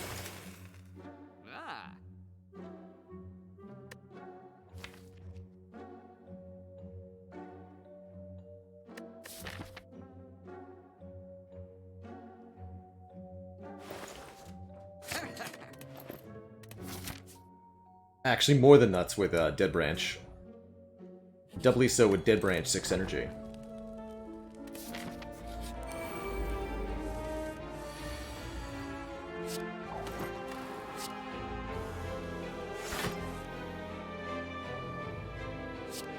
There's Bane for Reptomancer, as predicted. Let's make sure you're weak. Tools Finisher. None of these are good next turn, so I don't really like them.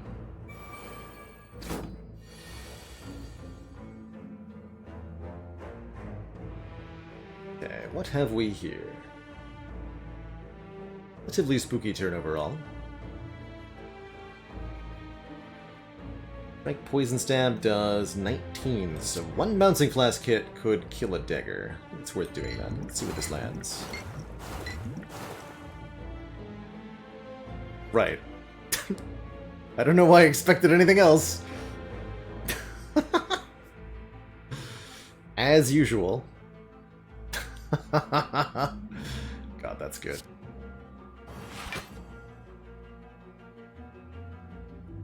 That is really good.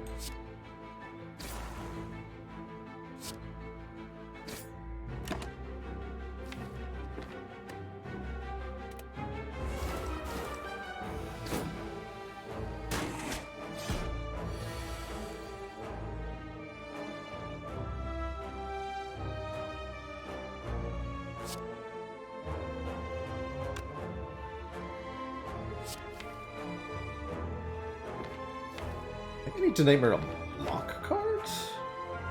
Thinking about Nightmare and Crippling Cloud. Then I'll only have Survivor for block next turn. It's Nightmare Defend Plus.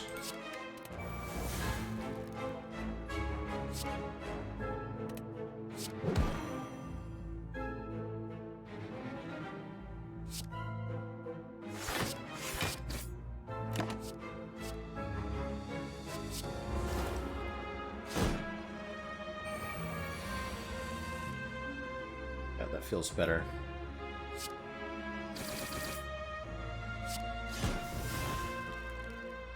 Today.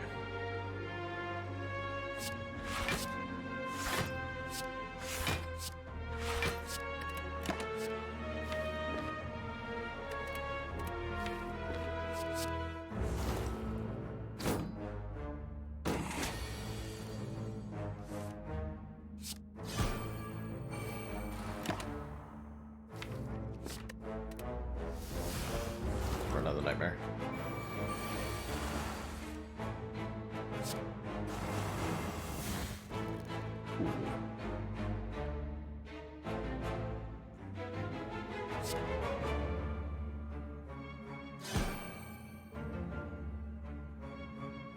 Work for a couple more turns. I can play this all in attack if I want to. I'm going to.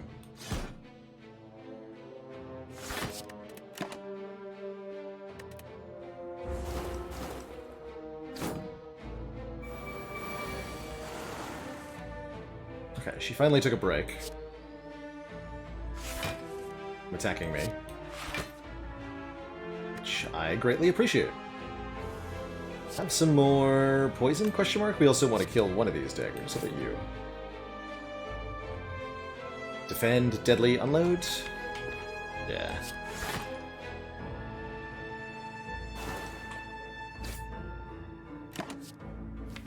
Corpse explosion. Definitely helpful.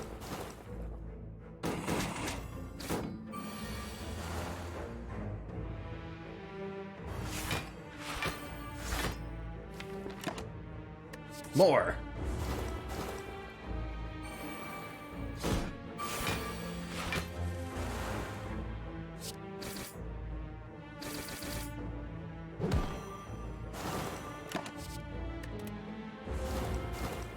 Spooky fight, but we're through it. We got ourselves a sundial, we got ourselves another leg sweep or another expertise. Wow. Just like add more leg sweeps.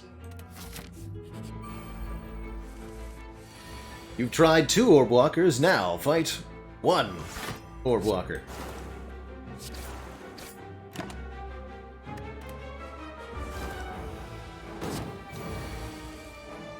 Ah! I didn't add enough leg sweeps. Hang on. It's a really painful way to lose 12 health.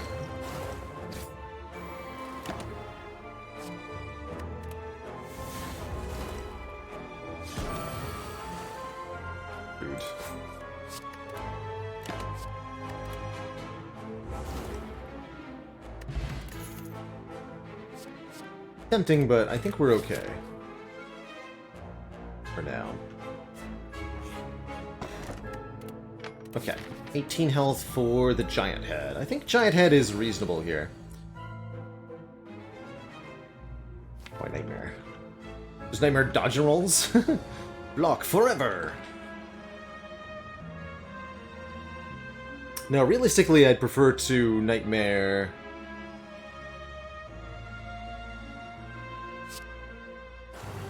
Footwork?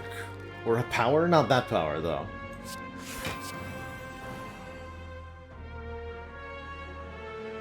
He's not that power.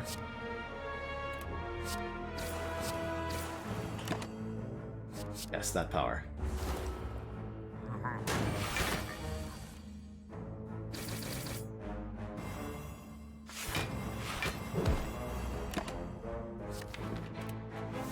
Okay, Paper Crane's gonna be very important. Good.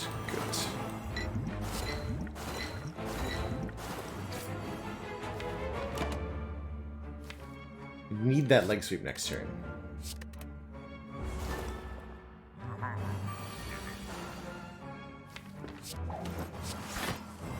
Good. Yeah, all the way down to 24 from a much bigger number.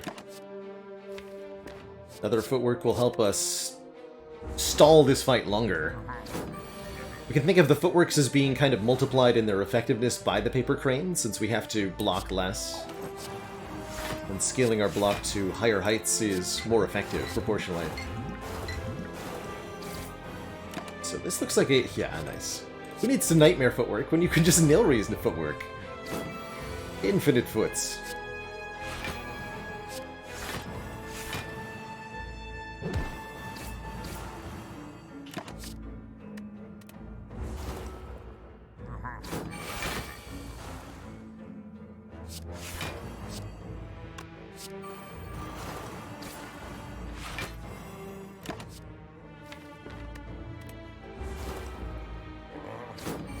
Excellent, we've lived. And the boot helped. A lot of buttons I have to click every turn. Max HP is definitely helpful. Our first piercing whale. I'd like to have one. It's a good way to block against heart. And I'd like to remove both strikes at the remaining 2 shops.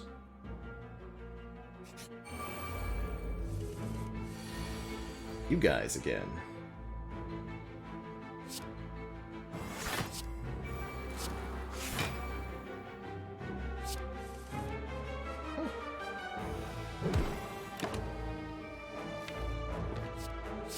Laser supplies weaken.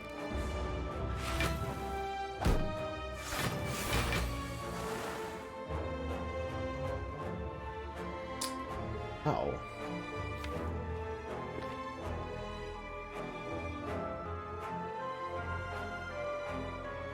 That's pretty unfortunate.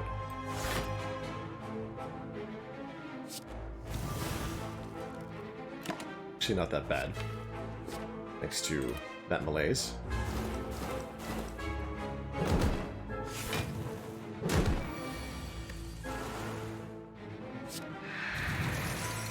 Please stop. Thank you.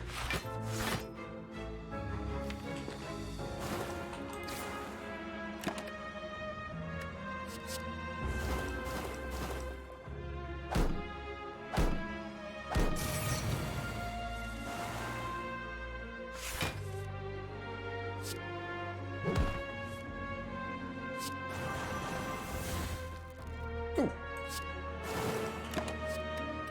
Okay, we're out.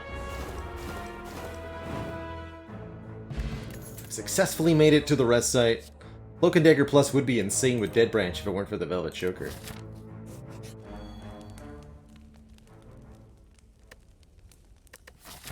All here.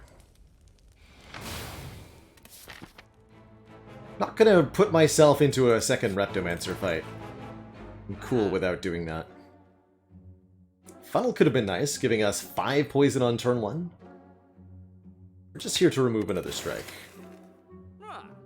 Every strike we remove is a strike we don't draw. And in a deck that is limited in its card plays, one of the best ways to kind of have more card draw.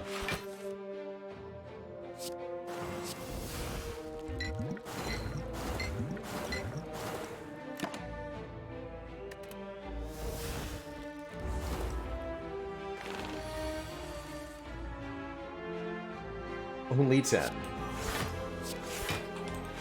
Good stuff.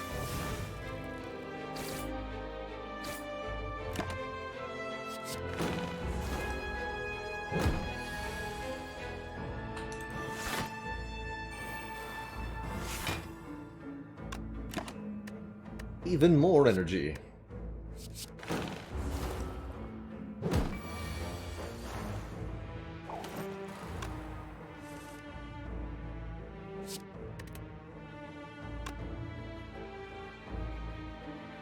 We have to block 12 plus 15, so that's still taking a little bit here.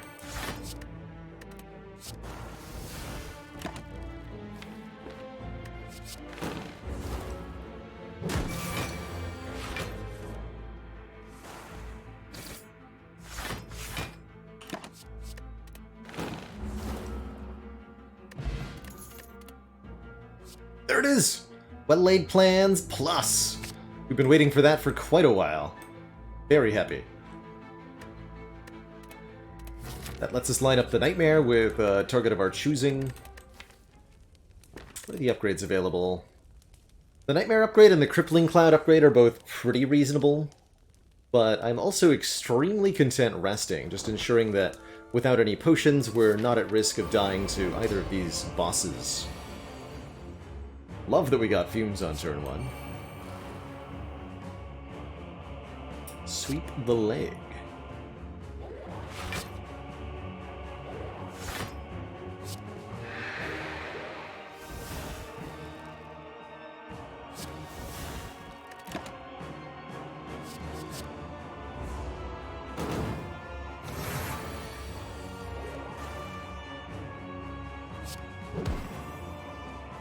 And then I'm less concerned about turns like this.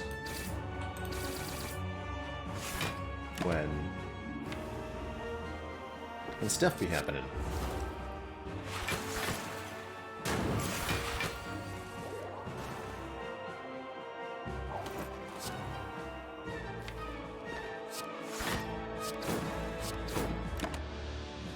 It's that strike, man. Every time. Okay, here we go. Finally. Finally feel like we're getting somewhere.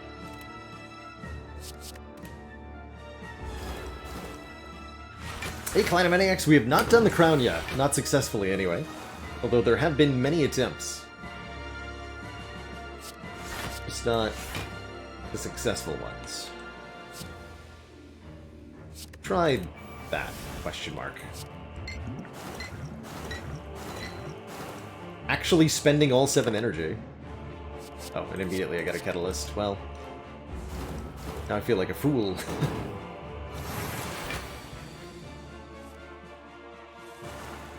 Nine energy this turn, but I can't actually spend that, of course. Let's catalyst Deca, since Donu's almost dead.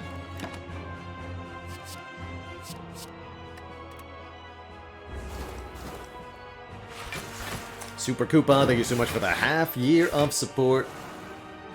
Here's to another one.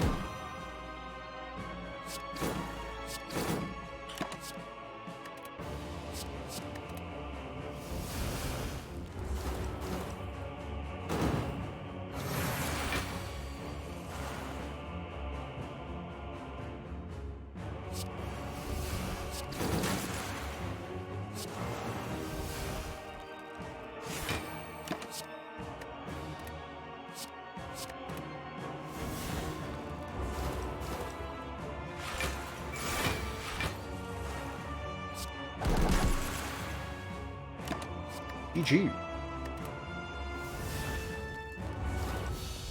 Nice. Okay, one more boss, and with half HP, I feel very confident in our ability to defeat the Awakened One here. Awakened One, of course, does gain 2 strength per power we play, but with Paper Crane Weaken, I'm not too worried.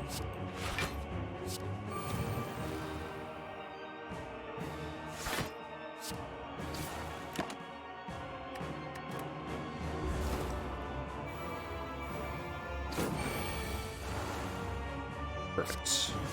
Yeah, down to 14 there. No problem.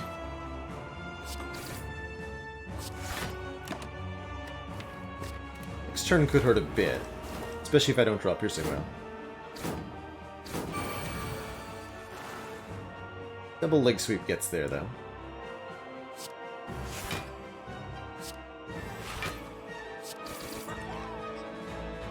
Easy.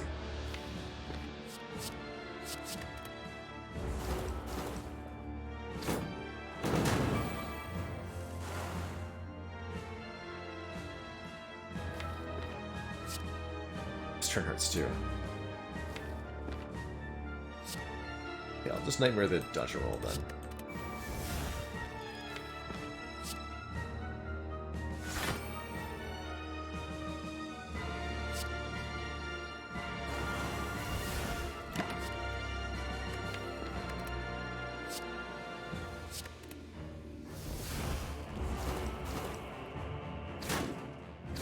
Really glad we rested.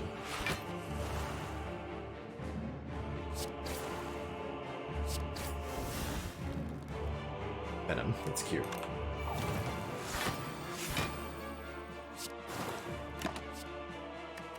Yeah, we're mostly skipping now.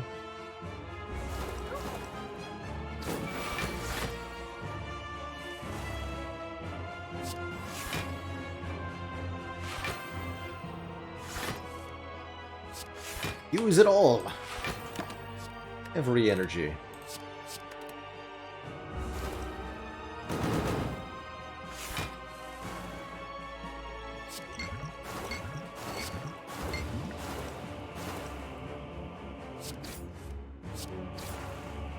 It's kind of cool that we can do that. And spend all 7. Oh! Get ruined, bird.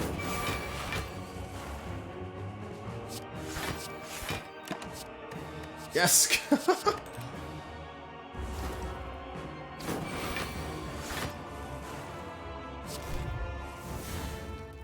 -8. We'll go down to the base of 6. 6 goes to 3. 3 by 4? Okay, I don't want to take damage. -7, how about?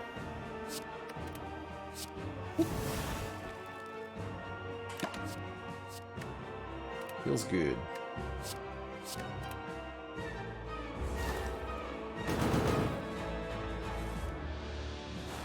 Poor Awakened One has nothing left to live for.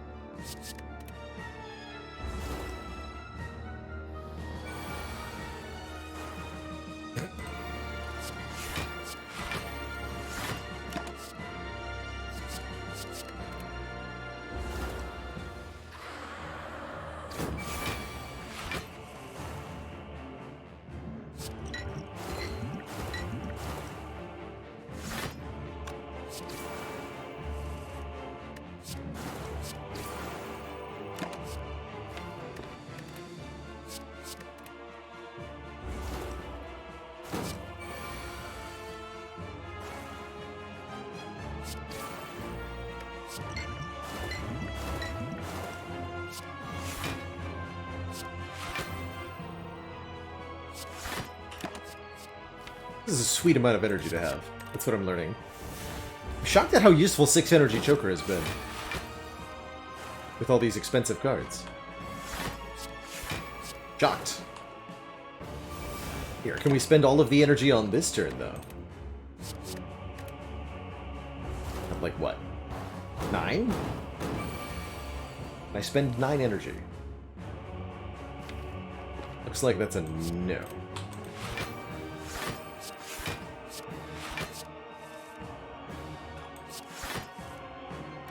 Alas.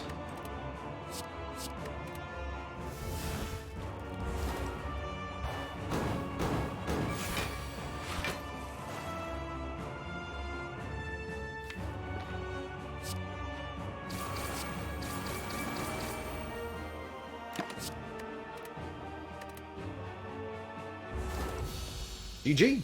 We're on to Act 4. Shame about our ghost in a jar, but we do have a dead branch in exchange for it. 1962. A good year. We'll get a full heal from the Eternal Feather, which means we get to... Well, not quite a full heal. But I'll still take the upgrade on probably Crippling Cloud. More poison.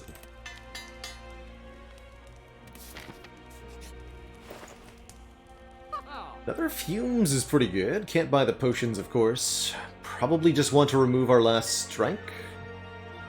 So that we don't draw that.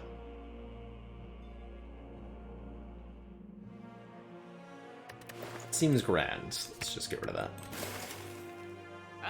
Now, the artifact charges of the Spire Spear and the Spire Spear are going to be a bit of an obstacle for us. Took a grand turn 1, though.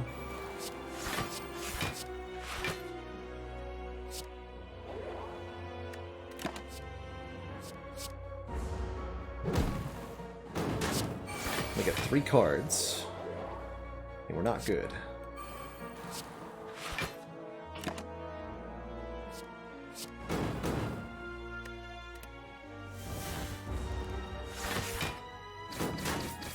No leg sweep there, notably. Now Piercing Well shows up.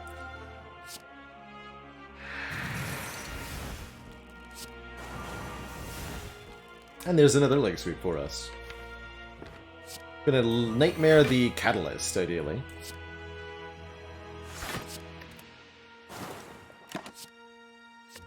Don't need that. Probably should have slowed down a little bit for these last couple turns. Okay.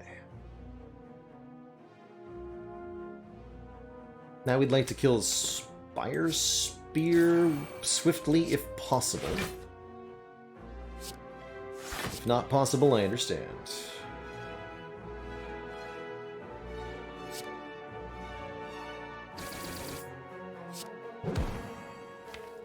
Okay, we get to hold on to Leg Sweep and Nightmare. We'll probably draw a guaranteed Catalyst, actually, with a backflip. Perfect.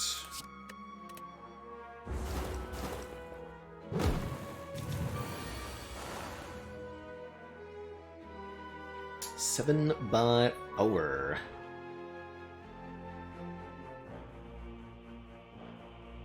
Plus 17.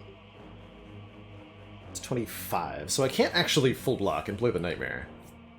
Which means I will hold on to... What's we can do? I'll do this then.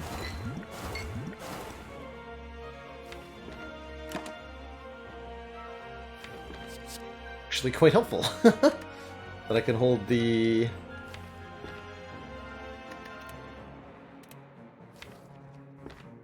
He'll be dead next turn anyway.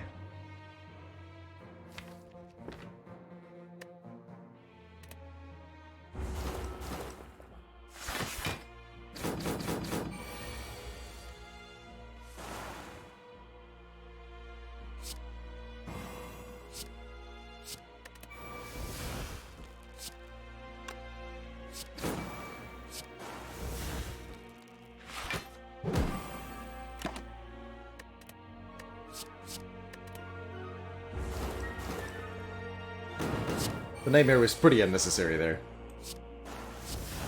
Actually. But I'll take it. 50 health seems like a completely reasonable total to survive the Heart with. Especially with a Bottled Lightning, so that we can have a bottled... What do I bottle? Nightmare? Bottled Nightmare seems interesting.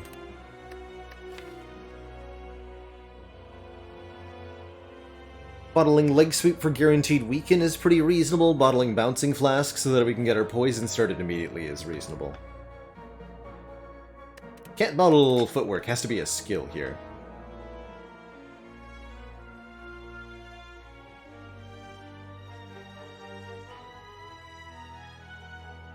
We need this fight to end quickly. Let's bottle the Bouncing Flask.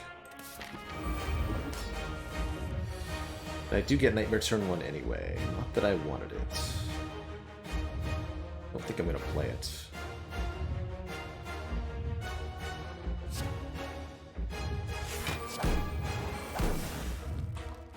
Ooh, I can set it up, though.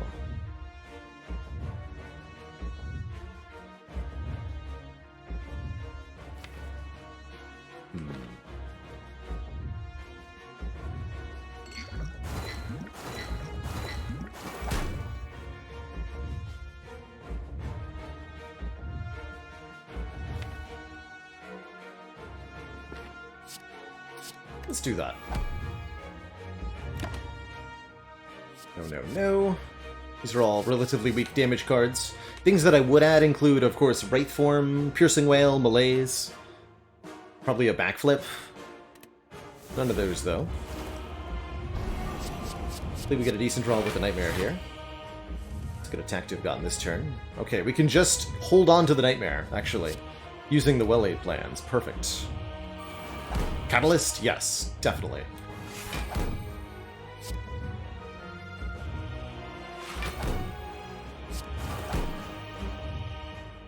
We'll take 3 here. No to setup. Definitely no to Phantasmal. An unupgraded Fumes is not that helpful.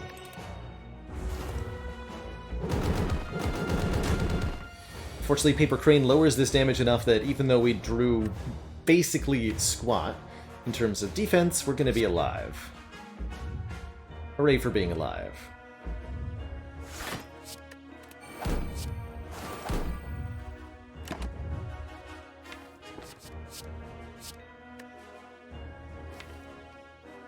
I guess I'll retain the neutralize.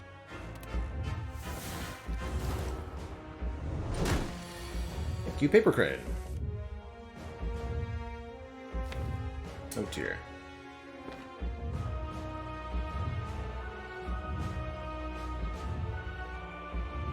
Oh wait, this is fine?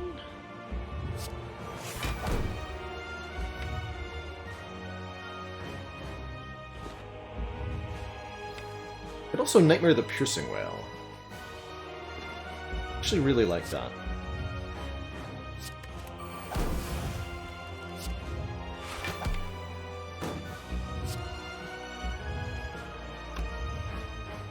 Hold Neutralize Defend? Or is it even better to hold Choke Neutralize? I might try to die to the big hit though. It's a great card to have in the draw file.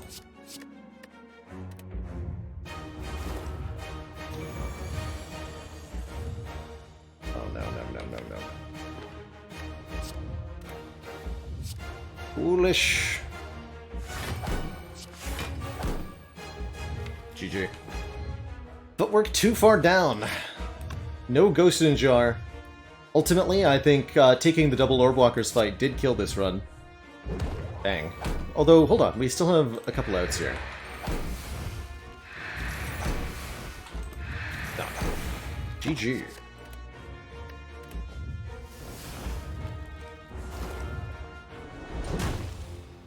GG. Really good run, though. Anytime we get to the heart with a chance to win, as I think we definitely had. Could have gotten there. Was hoping to Nightmare that Footwork in order to win the heart fight, but with Footwork on the very bottom of only a 26-card deck, this was not a large deck of cards. Although Nilri's added a few, and of course the heart does debilitate too. Feels like maybe taking that Acrobatics that we saw earlier in the run could have helped quite a bit. I'm going to do Choker with whomever randomly gets it next time. How we do this is we rotate characters every attempt. We give ourselves a random relic every time. No strategizing or fussing about it. Do I think I could have won that fight if I'd saved Scum? No, I don't think we can win that fight with Footwork on the bottom of the deck. Although, maybe if I like save Scum to cheat with the Dead Branch, I could do something. Or maybe if we Nightmared the Leg Sweep, we could have survived. That was the other option.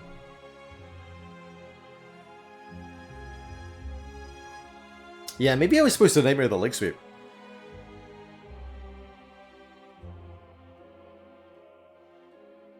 GG. Next up, we'll do one more with the Defect. I appreciate all y'all being here, by the way. It's so nice to have so many folks tuning in for the Spire content. Gamer Puppy, thank you so much for the 2 months of support. I am going to take a quick water break, refill my legs, stretch my water. When I return, we'll play another run with the Defects. Be right back, everybody.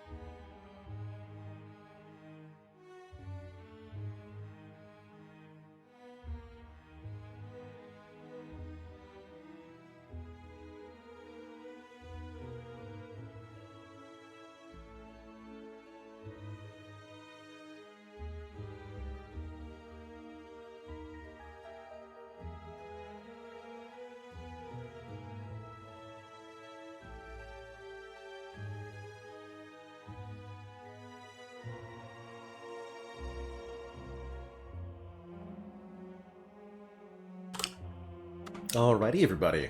We have returned. So, how many relics are left? We're down to the last 10 now. We are. We're starting to get a little bit stubborn. But there's a couple we haven't even had a single attempt on. Just take a quick look-see here. We have not had a single runic cube, we have not had a single wrist blade, we have not had a single cursed key. We haven't had any fusion hammers, and we haven't had any nuclear batteries. We have failed with the crown, the coffee dripper, the Mark of Pain, the tiny house, and the choker before, though. What does it mean? One seed to give us the crown. All right, let's go. I'm in it, Busted Crown. I want more punishment. I love these runs, truthfully. They're always a desperate ploy for survival.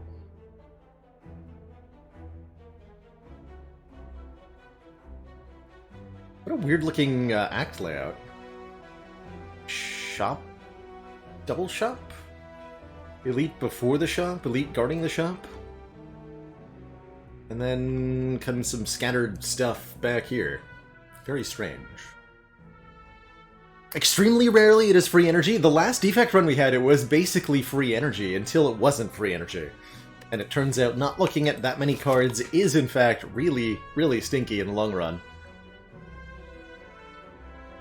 So even though we had an excellent early immediate game, we fell apart eventually. We'll definitely be going to one of the stores. Stores offer guaranteed attack cards, which is what we need right at the start here.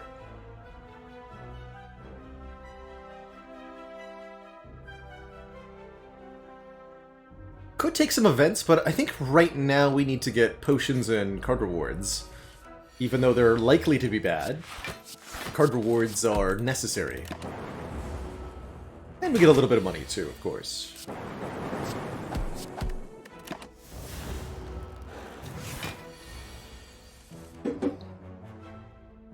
Ow. 18, yeah, I can't do 18.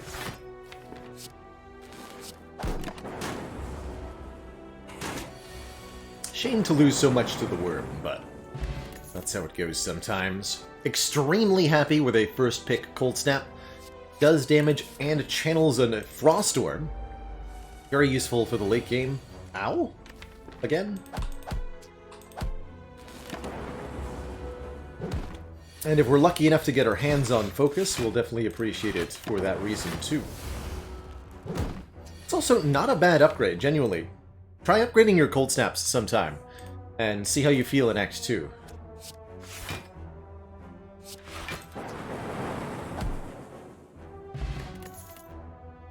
Go for the Eyes is also completely acceptable. Doing a little bit of damage and applying Weak if the enemy intends to attack. More than happy to have it. Great if we can get a hologram, or a rebound especially.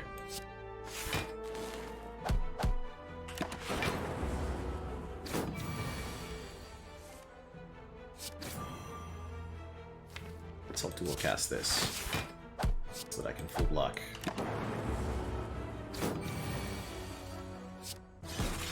Weaken and Frost together give us a pretty good start to mitigation strategy. And this Focus Potion is making me wonder if maybe we could go this way. Let's see what the card reward is. A Rebound! There we go! Ask and ye shall receive. It's front-loader damage. It lets us put the Cold Snap back on top. It lets us put the Go for the Eyes back on top. Totally happy with that, too.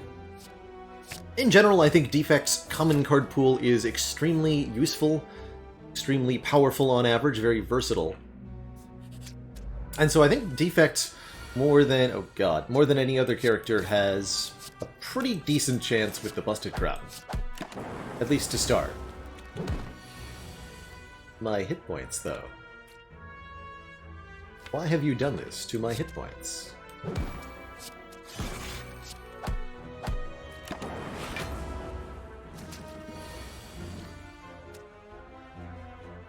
And defend, defend. Cold Snap is full block guaranteed.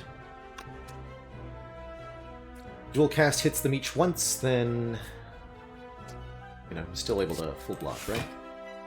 No, not. Yes, I could.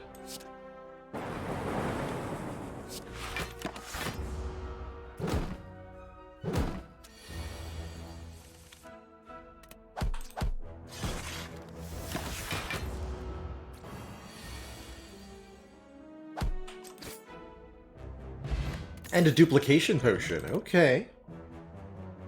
Stack. Stack is a block card. Quite useful against sentries, could be okay against Lagavulin.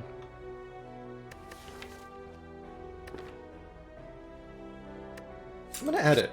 I think Stack is a card I should be taking more often, and so with a Busted Crown, I just might as well.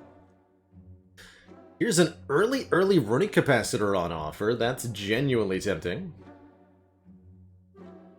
Discovery, I think, is also an extremely good card in a Busted Crown situation, letting you generate random cards, and allowing you to take whatever it is that you need during that fight.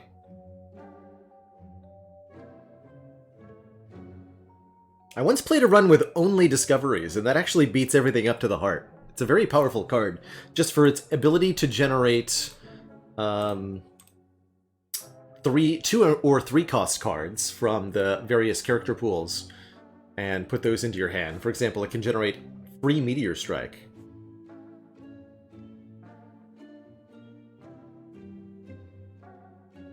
Like a worse inserter. Like that.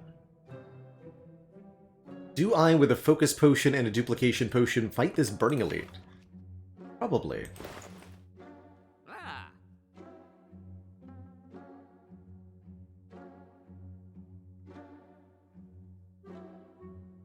Self-repair is also quite valuable here. Definitely.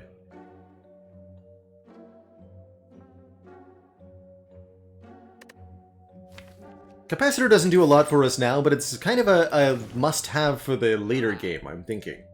That's how I'm currently feeling. I'm gonna grab it. And I really like the way that it looks in the relic bar. Paired there. It's fascinating.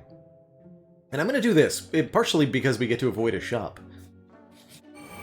Sentries, okay. Good. Perfect. Okay, we're actually completely fine. Let's use 1 potion, the Focus Potion, and rebound this Cold Snap. Cool. It's gonna be like a 1 or 2 damage fight.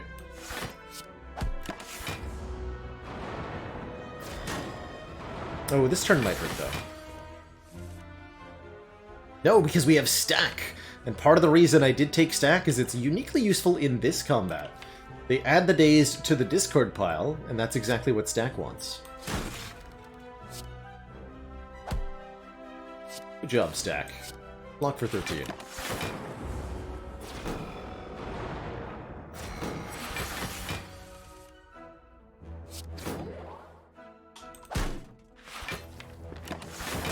Okay, but I do need to kill one of you now. Uh-oh. I'm just gonna take the 2. It's also 1 and 3 to take. Nothing. Easy.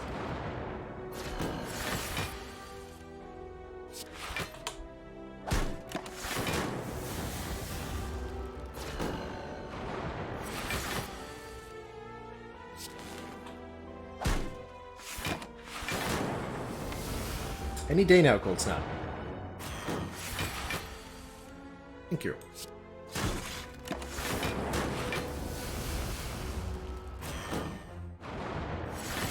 But you can see why I was not at all hesitant to use the Focus Potion here. This fight with Metallicize goes on for so long, we have absolutely no hope of ever leaving it. If we don't use it.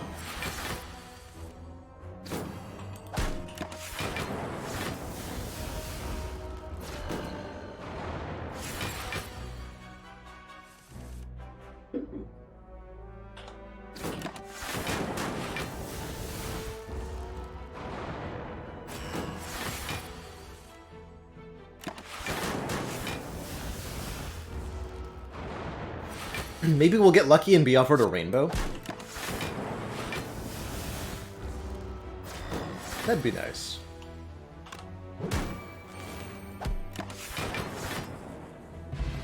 Right, the beasts are dead. With very little health actually lost in the investment. We get offered an Equilibrium, which I'm extremely happy to take, giving us 13 block and letting retain the hand. And 2 upgraded defense. We'll of course go to the fire. The question is, do I rest or do I upgrade? Upgrading would be either the rebound or the cold snap. Feels like we should rest because I would like to take a lot more combats this act. Basically taking nothing but combats on the way to Hexaghost to try to look at as many cards as we can. With no sustain being offered anywhere along the way. Yeah, I think a rest is a good idea. Of course, we're going to find meat in the bone on that chest, and I'm going to feel like a fool.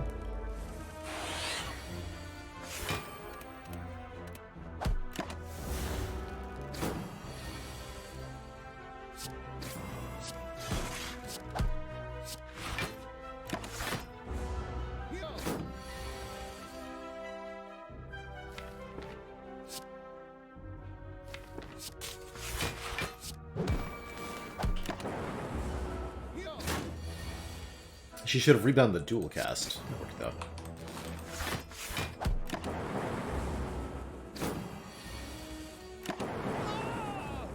Except for that self-repair at the shop, which, looking at the map, might have been the better take. Beam Cell is damage. I guess I'll take it. Oh. Yeah.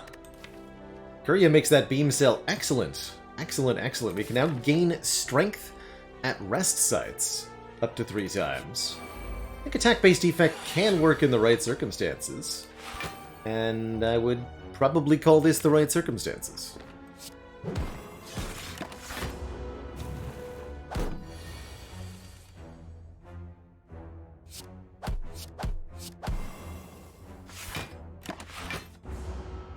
Can't be attacked this turn.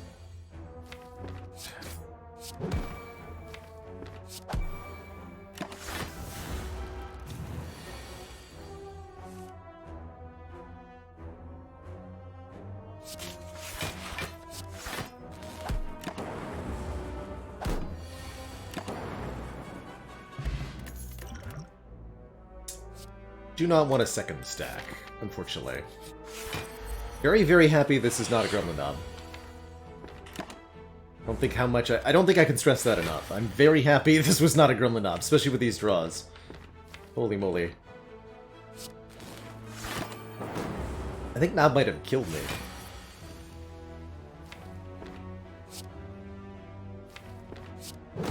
Good place for Go for the Eyes to be. If it weren't for the Go for the Eyes in the draw pile, I might actually Swift Pot. This is good for strength dual cast there. Oh, beautiful.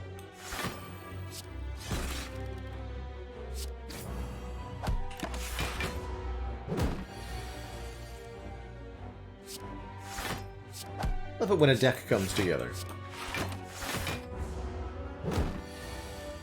With Busted Crown. This may be a Swift Potion. Nope, it actually wasn't. Cool. Just put this back on top. And I will just never take damage. How about? Sound good to you?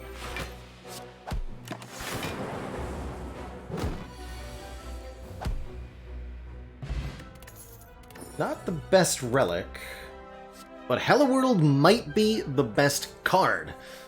Hello World says, at the start of your turn, add a random common card into your hand. This can be Orb Generation, this can be Block. This adds more cards to our discard pile, so it also actually scales our stack for us. It's a great answer to Gremlin Knob, and a great answer to Hexaghost. It's card draw, and not only is it card draw, it's card draw of cards that aren't in our deck, which with the Busted Crown is a good thing. I'll take it. I will take it.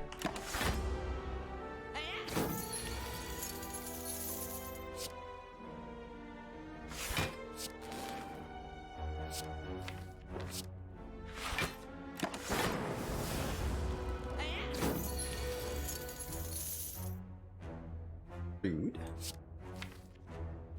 Okay, that's a pretty good Swift Potion then. Right.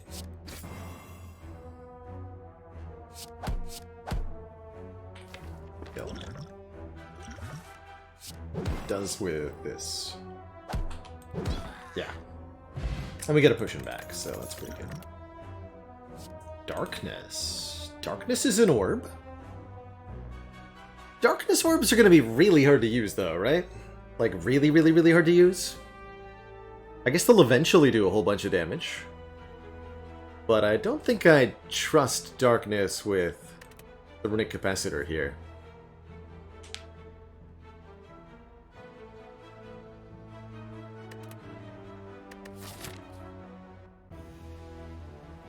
So I'm going to say no. Okay, is the knob. Is it ever Dupe Pot Beam Cell?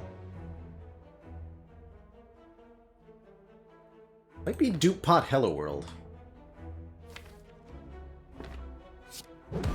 Or Dupe Pot Cold Snap's also reasonable here. I feel like I should use this duplication potion, if that's not clear. Question is on what? I go with Cold Snap. It's here right now. It gives us realistically 6 block during this combat. I didn't draw Hello World on any of these turns. Oh dear.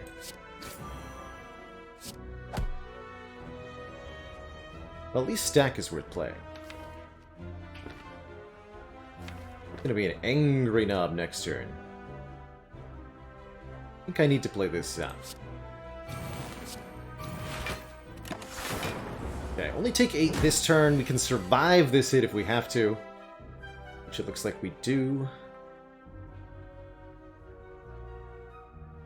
Right, this is... 20... Yeah, not enough, obviously. So we'll play this and rebound 1 strike. Don't think I need to use the energy. Well, that hurts. But it's not that bad. We're fighting Hexaghosts, so the hit points aren't too much of a concern. And if we get a good relic from this, then everything's going to be good.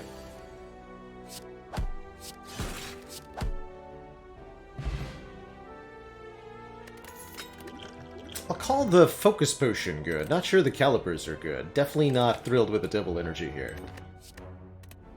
No thanks. Uh-oh. No, we got block, and more importantly, we got Hello World.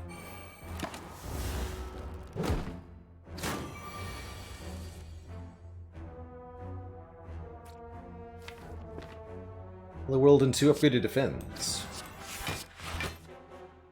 And help, please. Let's take the random damage over the targeted less damage. Okay. Down Cold Snap is good. We need to get this Acid Slime off the field here. Where it KOs me. So I'm gonna go... Rebound, Cold Snap. Putting both Rebound and Cold Snap on top of the deck. How's that for a play?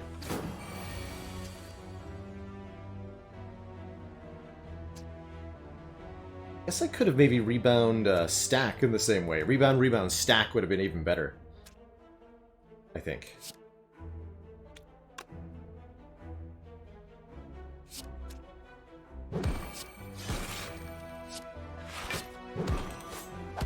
Either way, it gets us out of the fight intact. I'll take it. It's forever Cold Snaps. Every turn.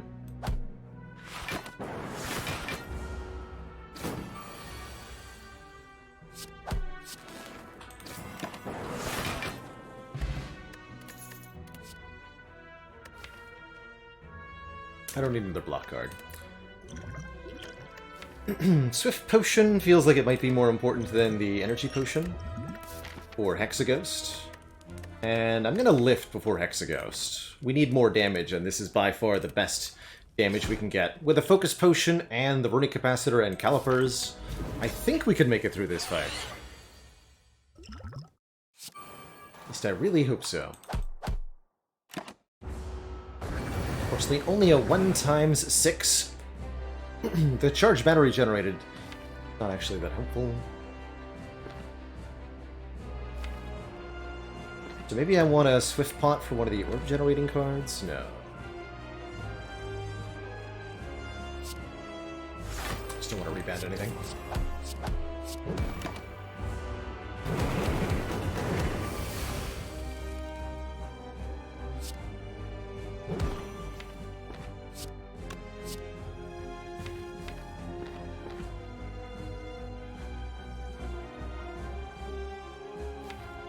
Shuffling without zap. Yeah, I can't do that.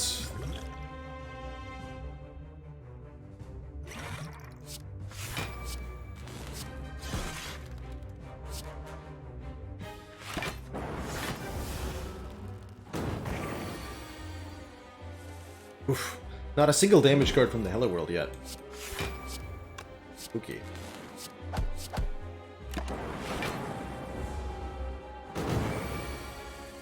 I guess I just lean into the Calipers?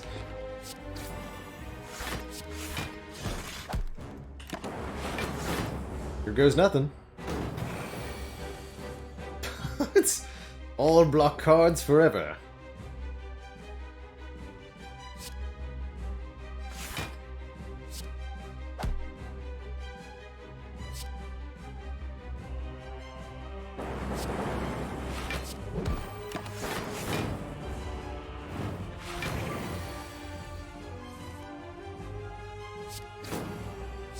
I think it's working.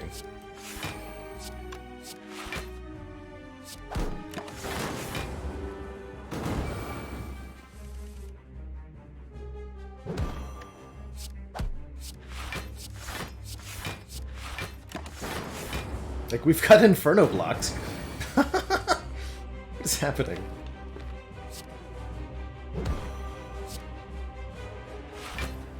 Rebound the stack.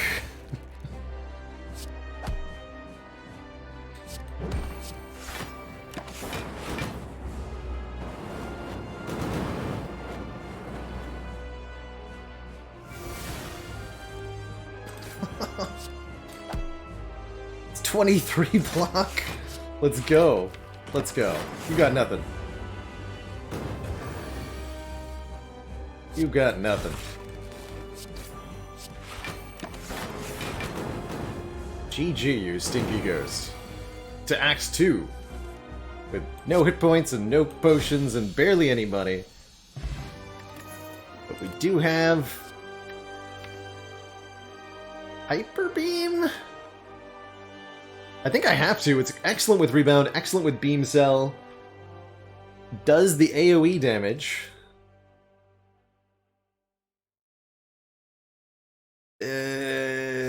Okay.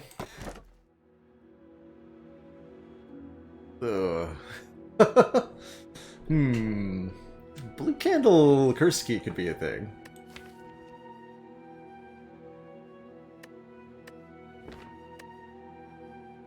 If I hadn't just used both my potions, I might be more interested in Sacred Bark. What, the Slaver's Collar? For energy during elites only. Really don't want to flood this deck with curses, especially not with the Guria. Alright, I'll take the color then. I'll take the color and we're just gonna hope, I guess. So, what's the current strat? Lift a bunch of times? Cannot do that. This act. It's just not set up for that. So, I guess we'll go to this elite through the store? We'd like more orb gen, we'd like focus of some kind. We would like a way to not get obliterated by the parasite on turn 1.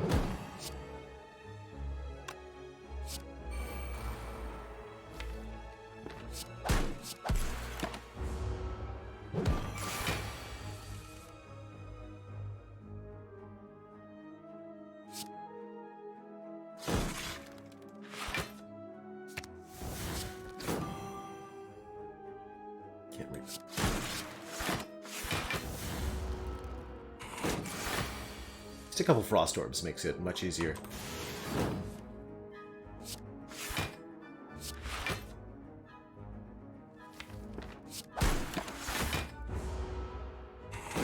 Stripping the plated armor where I can. Barrage, here we go.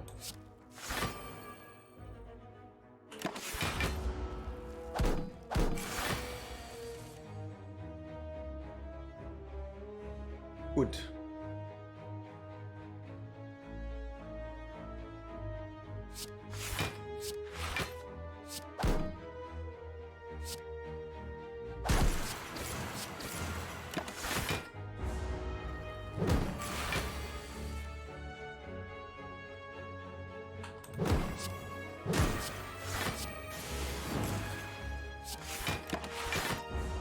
I've actually killed if I'd done that with strike instead. Really do the math there. Ugh. Say no to an unupgraded steam barrier. This is at least a pretty easy fight for us, especially with Rebound, Cold Snap, our old friend. You really wish we'd upgraded this Cold Snap with how many times we've rebounded it, right? Ow.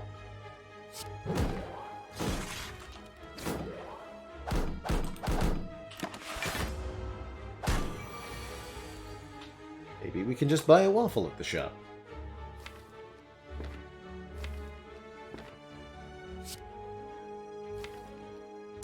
Dual cast is in the draw pile, okay.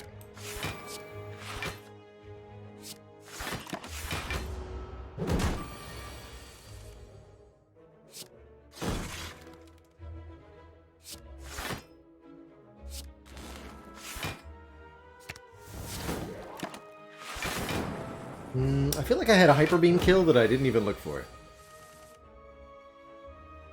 It was unwise of me, but looks like we're okay. Yeah, we are. Okay, Essence of Darkness is an insanely good potion with a Runic Capacitor. That might be able to get us through an Elite, and Static Discharge might also be able to get us through an Elite, giving us a Lightning Orb anytime we take attack damage. There is a rainbow here, as well as a defragment to go with. Boat thingy is astoundingly good too, but I don't think you can tell me to not take this rainbow right now. I could buy Rainbow Compile Driver even too, which is nice. But yeah, I think we have to take both of these. We'll rest at the fire, and I'm willing to use this Essence of Darkness to get through the Elite, although note that we'll have 5 energies, so maybe it won't be that bad. But what about Magnetism? In a Frost deck? We're not a Frost deck, we have 1 Cold Snap. No, we'd love to be a Frost deck, but we are not. We are not. Can only get 2 or 3 Frost Orbs. Oh! Oh! Duplicate the rainbow? Double rainbow? What does it mean?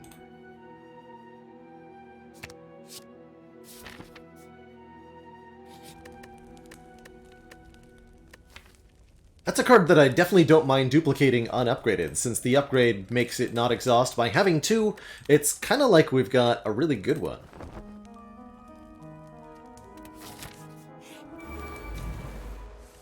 And we'll more reliably draw it on the early turns.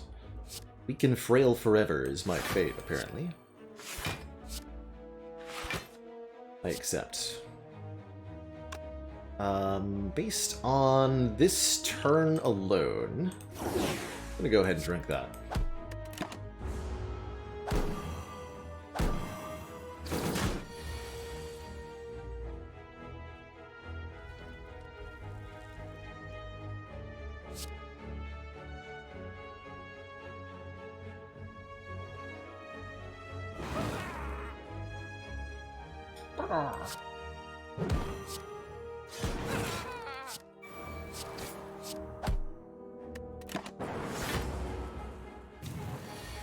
Okay, thankfully. Not attacking me. Good.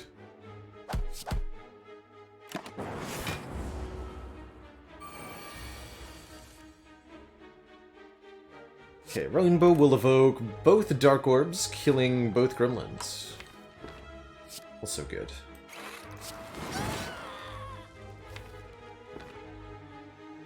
I'm not going to rebound this defend. Maybe I should have. Yeah.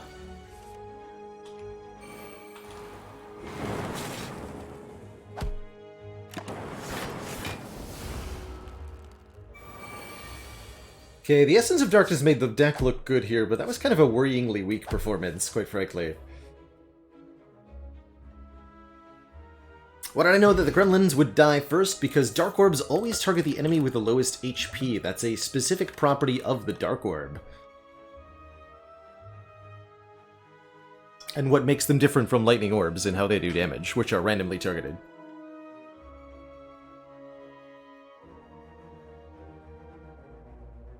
Really happy with this upgrade potion. That upgrading Hyper Beam could defeat the Slavers for us. Not going to take a Recursion. Although this deck, more than most, actually does like the Recursion now that we have 2 Rainbows.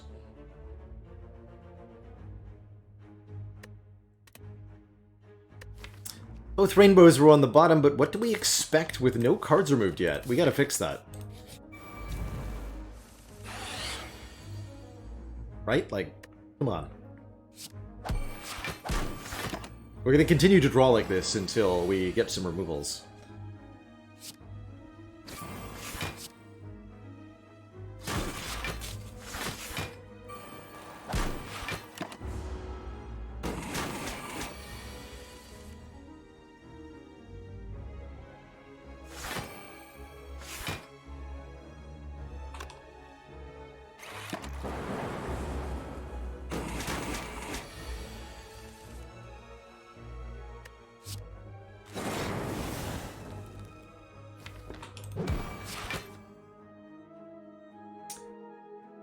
These will each do 1 damage. Yeah, that's a kill. Next turn, rather.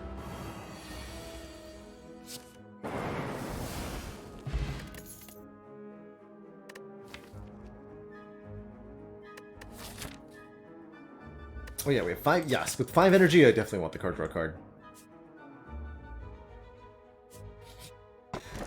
Gremlin Horn is amazing, giving us a card to draw and an energy gain whenever an enemy dies. We could be fighting Book of Stabbing. I don't think I'm going to take another Elite here. I'm going to go this way. Scheme. Okay, finally get some orbs down early in a fight. Scheme.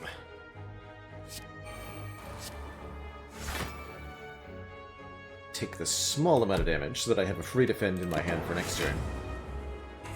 And I get a Lightning Orb. Bonus.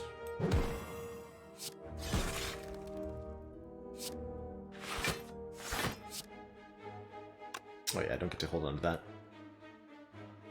Fair enough.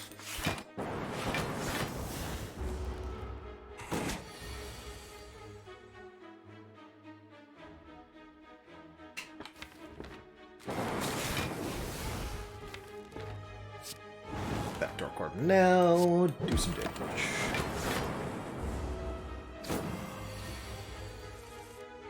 Okay, a much better performance for the deck than previous combats. Got another potion? Okay, and a hologram, which I will happily take. Although, boy, is this deck neck deep in upgrade debt. Maybe this is the kind of deck that ends up upgrading all in Act 3. I am going to start with a defrag upgrade. I think more than anything, that's important. And I'll take the 1 event. It was just a combat anyway. Alright. Well, fair enough. Lousy-ish turn 1s continue. This would be a really good turn... hand in Act 1. Not so much now.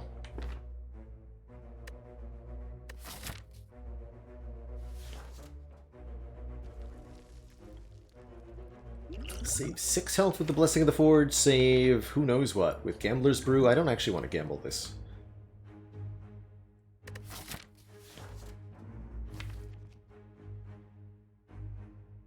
Get some really important stuff at a really key moment of a combat, or I can just save hit points. I'll save the hit points here.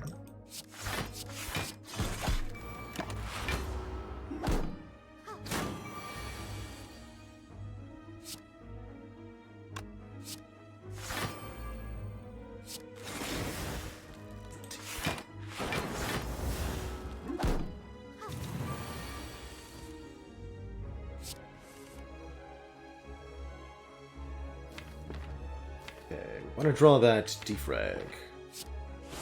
Basically immediately here. But hologram skim to try to guarantee it. Or we can just get more orbs in play.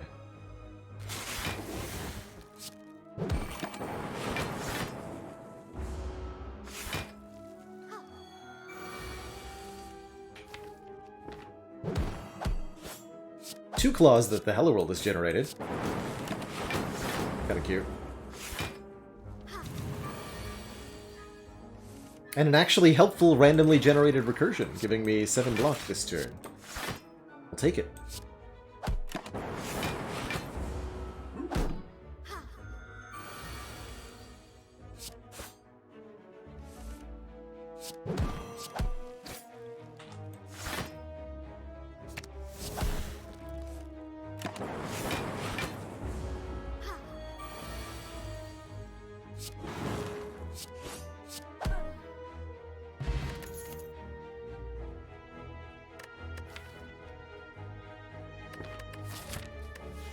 I'm gonna dislike this later when we take an upgrade all. But right now it seems like a pretty good addition.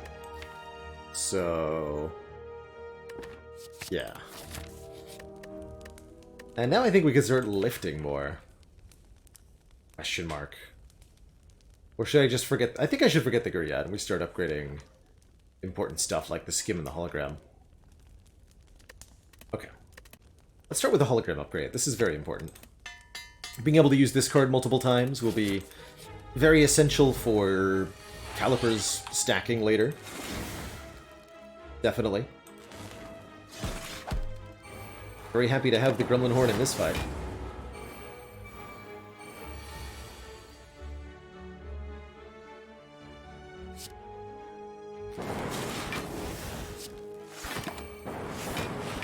Orb in front.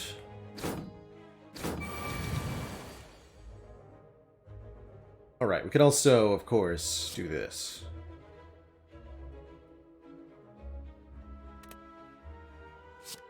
Make it fancy.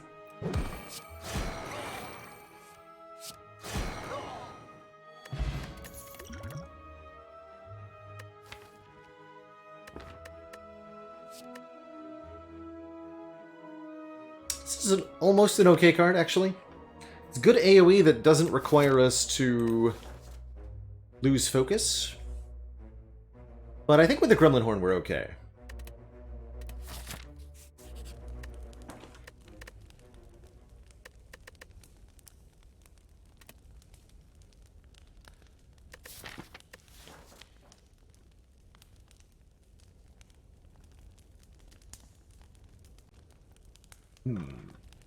Skim upgrade.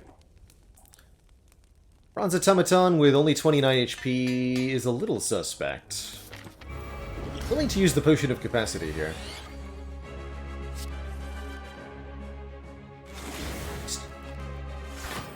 Early Act 1 hand again.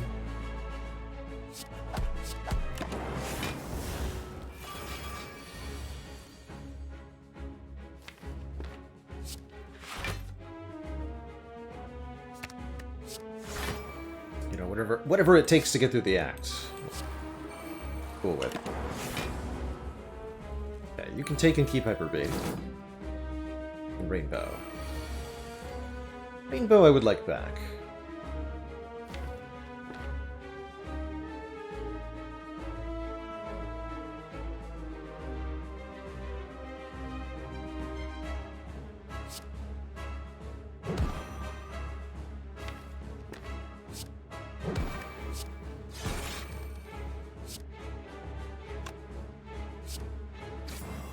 Some block here.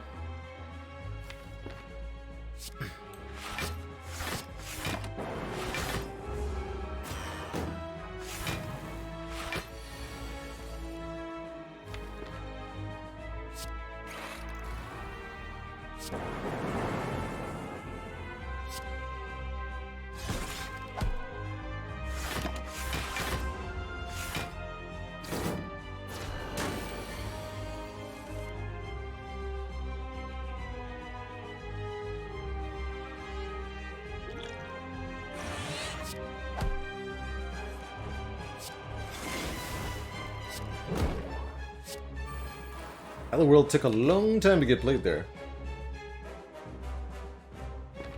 Or dual cast the Frost Orb, or do I want to dual cast this Dark Orb? I want this Dark Orb to be in front so I can kill the orb.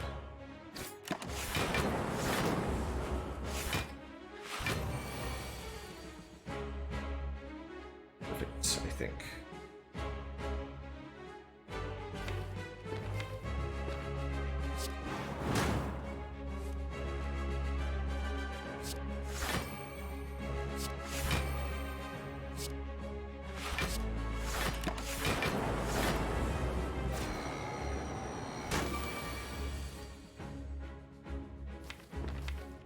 Right, we appear to be in it. To win it. Whatever exactly it is. Am I rebounding here? Beam Cell? Do we try to get through the artifact stacks, or do we just try to play... Block? Oh, no. What I should be doing is stacking a bunch. That's what I should be doing this turn. Hologram the stack. Rebound the stack. Could even draw the stack again immediately, but it'll be better if I just play all the other cards first. Just win. It's that easy.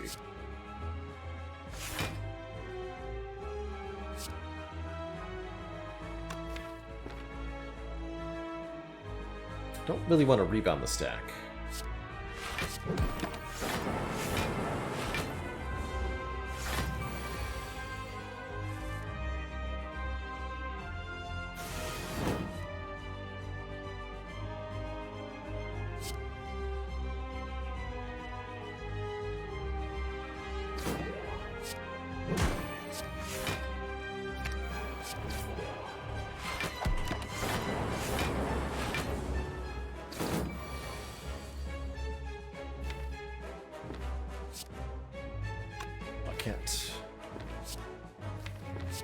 Rebound the Cold Snap, I guess.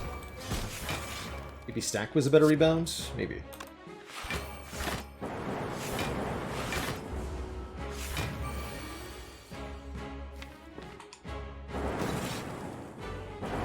Slowly working this Dark Orb towards the front. Dual cast coming up next turn will get the kill for us.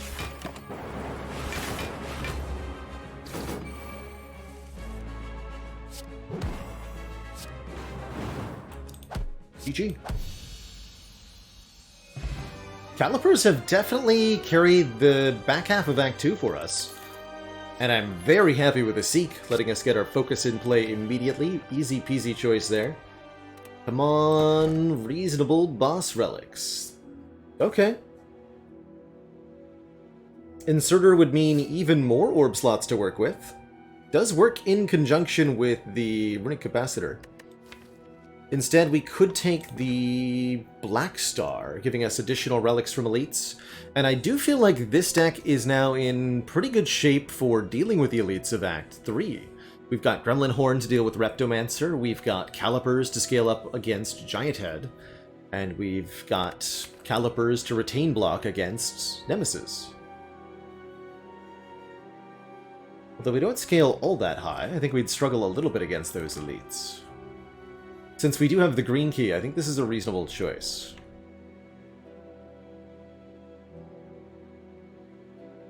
And the Slaver's Color does encourage us to head in that direction, too. Yeah, I'm going to take this Black Star. I think between 3 and 5 additional relics might really give us a boost, especially if we can, say, find Data Disk. Unfortunately, only 2 elites. I think that means that we should have taken the Inserter, but we'll see what we get. Certainly we're going to start over here. Actually, are we? Certainly? Oh yeah, I'd like to hit a bunch of rest sites too. Maybe some points of strength with Guria. A barrage could be pretty good. Do I take events more preferentially? I think so, in Act 3. And this deck would take an upgrade all? It would. It would.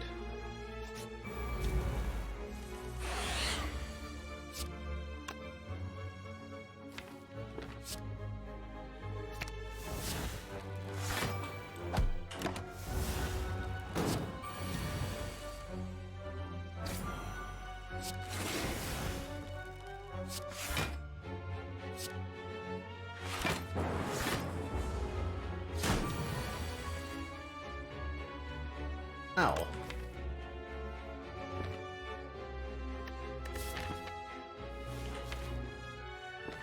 Hmm.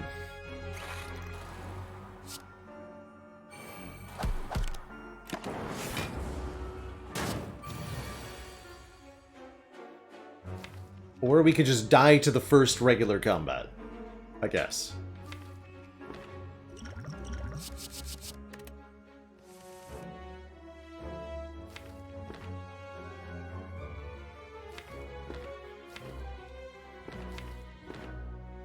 Dex.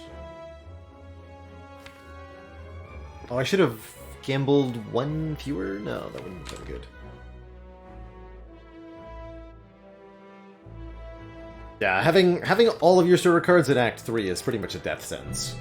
For precisely this reason. You can't afford to take an extra turn in these combats. We are pretty hosed here.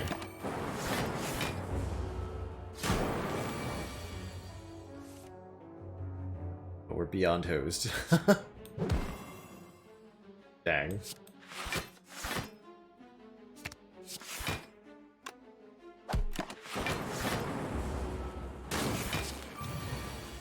Right, so much for an upgrade all. Being a thing I would ever take. Compile River is excellent though. Great card draw and upgraded for free. There's the upgrade all opportunity. I can no longer take it. Dang. I really wanted it too. Oh well.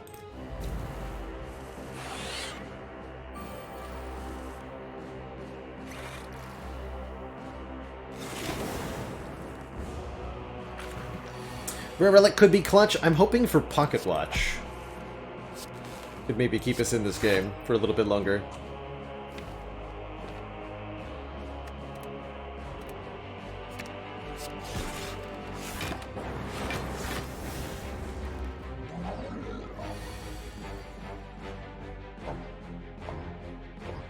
Bum.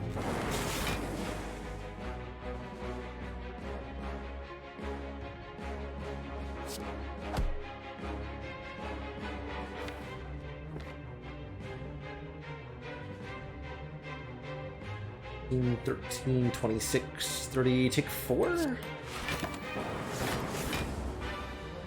Not happy with that, but I will do it.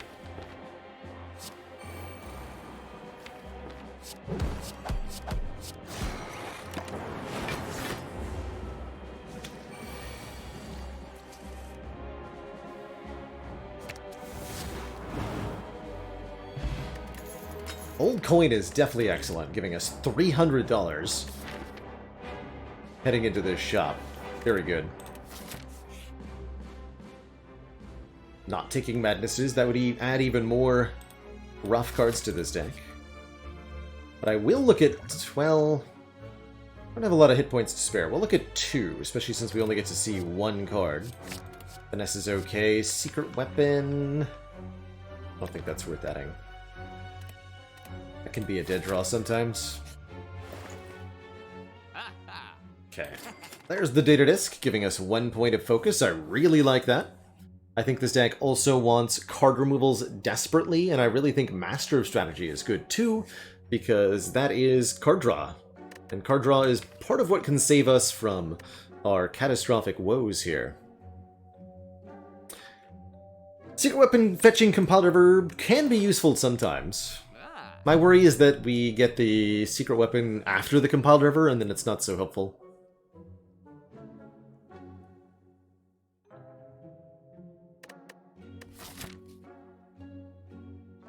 Took a Black Star? It's okay, we can actually heal here and then fight this elite. So I should definitely take a potion then. Definitely going to take Master of Strategy. I'm definitely going to remove a strike. Don't think we need Electro with the Gremlin Horn, although Spire Spear and Spire Shield are definitely going to make me regret saying that. No, we definitely needed it for them. And for Donu Deka, too. Maybe we'll get good relics? Question mark? Here's hoping.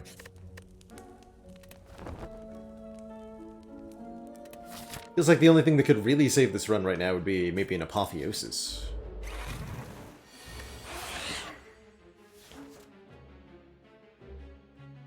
I'm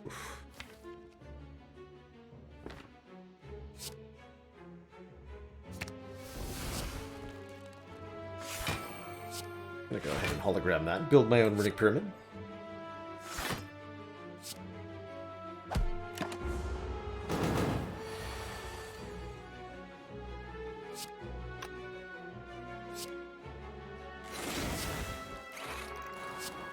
A little bit here.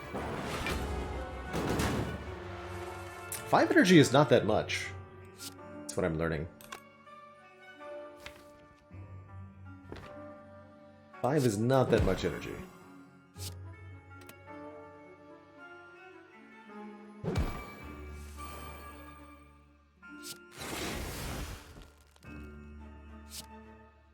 It's down.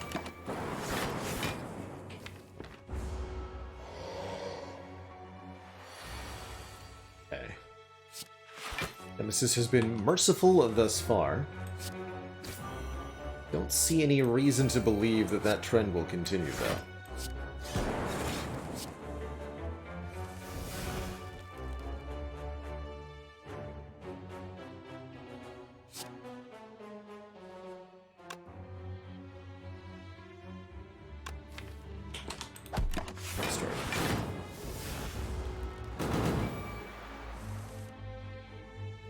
Mercy continues.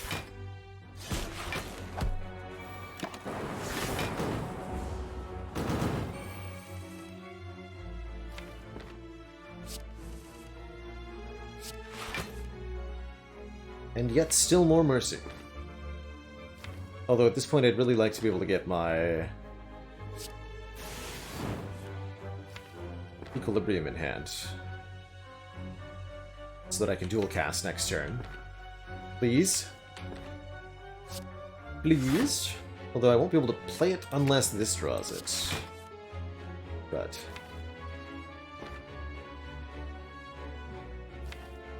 oh, I can't even get it anymore.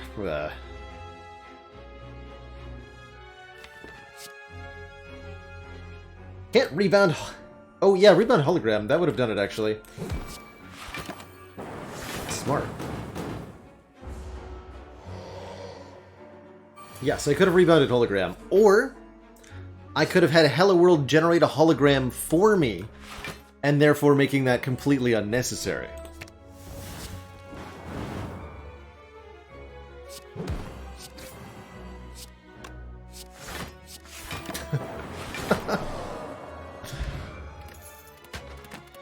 Okay, the ornamental fan is nice.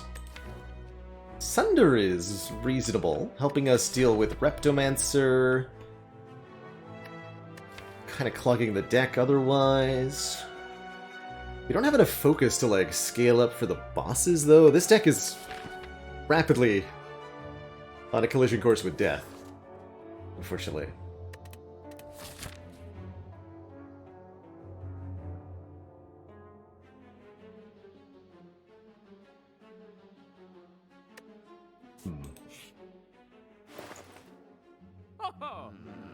No.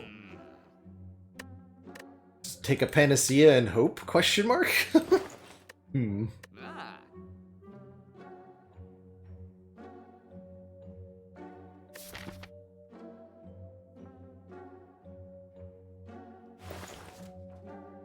Could buy an Essence of Darkness to try to get past one combat with.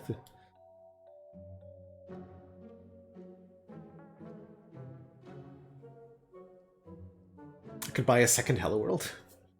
Well, then it is reasonable. Need more focus, though. I'm going to save my money so that I can buy Consume or Defragment in this shop. I think is the choice.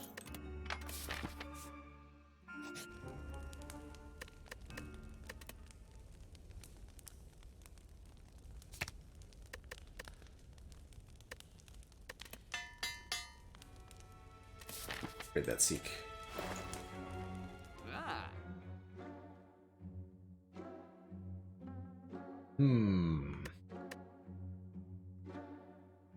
This is not any better.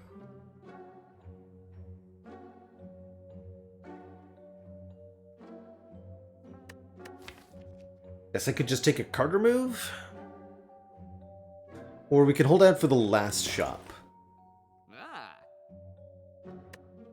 Could also buy the power potion, which I think could potentially be an answer.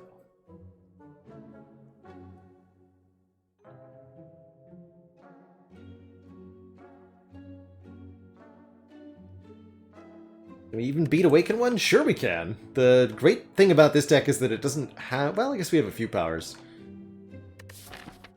But yeah, we can beat Awaken One. Can we beat Time Eater? I'm less certain. But the Calipers will make the Awaken One, no problem. I don't think I can go into Time Eater without removing a strike, though.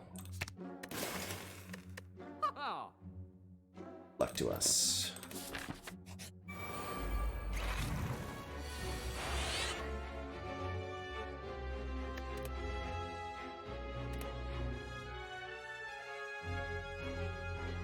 Double spikers, huh?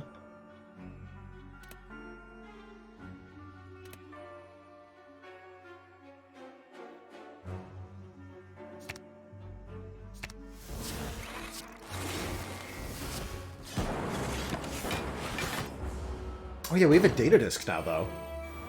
That helps a lot.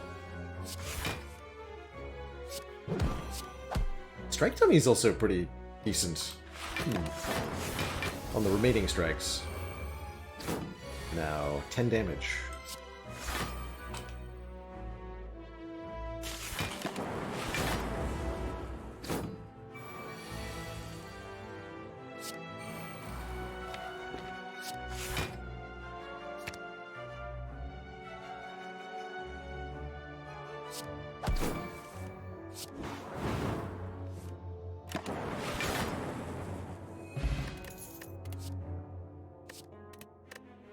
Strength potion's gotta be worse than the current potions. Let's see. We can lift. We can upgrade static discharge. I think upgrading static discharge is pretty important, actually. Okay. We'll do that over taking the mystery event. Or resting, maybe, depending on how this goes. Okay. Recto is here. Gremlin Horn says... Let's play.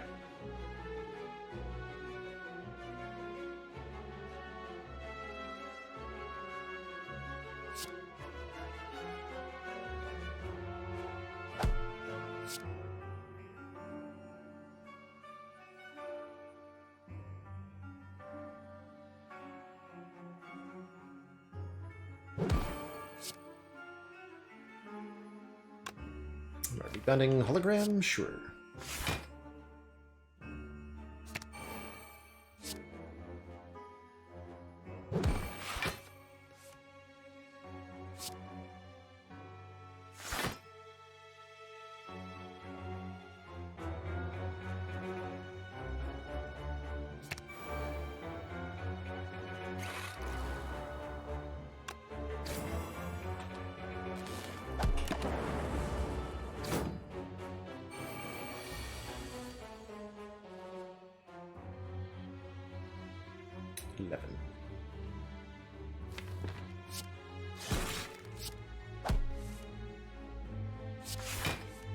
Okay, we'll be very much reliant on the Gremlin Horn here. I have more attacks in the draw pile. Probably should have prioritized killing this one. Quite confident we'd get one more attack to deal with it. Respect, I'm not that certain about that. Do I YOLO the dual cast? I think so.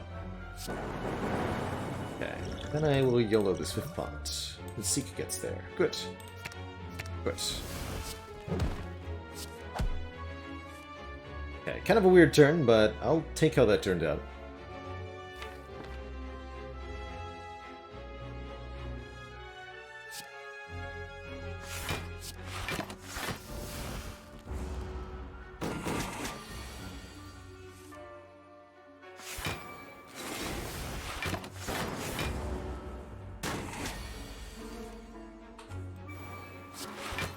Our turn to Calipers. As best we can, anyhow.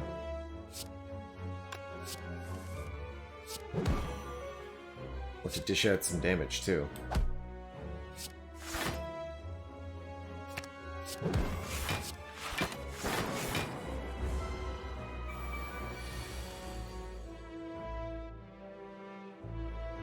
Well, that's not bueno.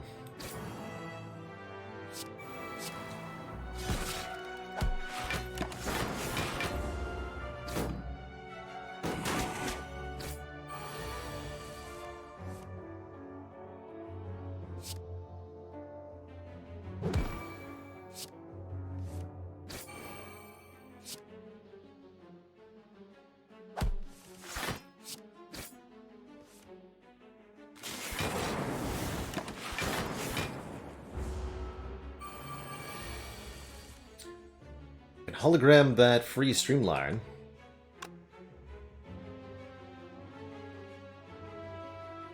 Can also do things like rebound this dual cast or hologram this dual cast. It's been a very challenging run. I've been quite enjoying it. Very much so.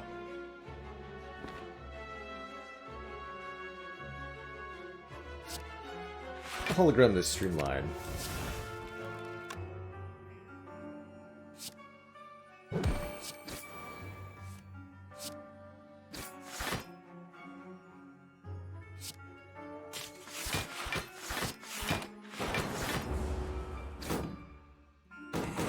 A Crab Lord, thank you so much for the 7 months. Greetings, friendo. To you too.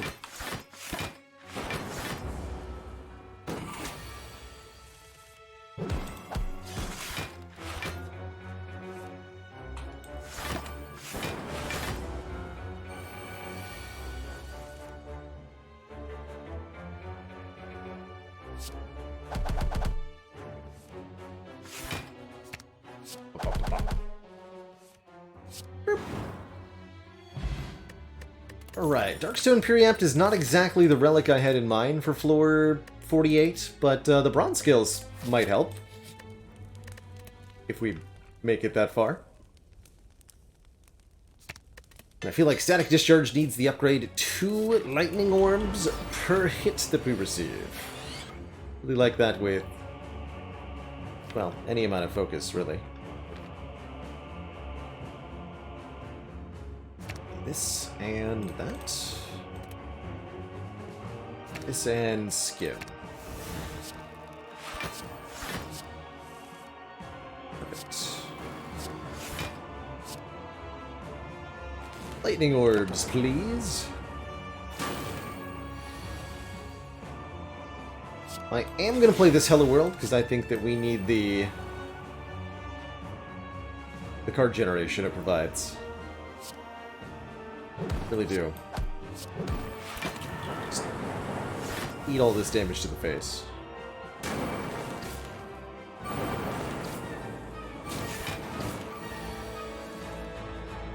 Then we'll die. Easy peasy lick.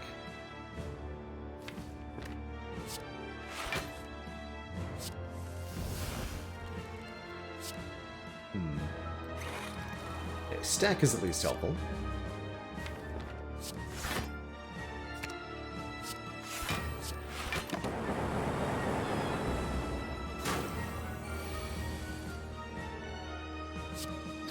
Please cease your assault, friend.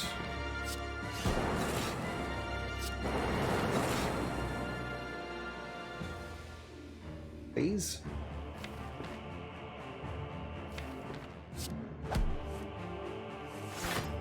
We're gonna be stuck at 1 card for next turn. Oh, but he'll be below half, so it's actually okay to be it. Just 1 card here. Right, half health is 240, we do plenty. Yeah, so I can play this defend. Actually saves us hit points this way.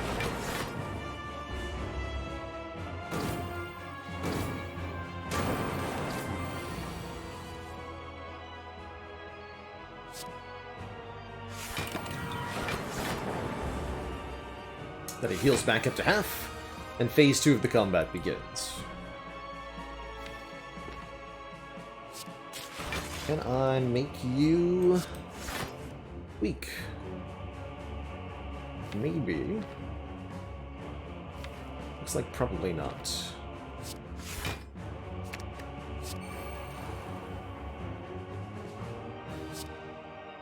Let's try to save what block we can for next turn. Which is 0. Zero block.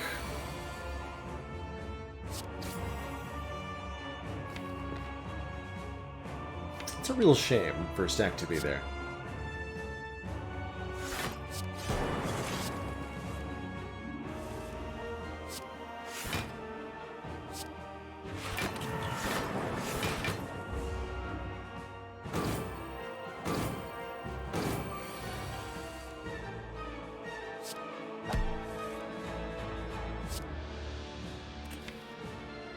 Stack is in the Discord pile.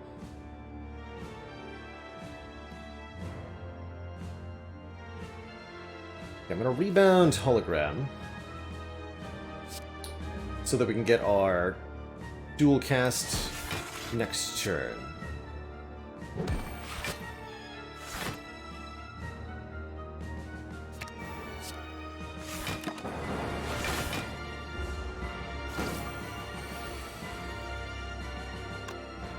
Even better, actually.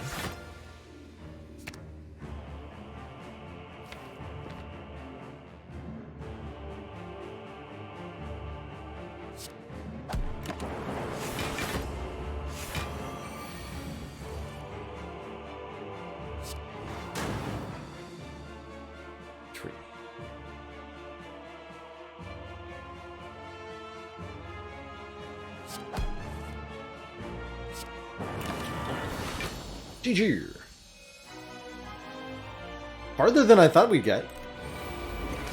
Let's see if we can beat these two. Hello World on turn 1 gives me some hope. As does Static Discharge on turn 1.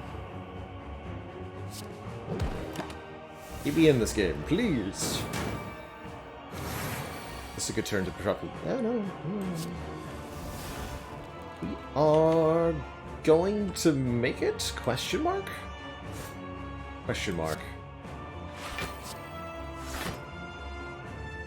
I can defend and hologram.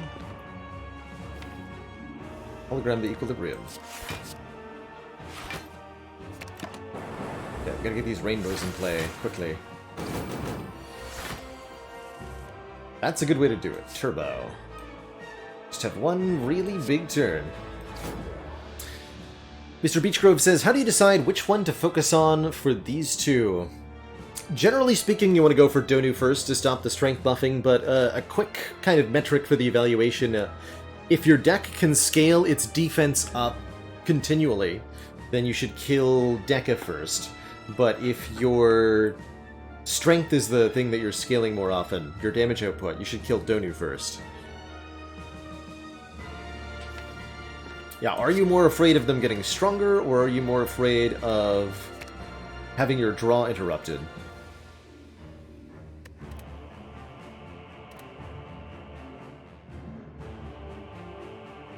I wanted to rebound stack, that's right. Do I? Yes.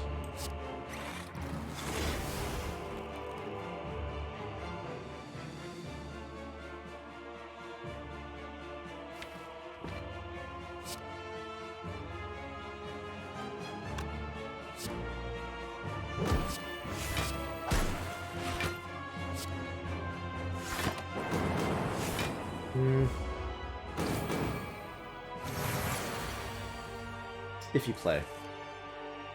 If you play. I'll go ahead and use this now. I need help.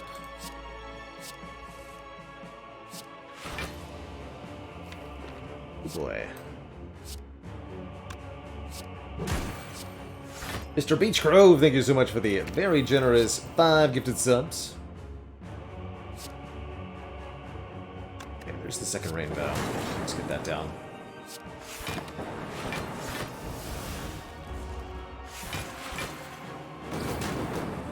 If we can't generate excess block, we'll just die. GG. It's about what I expected for this combat, so I'm not surprised to lose here.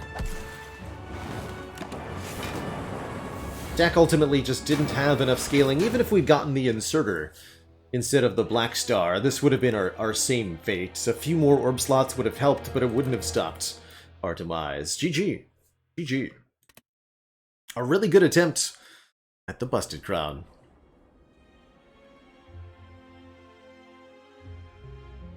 You could say that relic got the bust of me.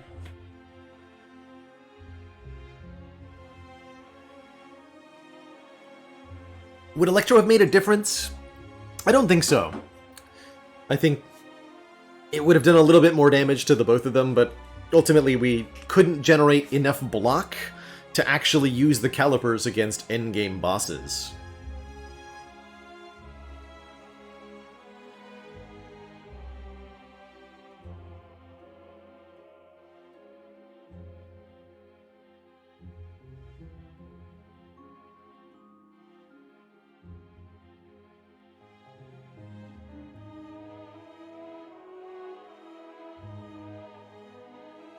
For my pure Ascension 20 play kilometers, I have found lately that my win rate tends to be in the 60 to 70% range, rotating. We're higher on Silent and Watcher and lower on Ironclad and Defect. But somewhere around there, 60 to 70% of my runs.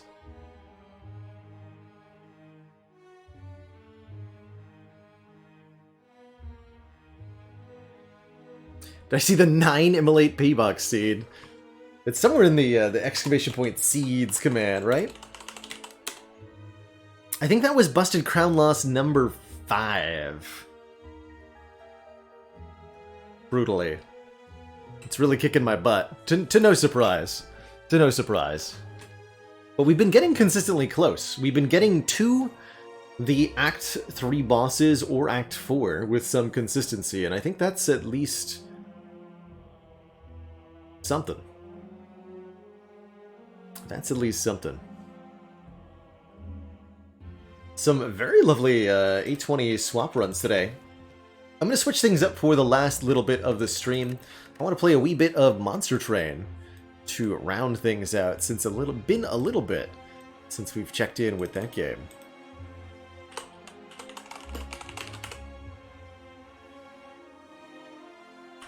Do a Covenant 25 random run. Since I mentioned we've got a host of new viewers. Actually, speaking of, before I lose all of you, if you're interested in more of the Spire content, we do have a YouTube with 4 edited videos per week hitting you on up. So if you're hungry for content, there's some for you.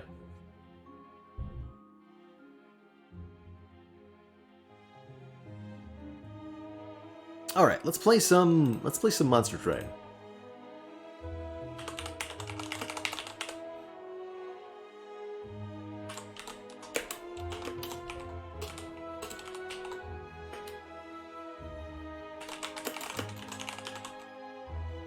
Update. Choo.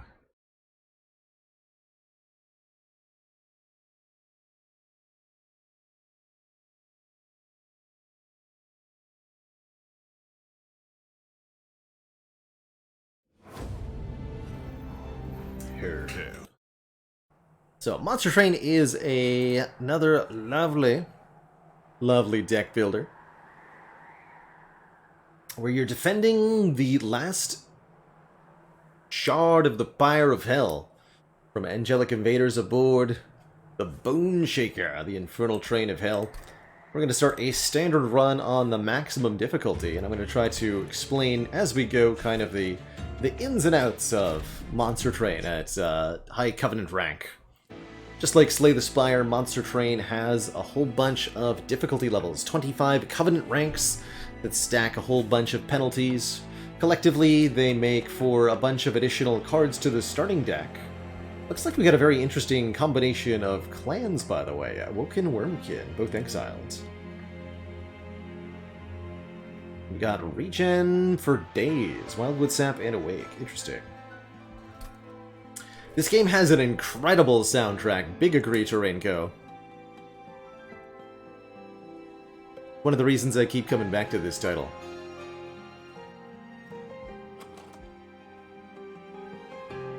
In each Monster Train run, you get 2 clans. There are 6 of them that each add cards to the card pool, and every run has 2 of them. Each clan has 2 heroes, and you'll have 1 hero for one of those 2 heroes for your run. Our hero for this run is Wildenton, who can become a sweeper, attacking an entire floor. They're also good at boosting other units on their floor with Quick.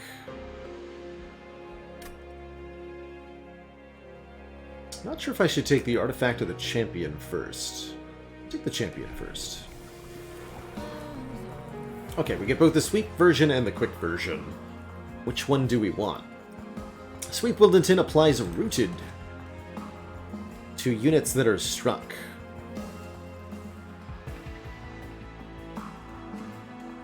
Making them stick around on the same floor for turn after turn.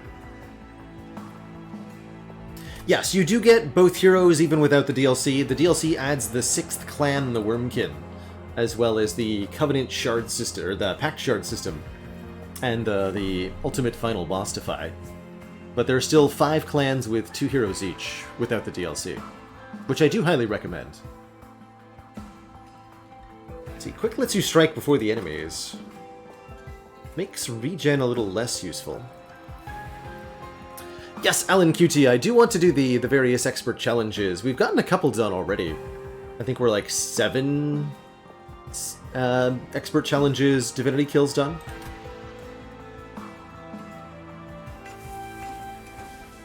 And the quick version also can gain multi-strike. Ooh, both of these are very good relics, I think. Conscription Notice says when you first summon your champion, gain a random unit card. That only takes 1 capacity, so it's a very good pairing with the Quick Wildenton. And minus 1 cost, +10/+10. Or Bog Slime will give us extra... Whenever we play a Consume card, we'll get an extra Charged Echo, which are kind of a currency for the Wormkin clan and their various spells. Both of these are extremely, extremely good.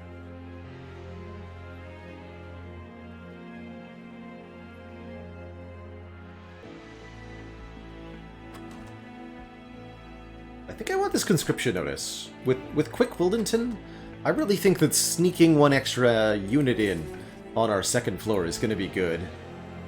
That's also going to make our early game a lot easier.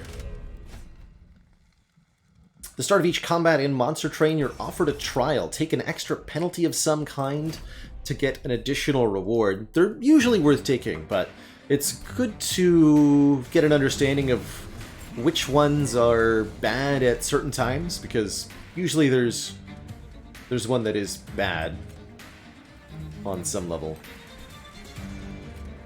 for a particular clan matchup. Ooh, sweet. Like, look at this. A 1 capacity sweeper with Quick. She's just gonna murder everything.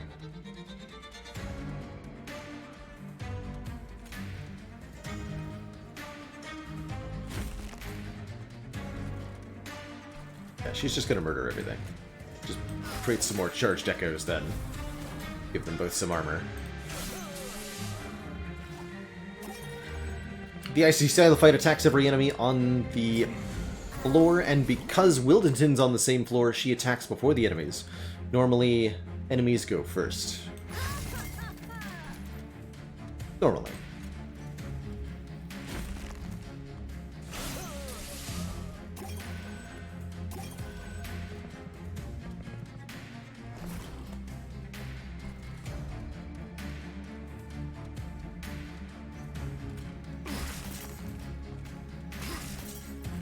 More echoes.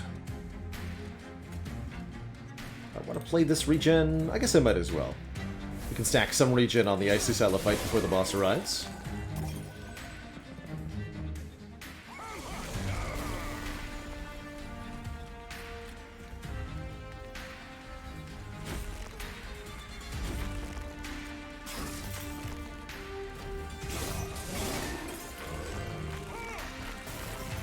This is working really well so far.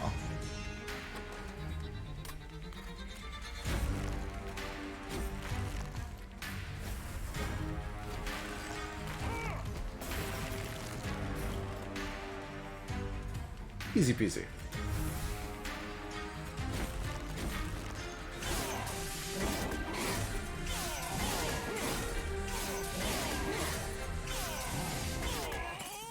Really like the sound Wildenton makes when he punches things with his crystal fists. Particularly satisfying bonk. Glimmer can be a good card for upgrade stacking on. Does a small amount of damage but spell and healing, but spell power will affect both of those numbers. Resto Dead is okay, but if you can't get the healing, it doesn't help.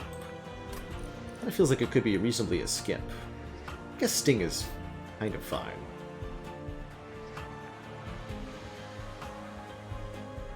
I'll grab one Sting.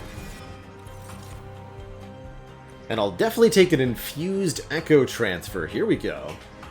Echo Transfer requires 2 charged echoes to be played and applies plus 15 damage. Great when you're dealing with quick. It's also infused, so it restores one of those echoes. We'll go Wormkin, Merchant of Steel. That becomes a really good thing for maybe holdover on. Actually, do I want Wormkin, Merchant of Steel? The conscription notice means we don't necessarily need to go Merchant of Steel immediately. Wait until after Telos.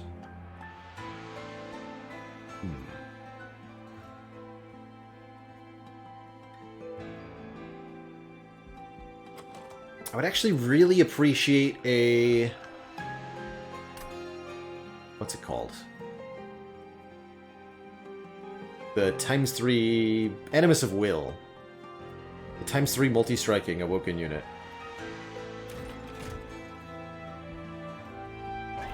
Let's see, do we have holdover? No, we have double stack.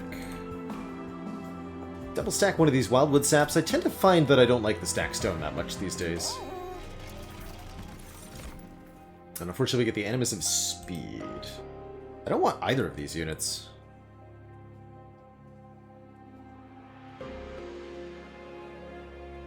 Actually, I guess I could put the Awokened Hollow and, like, put regen on it, but 1 Cultivate per turn is not good enough. I'm gonna skip these. I don't want either of those. Spell Chain. Spell Chain... Infused Echo Transfer. Now, there's an interesting idea. And Magic Power and Piercing is decent on Sting, maybe? I think I will put Spell Chain on the Echo Transfer. This would then be a good target for holdover. And especially if we can find a Carving Koriska this run. Spell Chain means that when we play the card, a second copy will be generated that costs 1 more.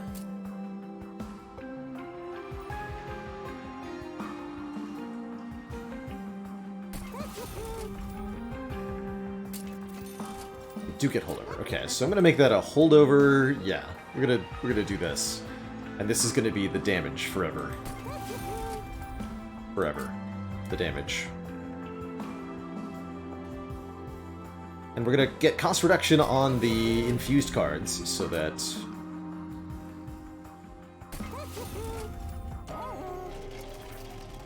Let's see...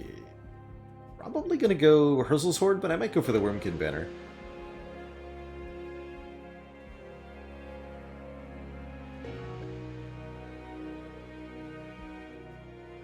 I'll avoid removing a card for now. And I will mess with Spike, because I got a regen.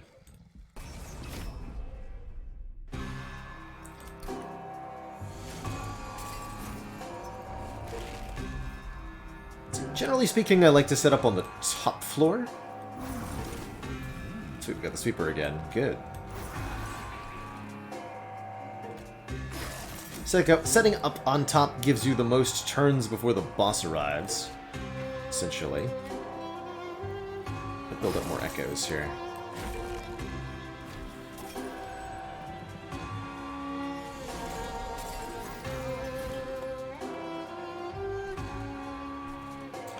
Figured you might pull that nonsense on me, Mr. Collector Man.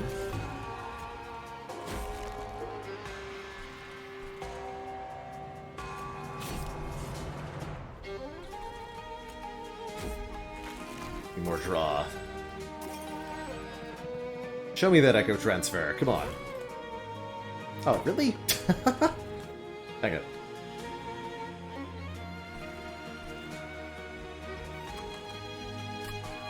Well, that's hand. Fine. We'll take a little bit of damage to our Pyre then, unfortunately.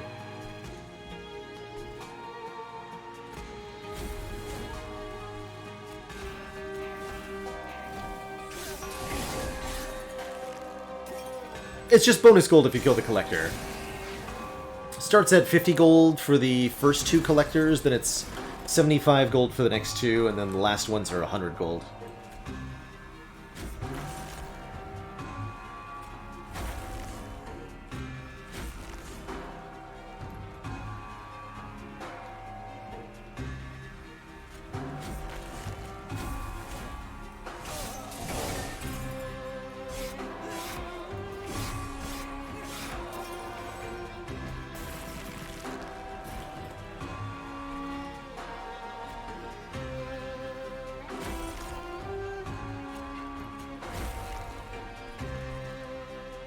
I might actually just want to give the multi-strike upgrades to Wildington.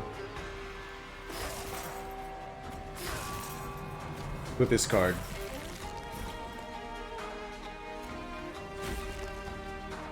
Look at that, 99 attack. Wow.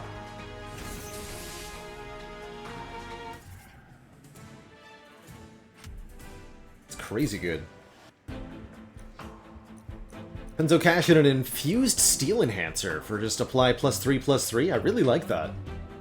Really, really like that. Especially with our multi-striking. And we need more easy charged echo generation. A Bogfly, interesting. This is a unit that would fit on the floor with Wildington and the conscription notice. It's not a priority unit, is the problem. Infused is not like upgraded, no. It's a separate status that a card can have, only if you're playing as the Worm Kid. Another Shelter's pretty good too. Actually quite like this Bugfly. I'll grab it.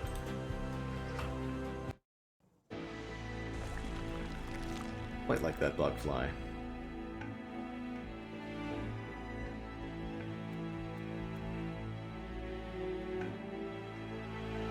I guess I'm looking for something to infuse into the Bugfly.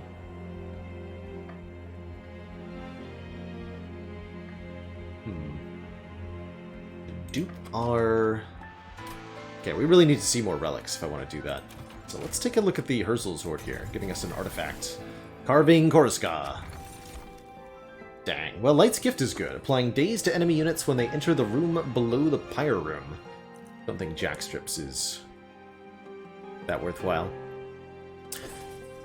Compared to Slay the Spire, Kasim, I'd say that this is a slightly easier game, but it's still very challenging at its highest difficulty. And some of the clan combinations in particular are especially brutal. I think the Divinity DLC has made the game easier overall. As well. Oh, Spike Driver colonies! Oh!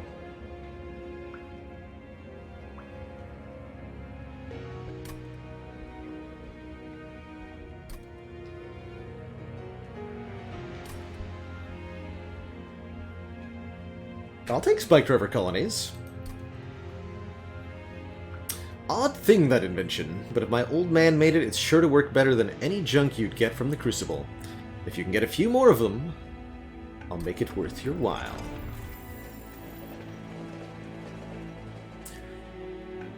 Worst clan combos... Hard to pick one particular one, but... I really find that both the Melting Remnant and the Umbra can really struggle in some combinations. Umbra and Awoken together, or Melting Remnant and Stygian Guard together can be a couple really, really tough clans.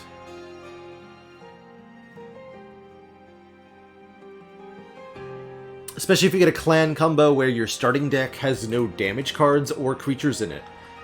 Like, if you get Morsels from Umbra plus Restores from Awoken, you can have a really bad time in the first couple of combats.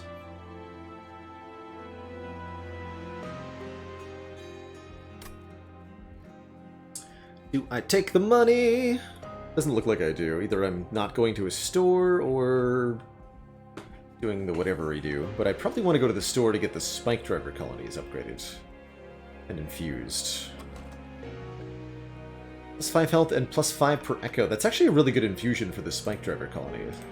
So I might do Bogfly into Spike Drivers and multiply the Spike Drivers.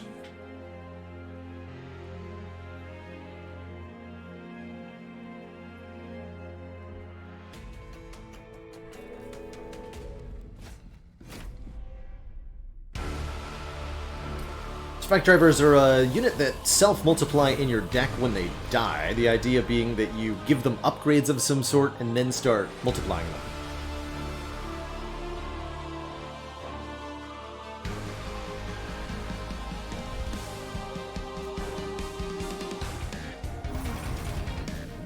Another sweeper, perfect. This is the push Telos. We'll build it in front here. Play these out.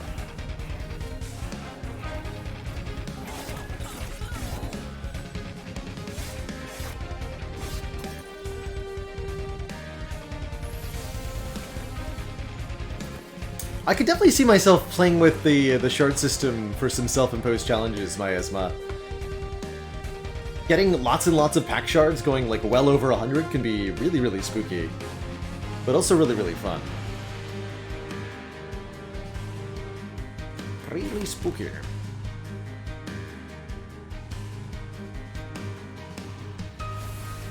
Okay, let's kill one of these archers. We have quick sweep, so let's just kill this one. Maybe I could have even just played the root seeds, knowing what we've got set up on the top floor here. Really doesn't seem like these stewards managed to do anything other than die. Hey, there's that echo transfer. Alright, let the murderizing begin.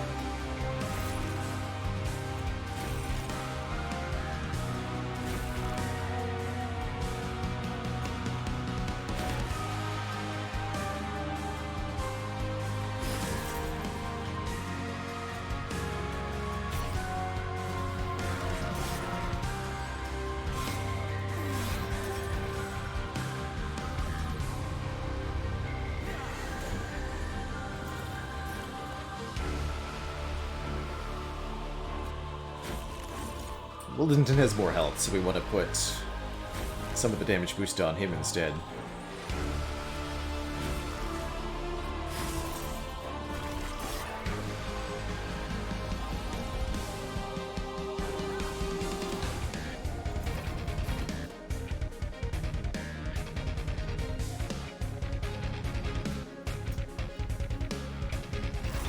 Get in there, Bogfly.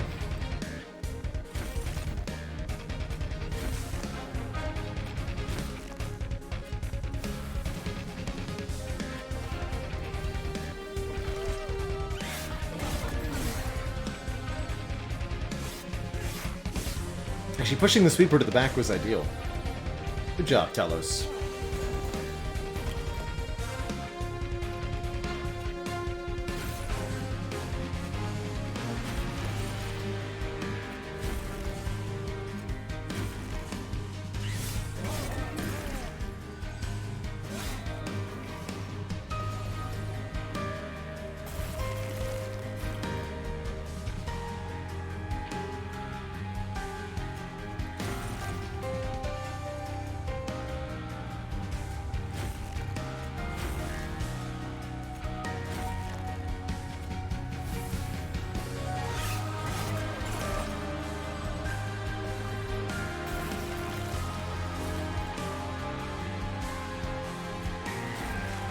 GG.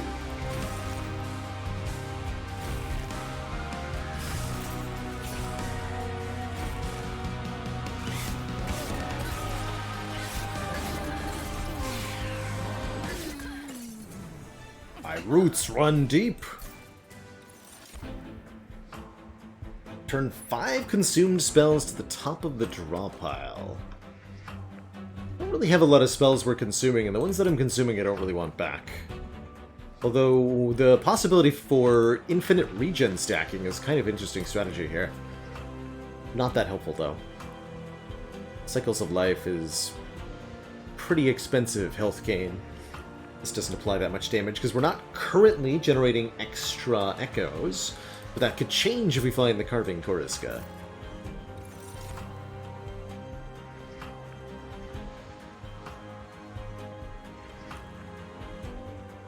Kinhost Vessel is an option. But I'm trying to do the Spike Drivers. Are either of these a better infusion for the Spike Driver? Reap on Spike Drivers could be interesting. We could also make the Spike Drivers have Quick with the Animus of Speed infusion. And put them on floors other than Wildenton's floor.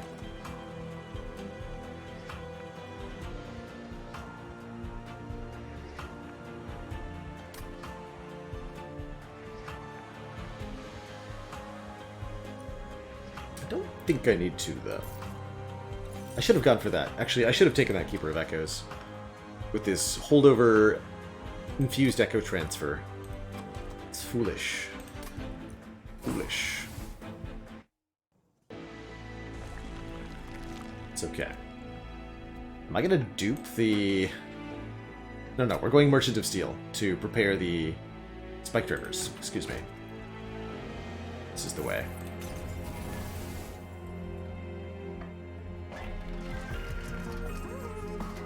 There's Quick again.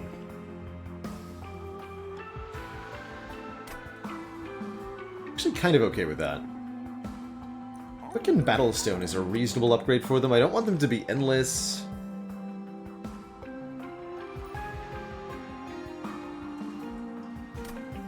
And I could afford some purges then? It's our champ upgrade. Oh, I know. They gain multi-strike on their own, though, so it's not as bad if we don't get a multi-strike upgrade for them. We do get offered the sweep version of Wildenton. For Quick Sweep. And I think I want Quick Sweep. With this Echo Transfer, this is too good. And that means we can definitely go all in on these Strike Drivers. Good. Okay. Yeah, let's just...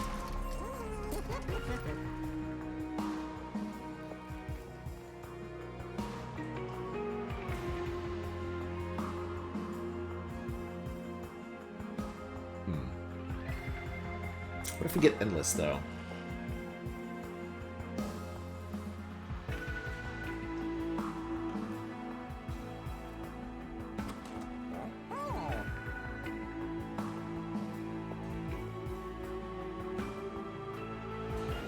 So the idea would be that we could have a floor of them below Wildenton?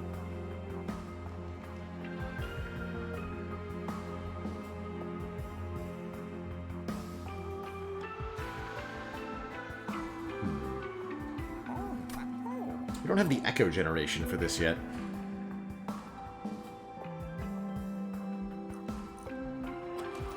They're gonna have a base of 1 HP.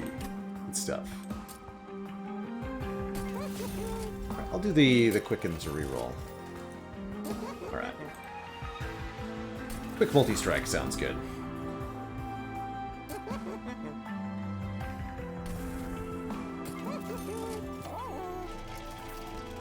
Maybe it was spikes.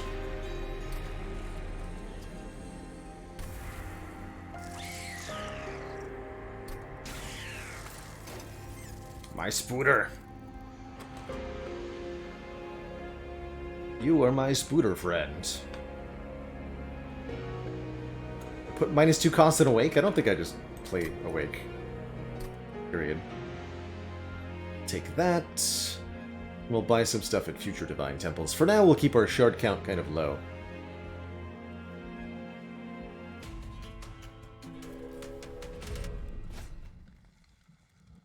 Okay, this guy's pretty mean, and so is Heaven Seal, but Heaven Seal is completely shut down by Root, so it's basically a free trial for us.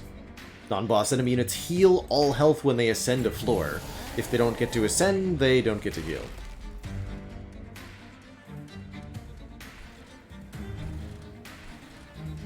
Going to set up on the bottom for this. Because the boss that we're up against gets stronger as he climbs floors. So he is rude.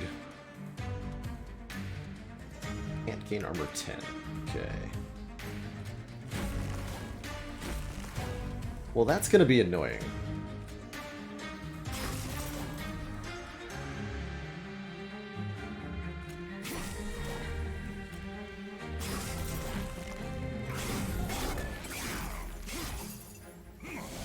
Because you're gonna be here a while, sir.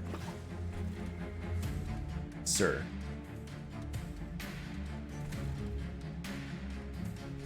Okay, Stewie takes the collector out for us. Fly 8 armor. Go with a yes.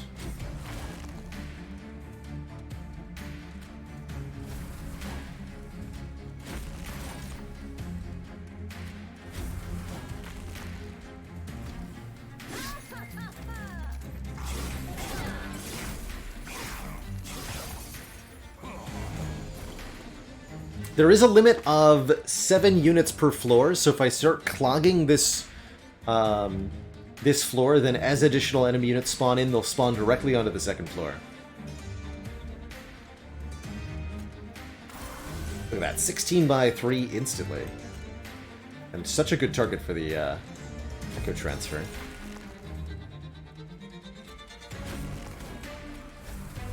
Ooh, I actually wanted it to die, though.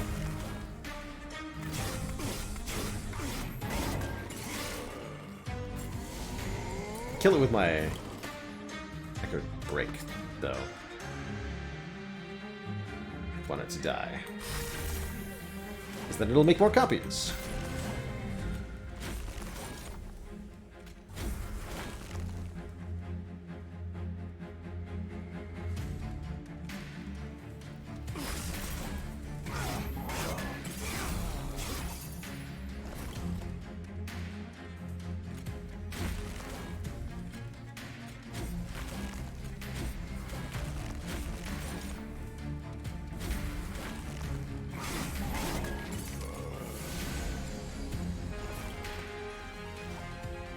Good.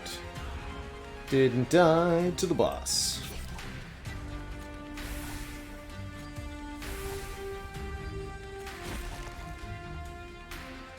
GG.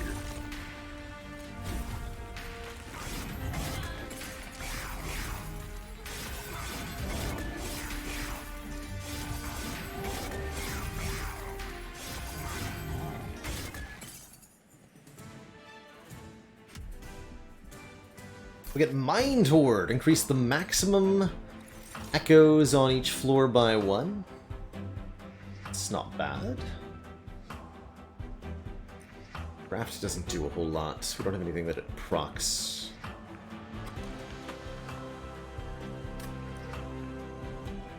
Swap health and damage. Not that useful for the what we're scaling with. We'll skip all these two. Avenge of the Damned can be a way to get some more echoes. Infuse Consume, return a consumed spell to the top of the draw pile. Return Shelter, return Wildwood Sap. It is a zero-cost infused card. There might be some others that we want. I'll pick it up.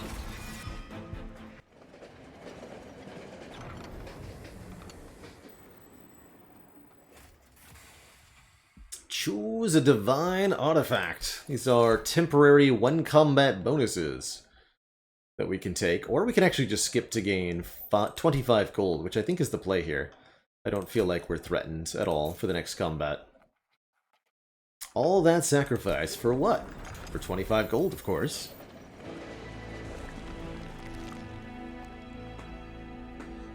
And I think it's high time we go for some card removes. Although looking at trinkets is ideal here. I just want Carving Koriska. Merchant of Magic lets me make more cheap root seeds. That's pretty good, actually. Okay, yeah. And of course, removing 2 is very good. Yeah, exactly. It's not like we can afford the trinkets, right?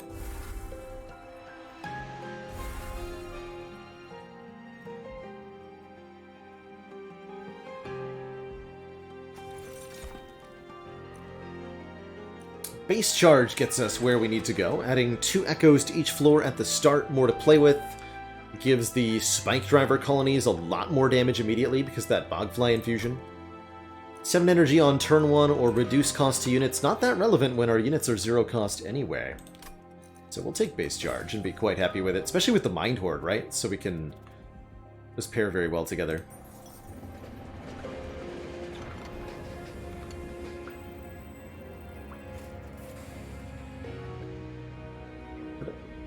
Rare draft pick from the Hellhorn, the Melting Remnant, or the Umbra. The Logbook.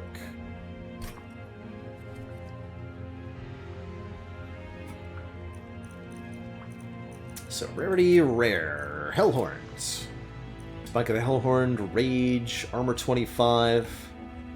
Double Rage. We won't be able to get creatures, just spells. One Horn's Tome. Reinforce or Last Stand are the big ones.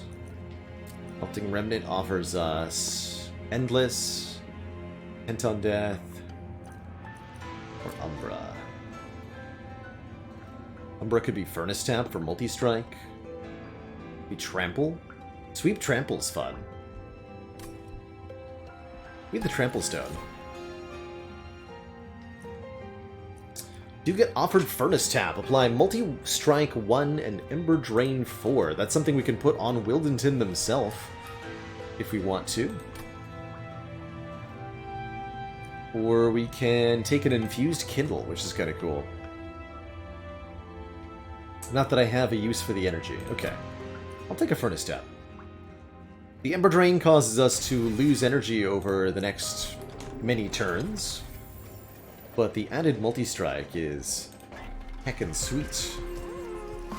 Can make it,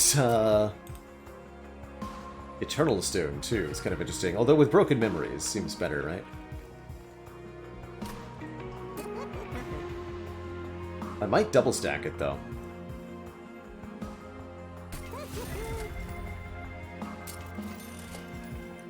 Hold over again. Could hold over the Steel Enhancer or one of these zero-cost root seeds, but I'm not compelled to.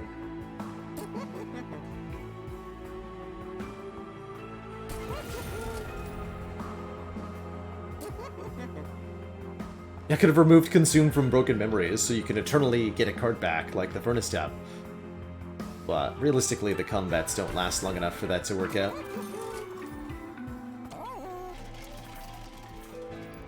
Okay, our goal in this combat is to get at least one more Spike Driver colony.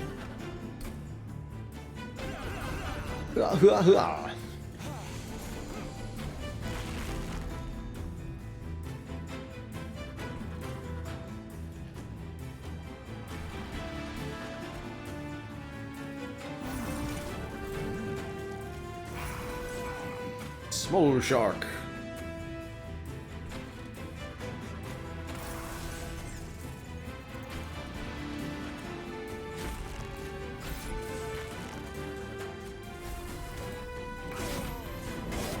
So we need 4 to get the upgrade on them and to make them all permanent into the deck.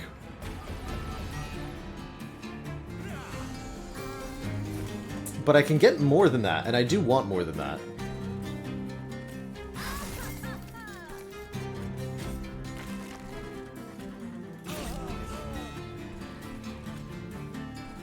The echoes here.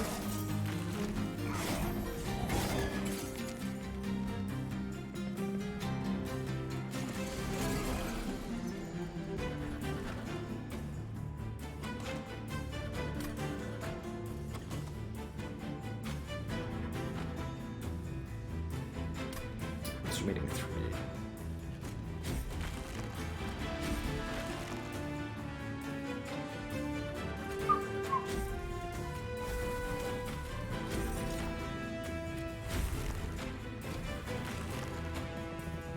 Drawing 9 cards per turn here.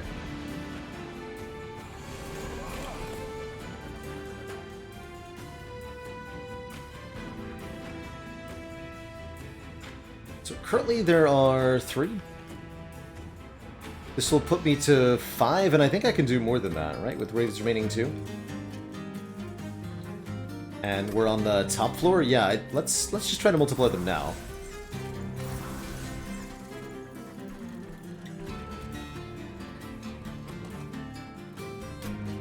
Can't get the Spike Driver colony back, right?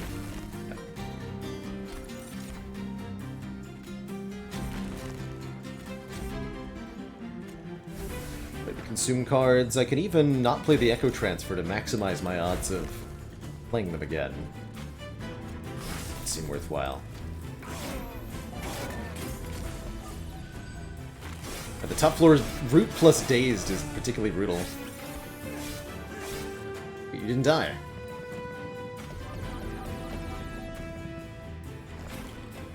Shoot, you were supposed to die. Crap. Wait, can I kill you? Can I kill you? My own cards? I can't! Shoot.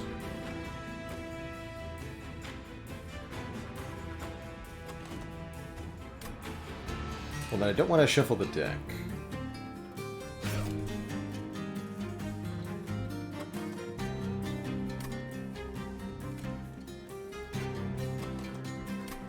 No, this way.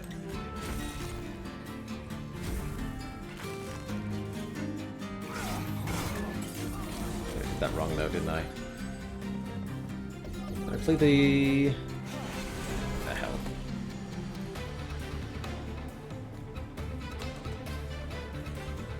Well, we'll get one more, I guess. It's fine.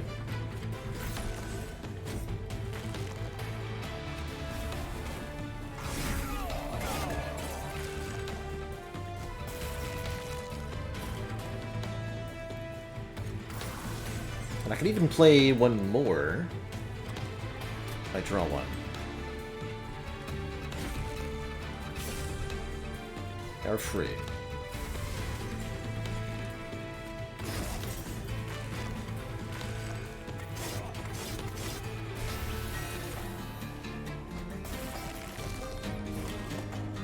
Yes! Got another one. Good. And it even dies. Beautiful.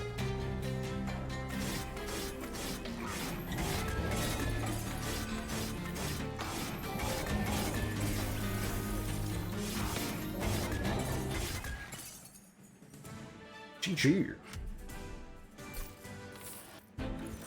So all that was imperative so that we can end the combat with not 4, but now 7 copies of this Spike Driver colony unit.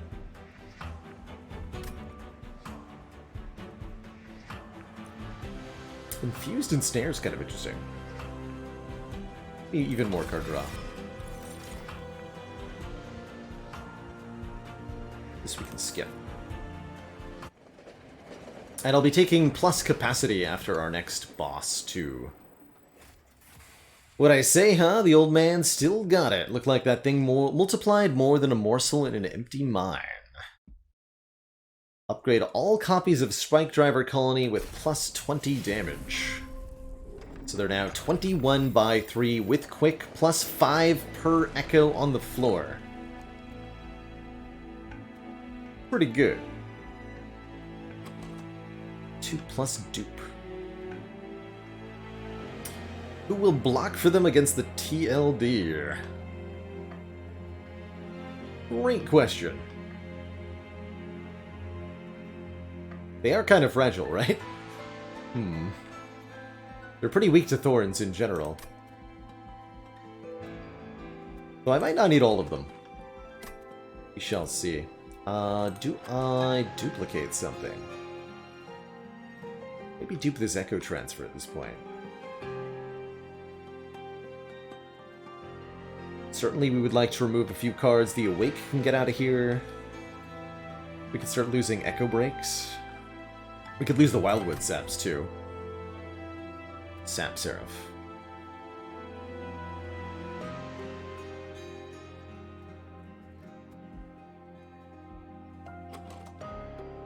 I have no use for more unit upgrades, so let's not go Merchant of Steel, as much as Concealed Cavern Persil's Horde is genuinely tempting.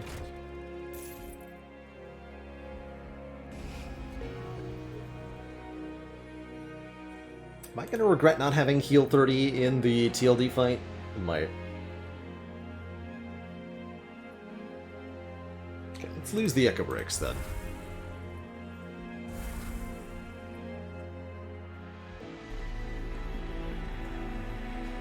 Spell Chain and Intrinsic.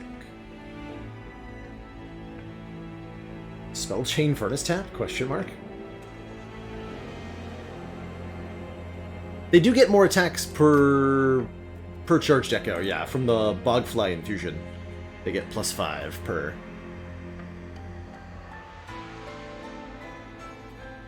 Spell Chain a Shelter, maybe? We do have to take some amount of shards. We get 2 more Divine Temples to get up to 100 shards. Continue to pass for now. But the dupe.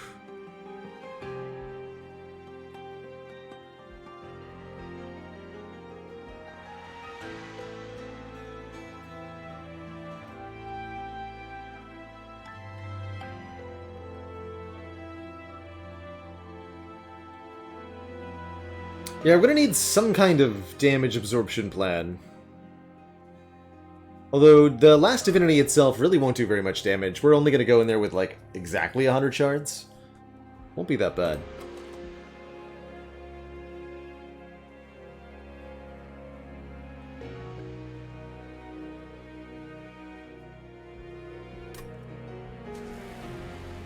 Duplicate this card.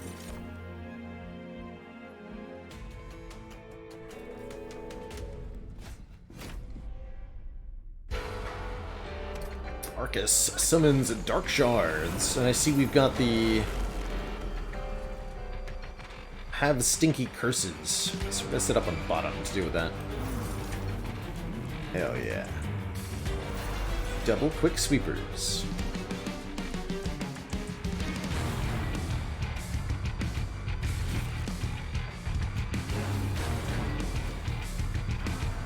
The Dark Shards that Arcus summons forbid you from doing a specific kind of action on that floor. In this case, penalizing us for units dying on the floor. Not a big problem.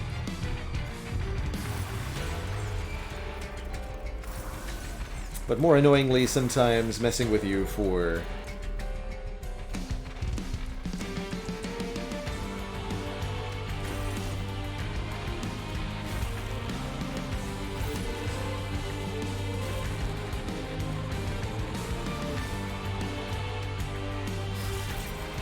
playing spells or units.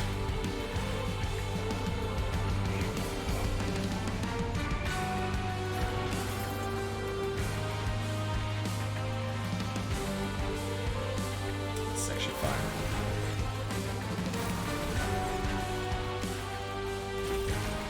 Let's make one really spicy spider.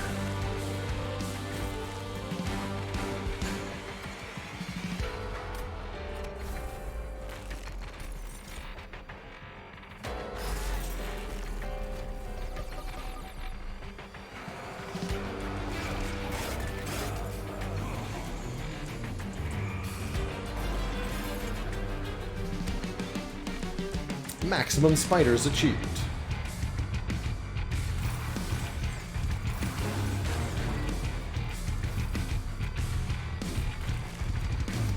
Warning, too many spiders.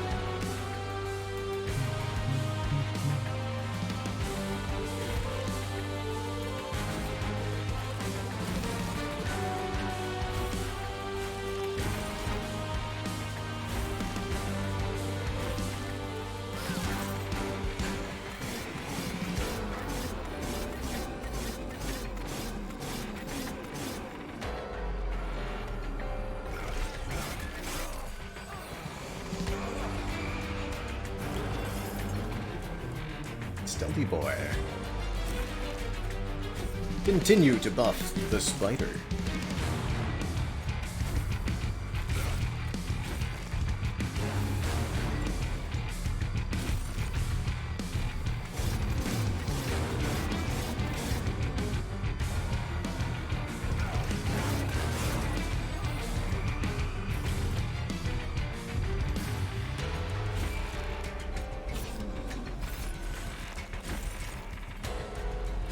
GG. 354 by 4.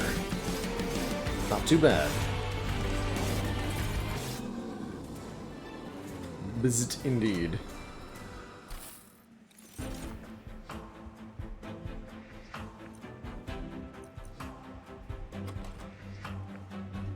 That seems breakable. Add a charged echo that cannot be removed, enabling us to play our extract cards as many times as we want. Full health restore could be okay too, although we don't have a lot of health to restore to. Take the plus capacity. Alright, we need to find a tanking solution. Magic? I'd love to get holdover actually on the Eternal Kinstone. But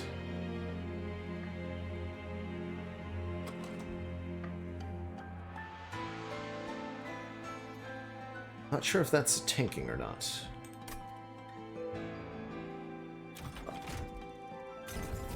Caverns could help me with that.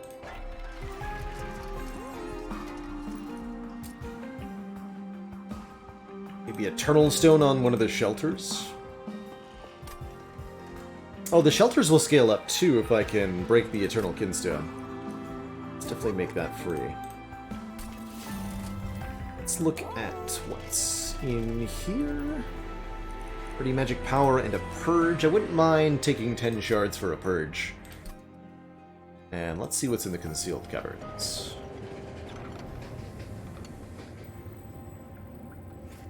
Another treasure.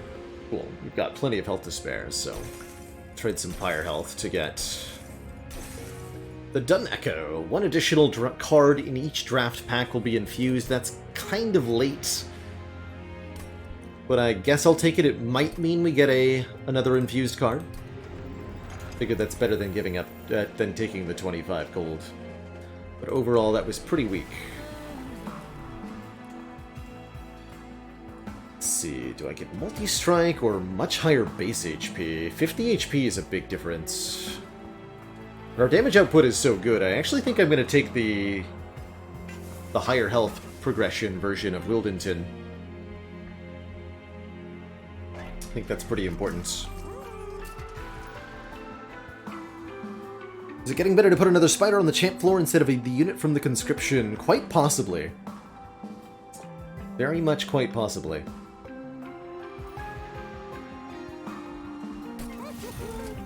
Sure, I'll Eternal Stone one of those. Eternal Stone double stack it. Very expensive, very good armor.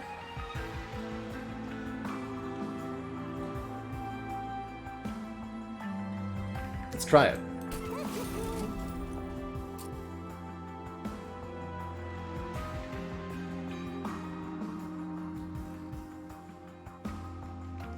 I expect I'll be playing this a bit too, so I'm gonna make it cheaper.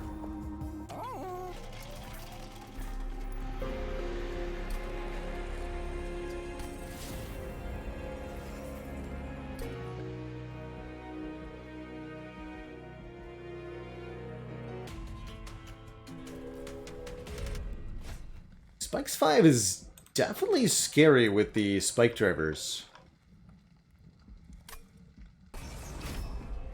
But I'm not too worried.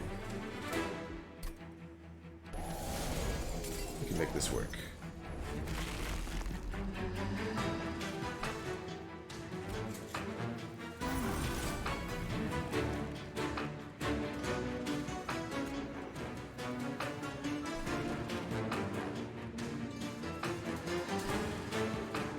Actually gonna be really nasty.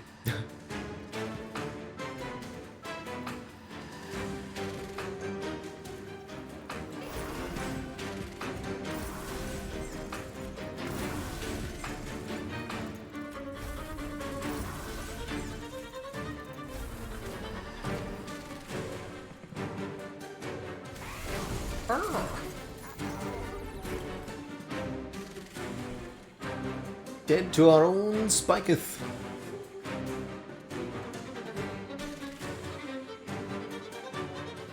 Top floor should be able to handle this.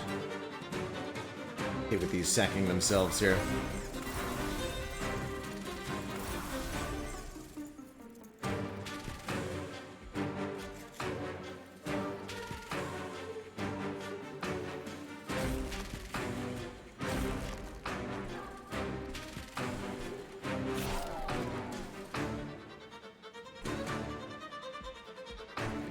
If you sweep attack spiked units, you take damage from all of them. It's pretty nasty.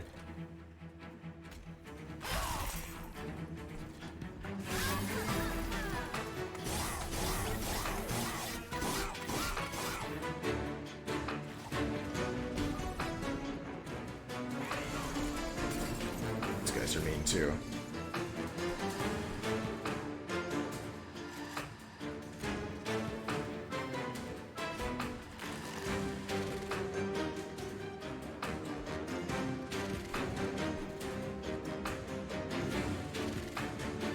We're going to put Awake and the Wildwoods... Actually, I'm going to put both Wildwood Saps on Wildens in here.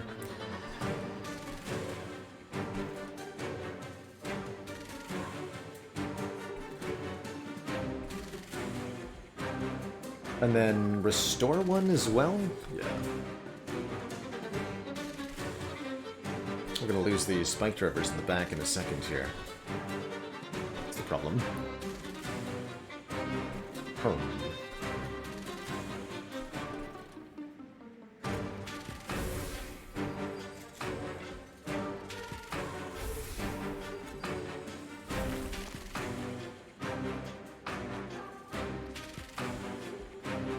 Take that back.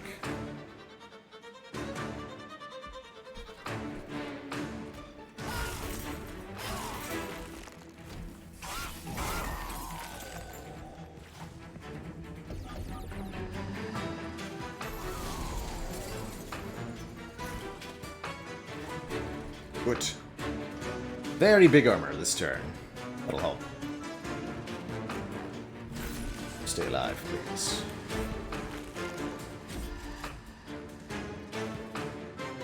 .42 armor plus 16. Actually, can't play the 16, but 32 armor is good.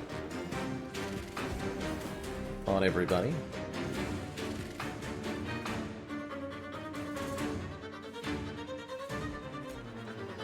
Buff you for the moment.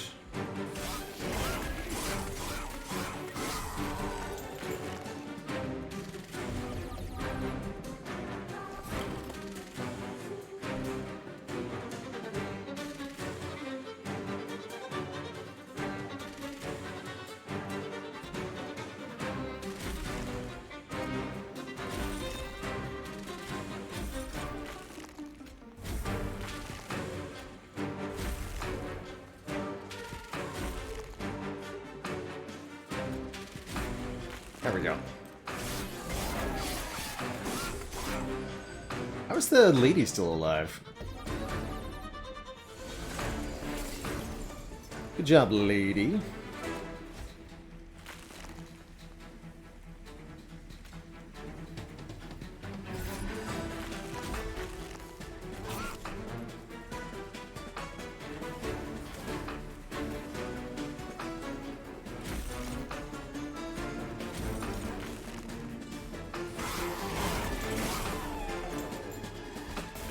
And that's why I wasn't afraid of spikes.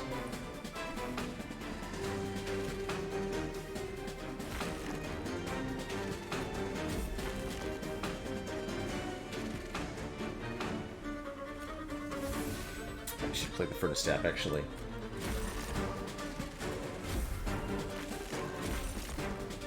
So should be buffing those.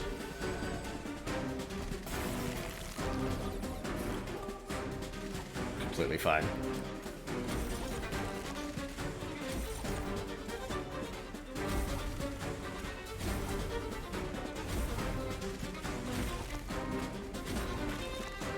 GG. Look at that damage output, though.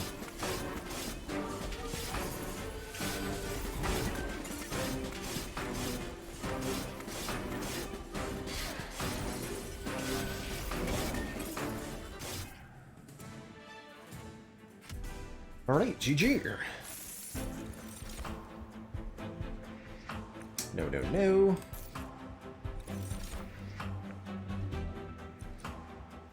Yes, Soul Crushing Guild. Apply Dazed 3 to a unit and move it to the back. That can stun the last divinity for us, preventing quite a bit of the damage. Or it can also stun particular enemies. Does cost 3 echoes to use. A little bit annoying, but we can definitely scrounge those up, I'm sure. Let's see, remove 2 or duplicate.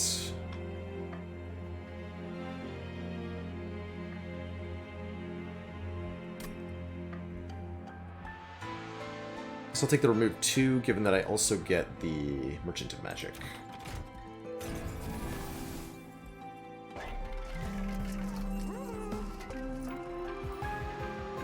First time friendly unit is healed. Could maybe make some use out of Hell's Banners. Sap Tap definitely helps. Don't forget we need to take 15 shards here.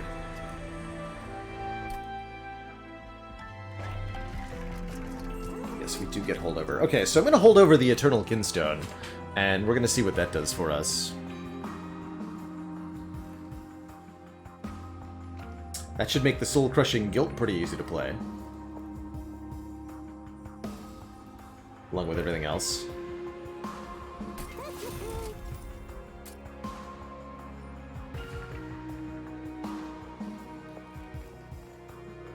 All of these. Make this free.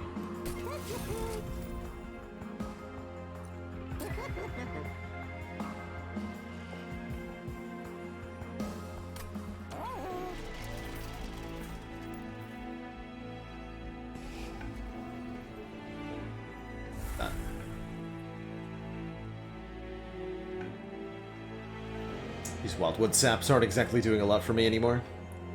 They never really were.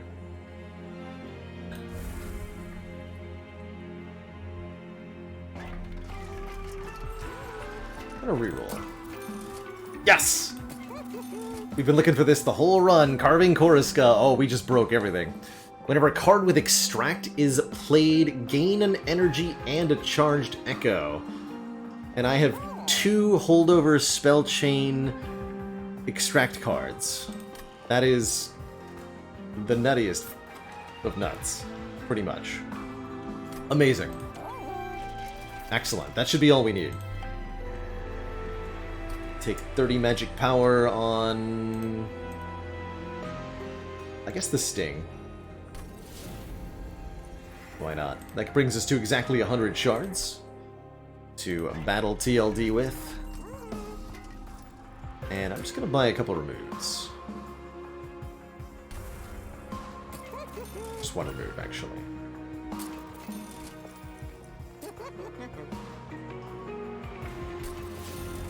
Good. Very good.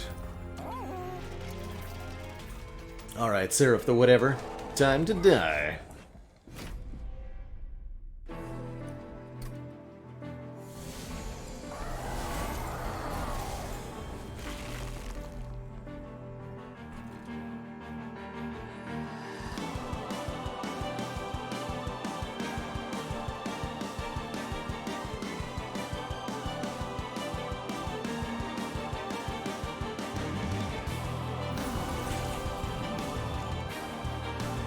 Not as good as the Spike Drivers. You're not quick like the Spike Drivers are, though, so I think, want the Spike Drivers on their own floor. Now that I think about it a little bit more.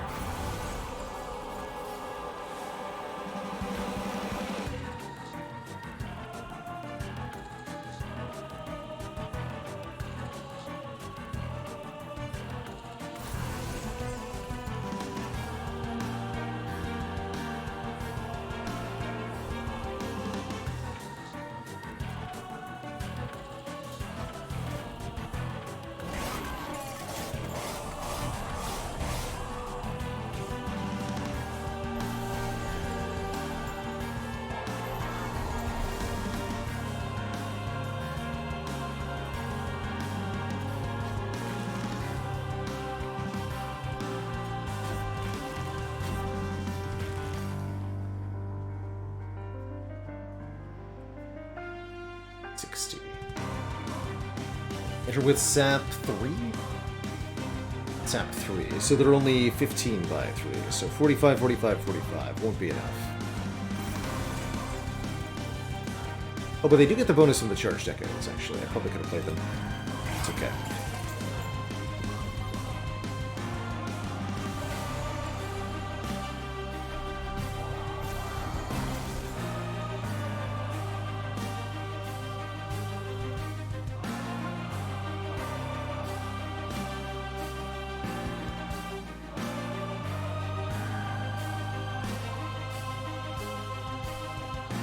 Try to get this floor set up.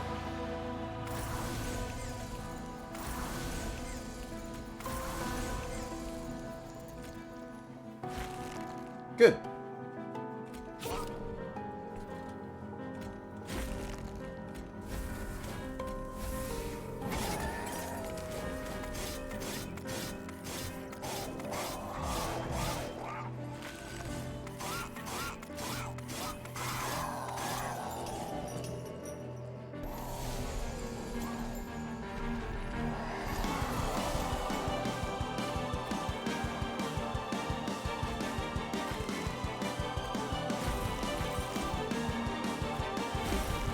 Power. So these completely refund their costs now. You can just buff everything forever.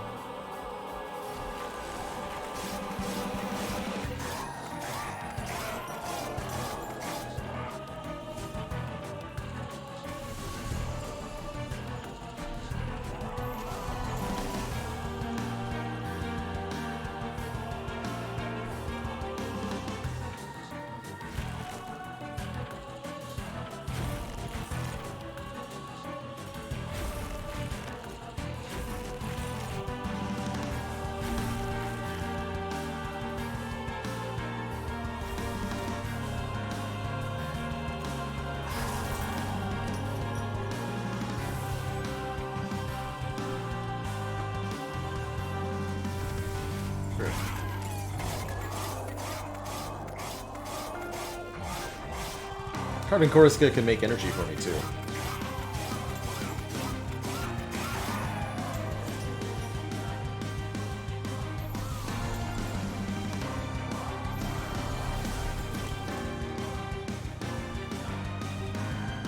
No energy, no problem. Let's make more.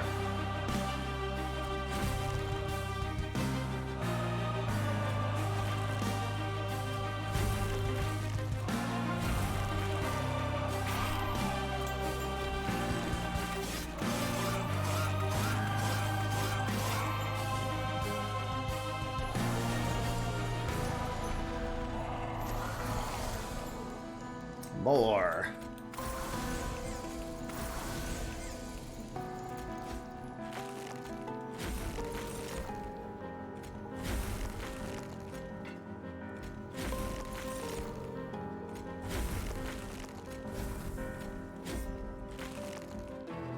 You can add shards over the limit, but at the end of your turn, you'll go back to the cap or the floor.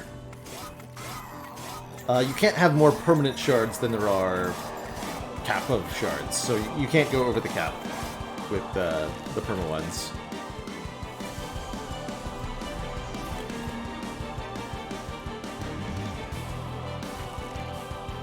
But it will generate excess ones, as you can see.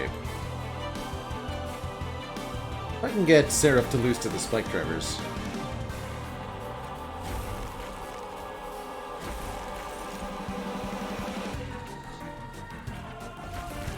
Make him dazed. I think that'll help. Good luck to him.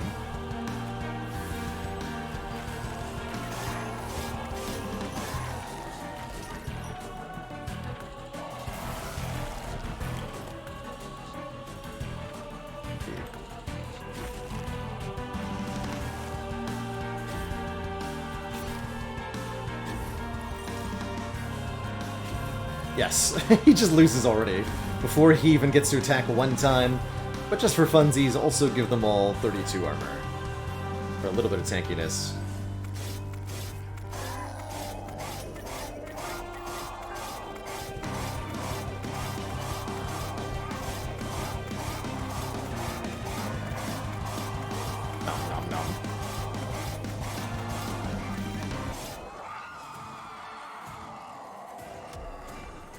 GG. But there's one more fight to do, the fight against the last divinity. This is a bare minimum TLD fight with exactly 100 shards. A good way to learn this combat, I think. With this few shards, the attacks of the divinity itself are pretty paltry. Only 9 sweep on the top floor. 7 by 2 in the middle, and 11 with trample on the bottom.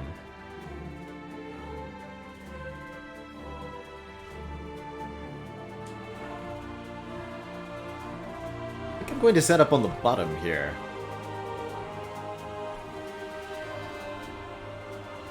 At least for now, with this group. That's great.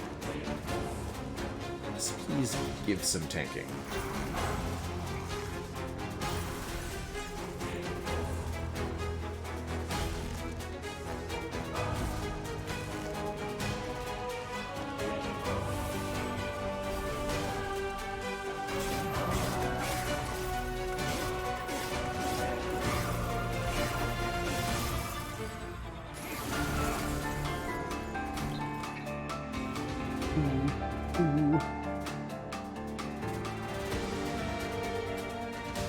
Do I Furnace Tap right away to get Wildington to carry this, considering it?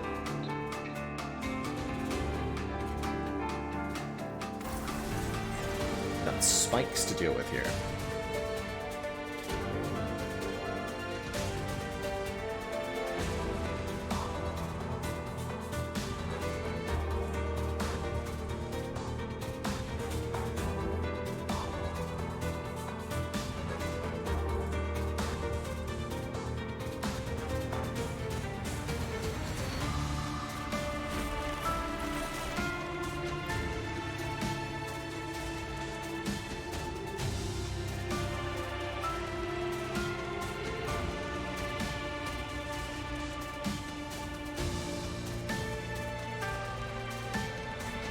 We're not going to take Spike's damage if I boost him further.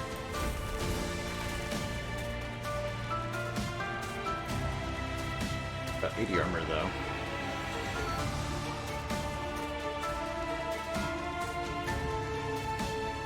Just give everybody 16 armor? That seems more reasonable, actually. And I get to consume the Wildwood Sap that way as well.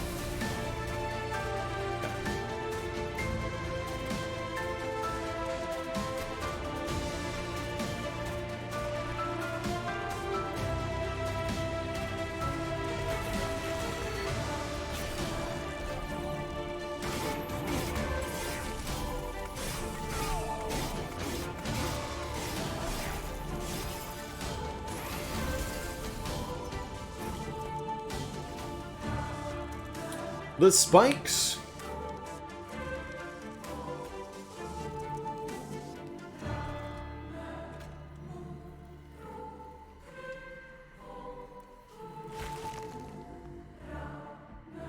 Extract 3 does normally remove 3 shards, however we get 1 back from carving Koriska, and the card itself was infused, so it was Extract 3 but then refund 2.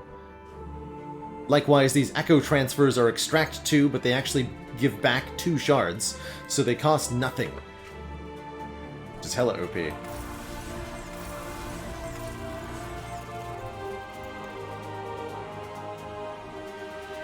we're not dying. We need more damage, then. You, do more damage.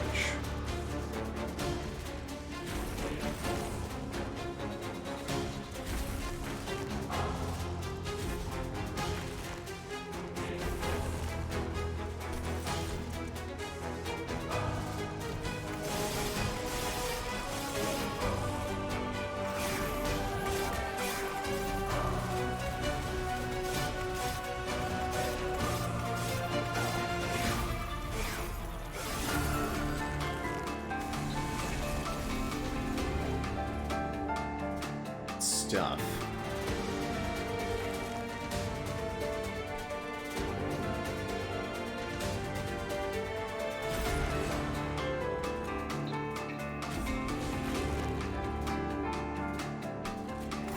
Go here. Armoring up on that floor.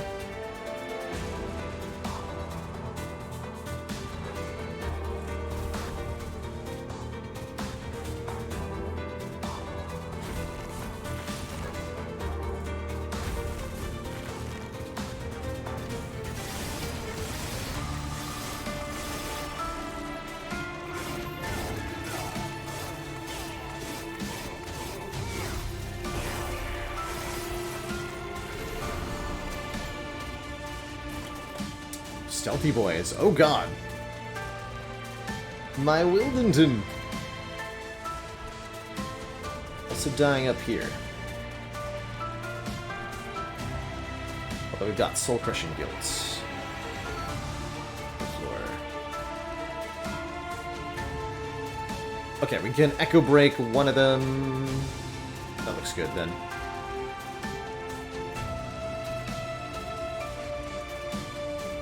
The Eternal Kinstone on this floor for more armor.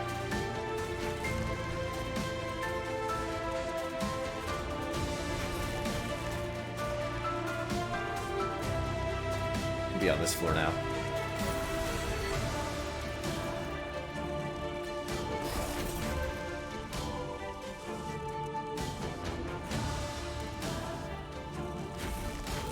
Some more Goldenton. A bit more. Buff the backmost Spooter, for it alone will live when the others have perished.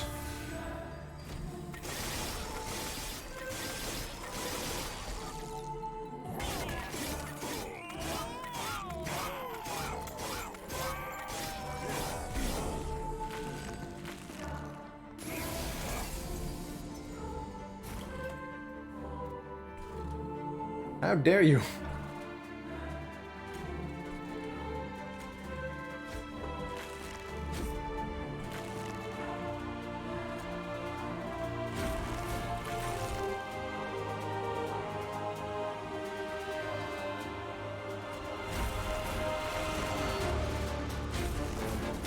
Some nasty spikuses.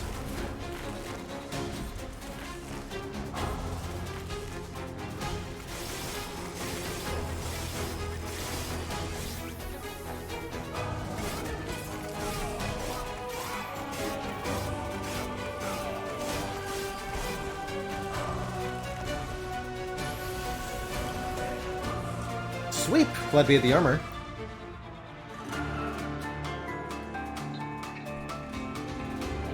Very glad we had the armor.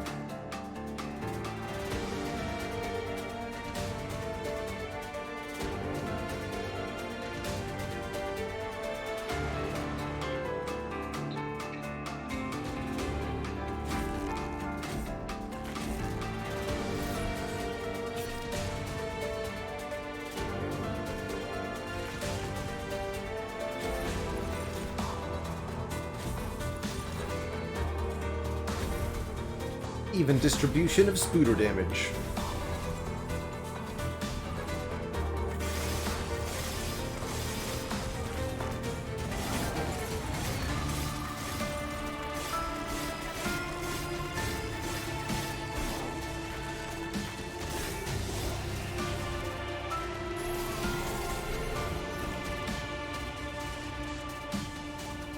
Uh-oh. Actually, no, that's perfect. We can also heal them with Awake. In addition to sheltering here.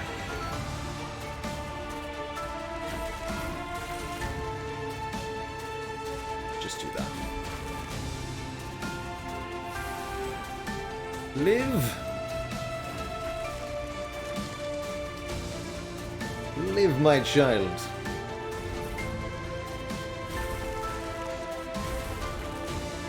Get him.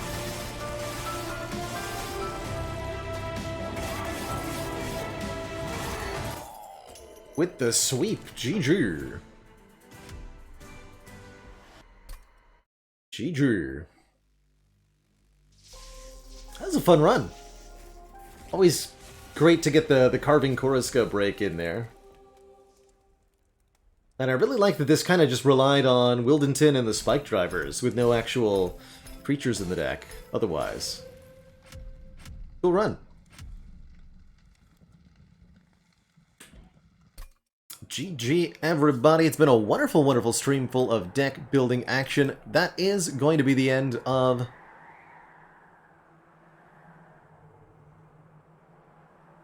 the stream for today, but I hope you had a wonderful, wonderful time. Don't forget to join us live on Discord, get stream notifications, or on YouTube for some edited Spire content. Wilton and the Spike Drivers. That does sound like a band name. GG, everybody. Alright, folks. See y'all next time. Ta-ta for now. Thanks so much for watching. Have a good one. Bye-bye now.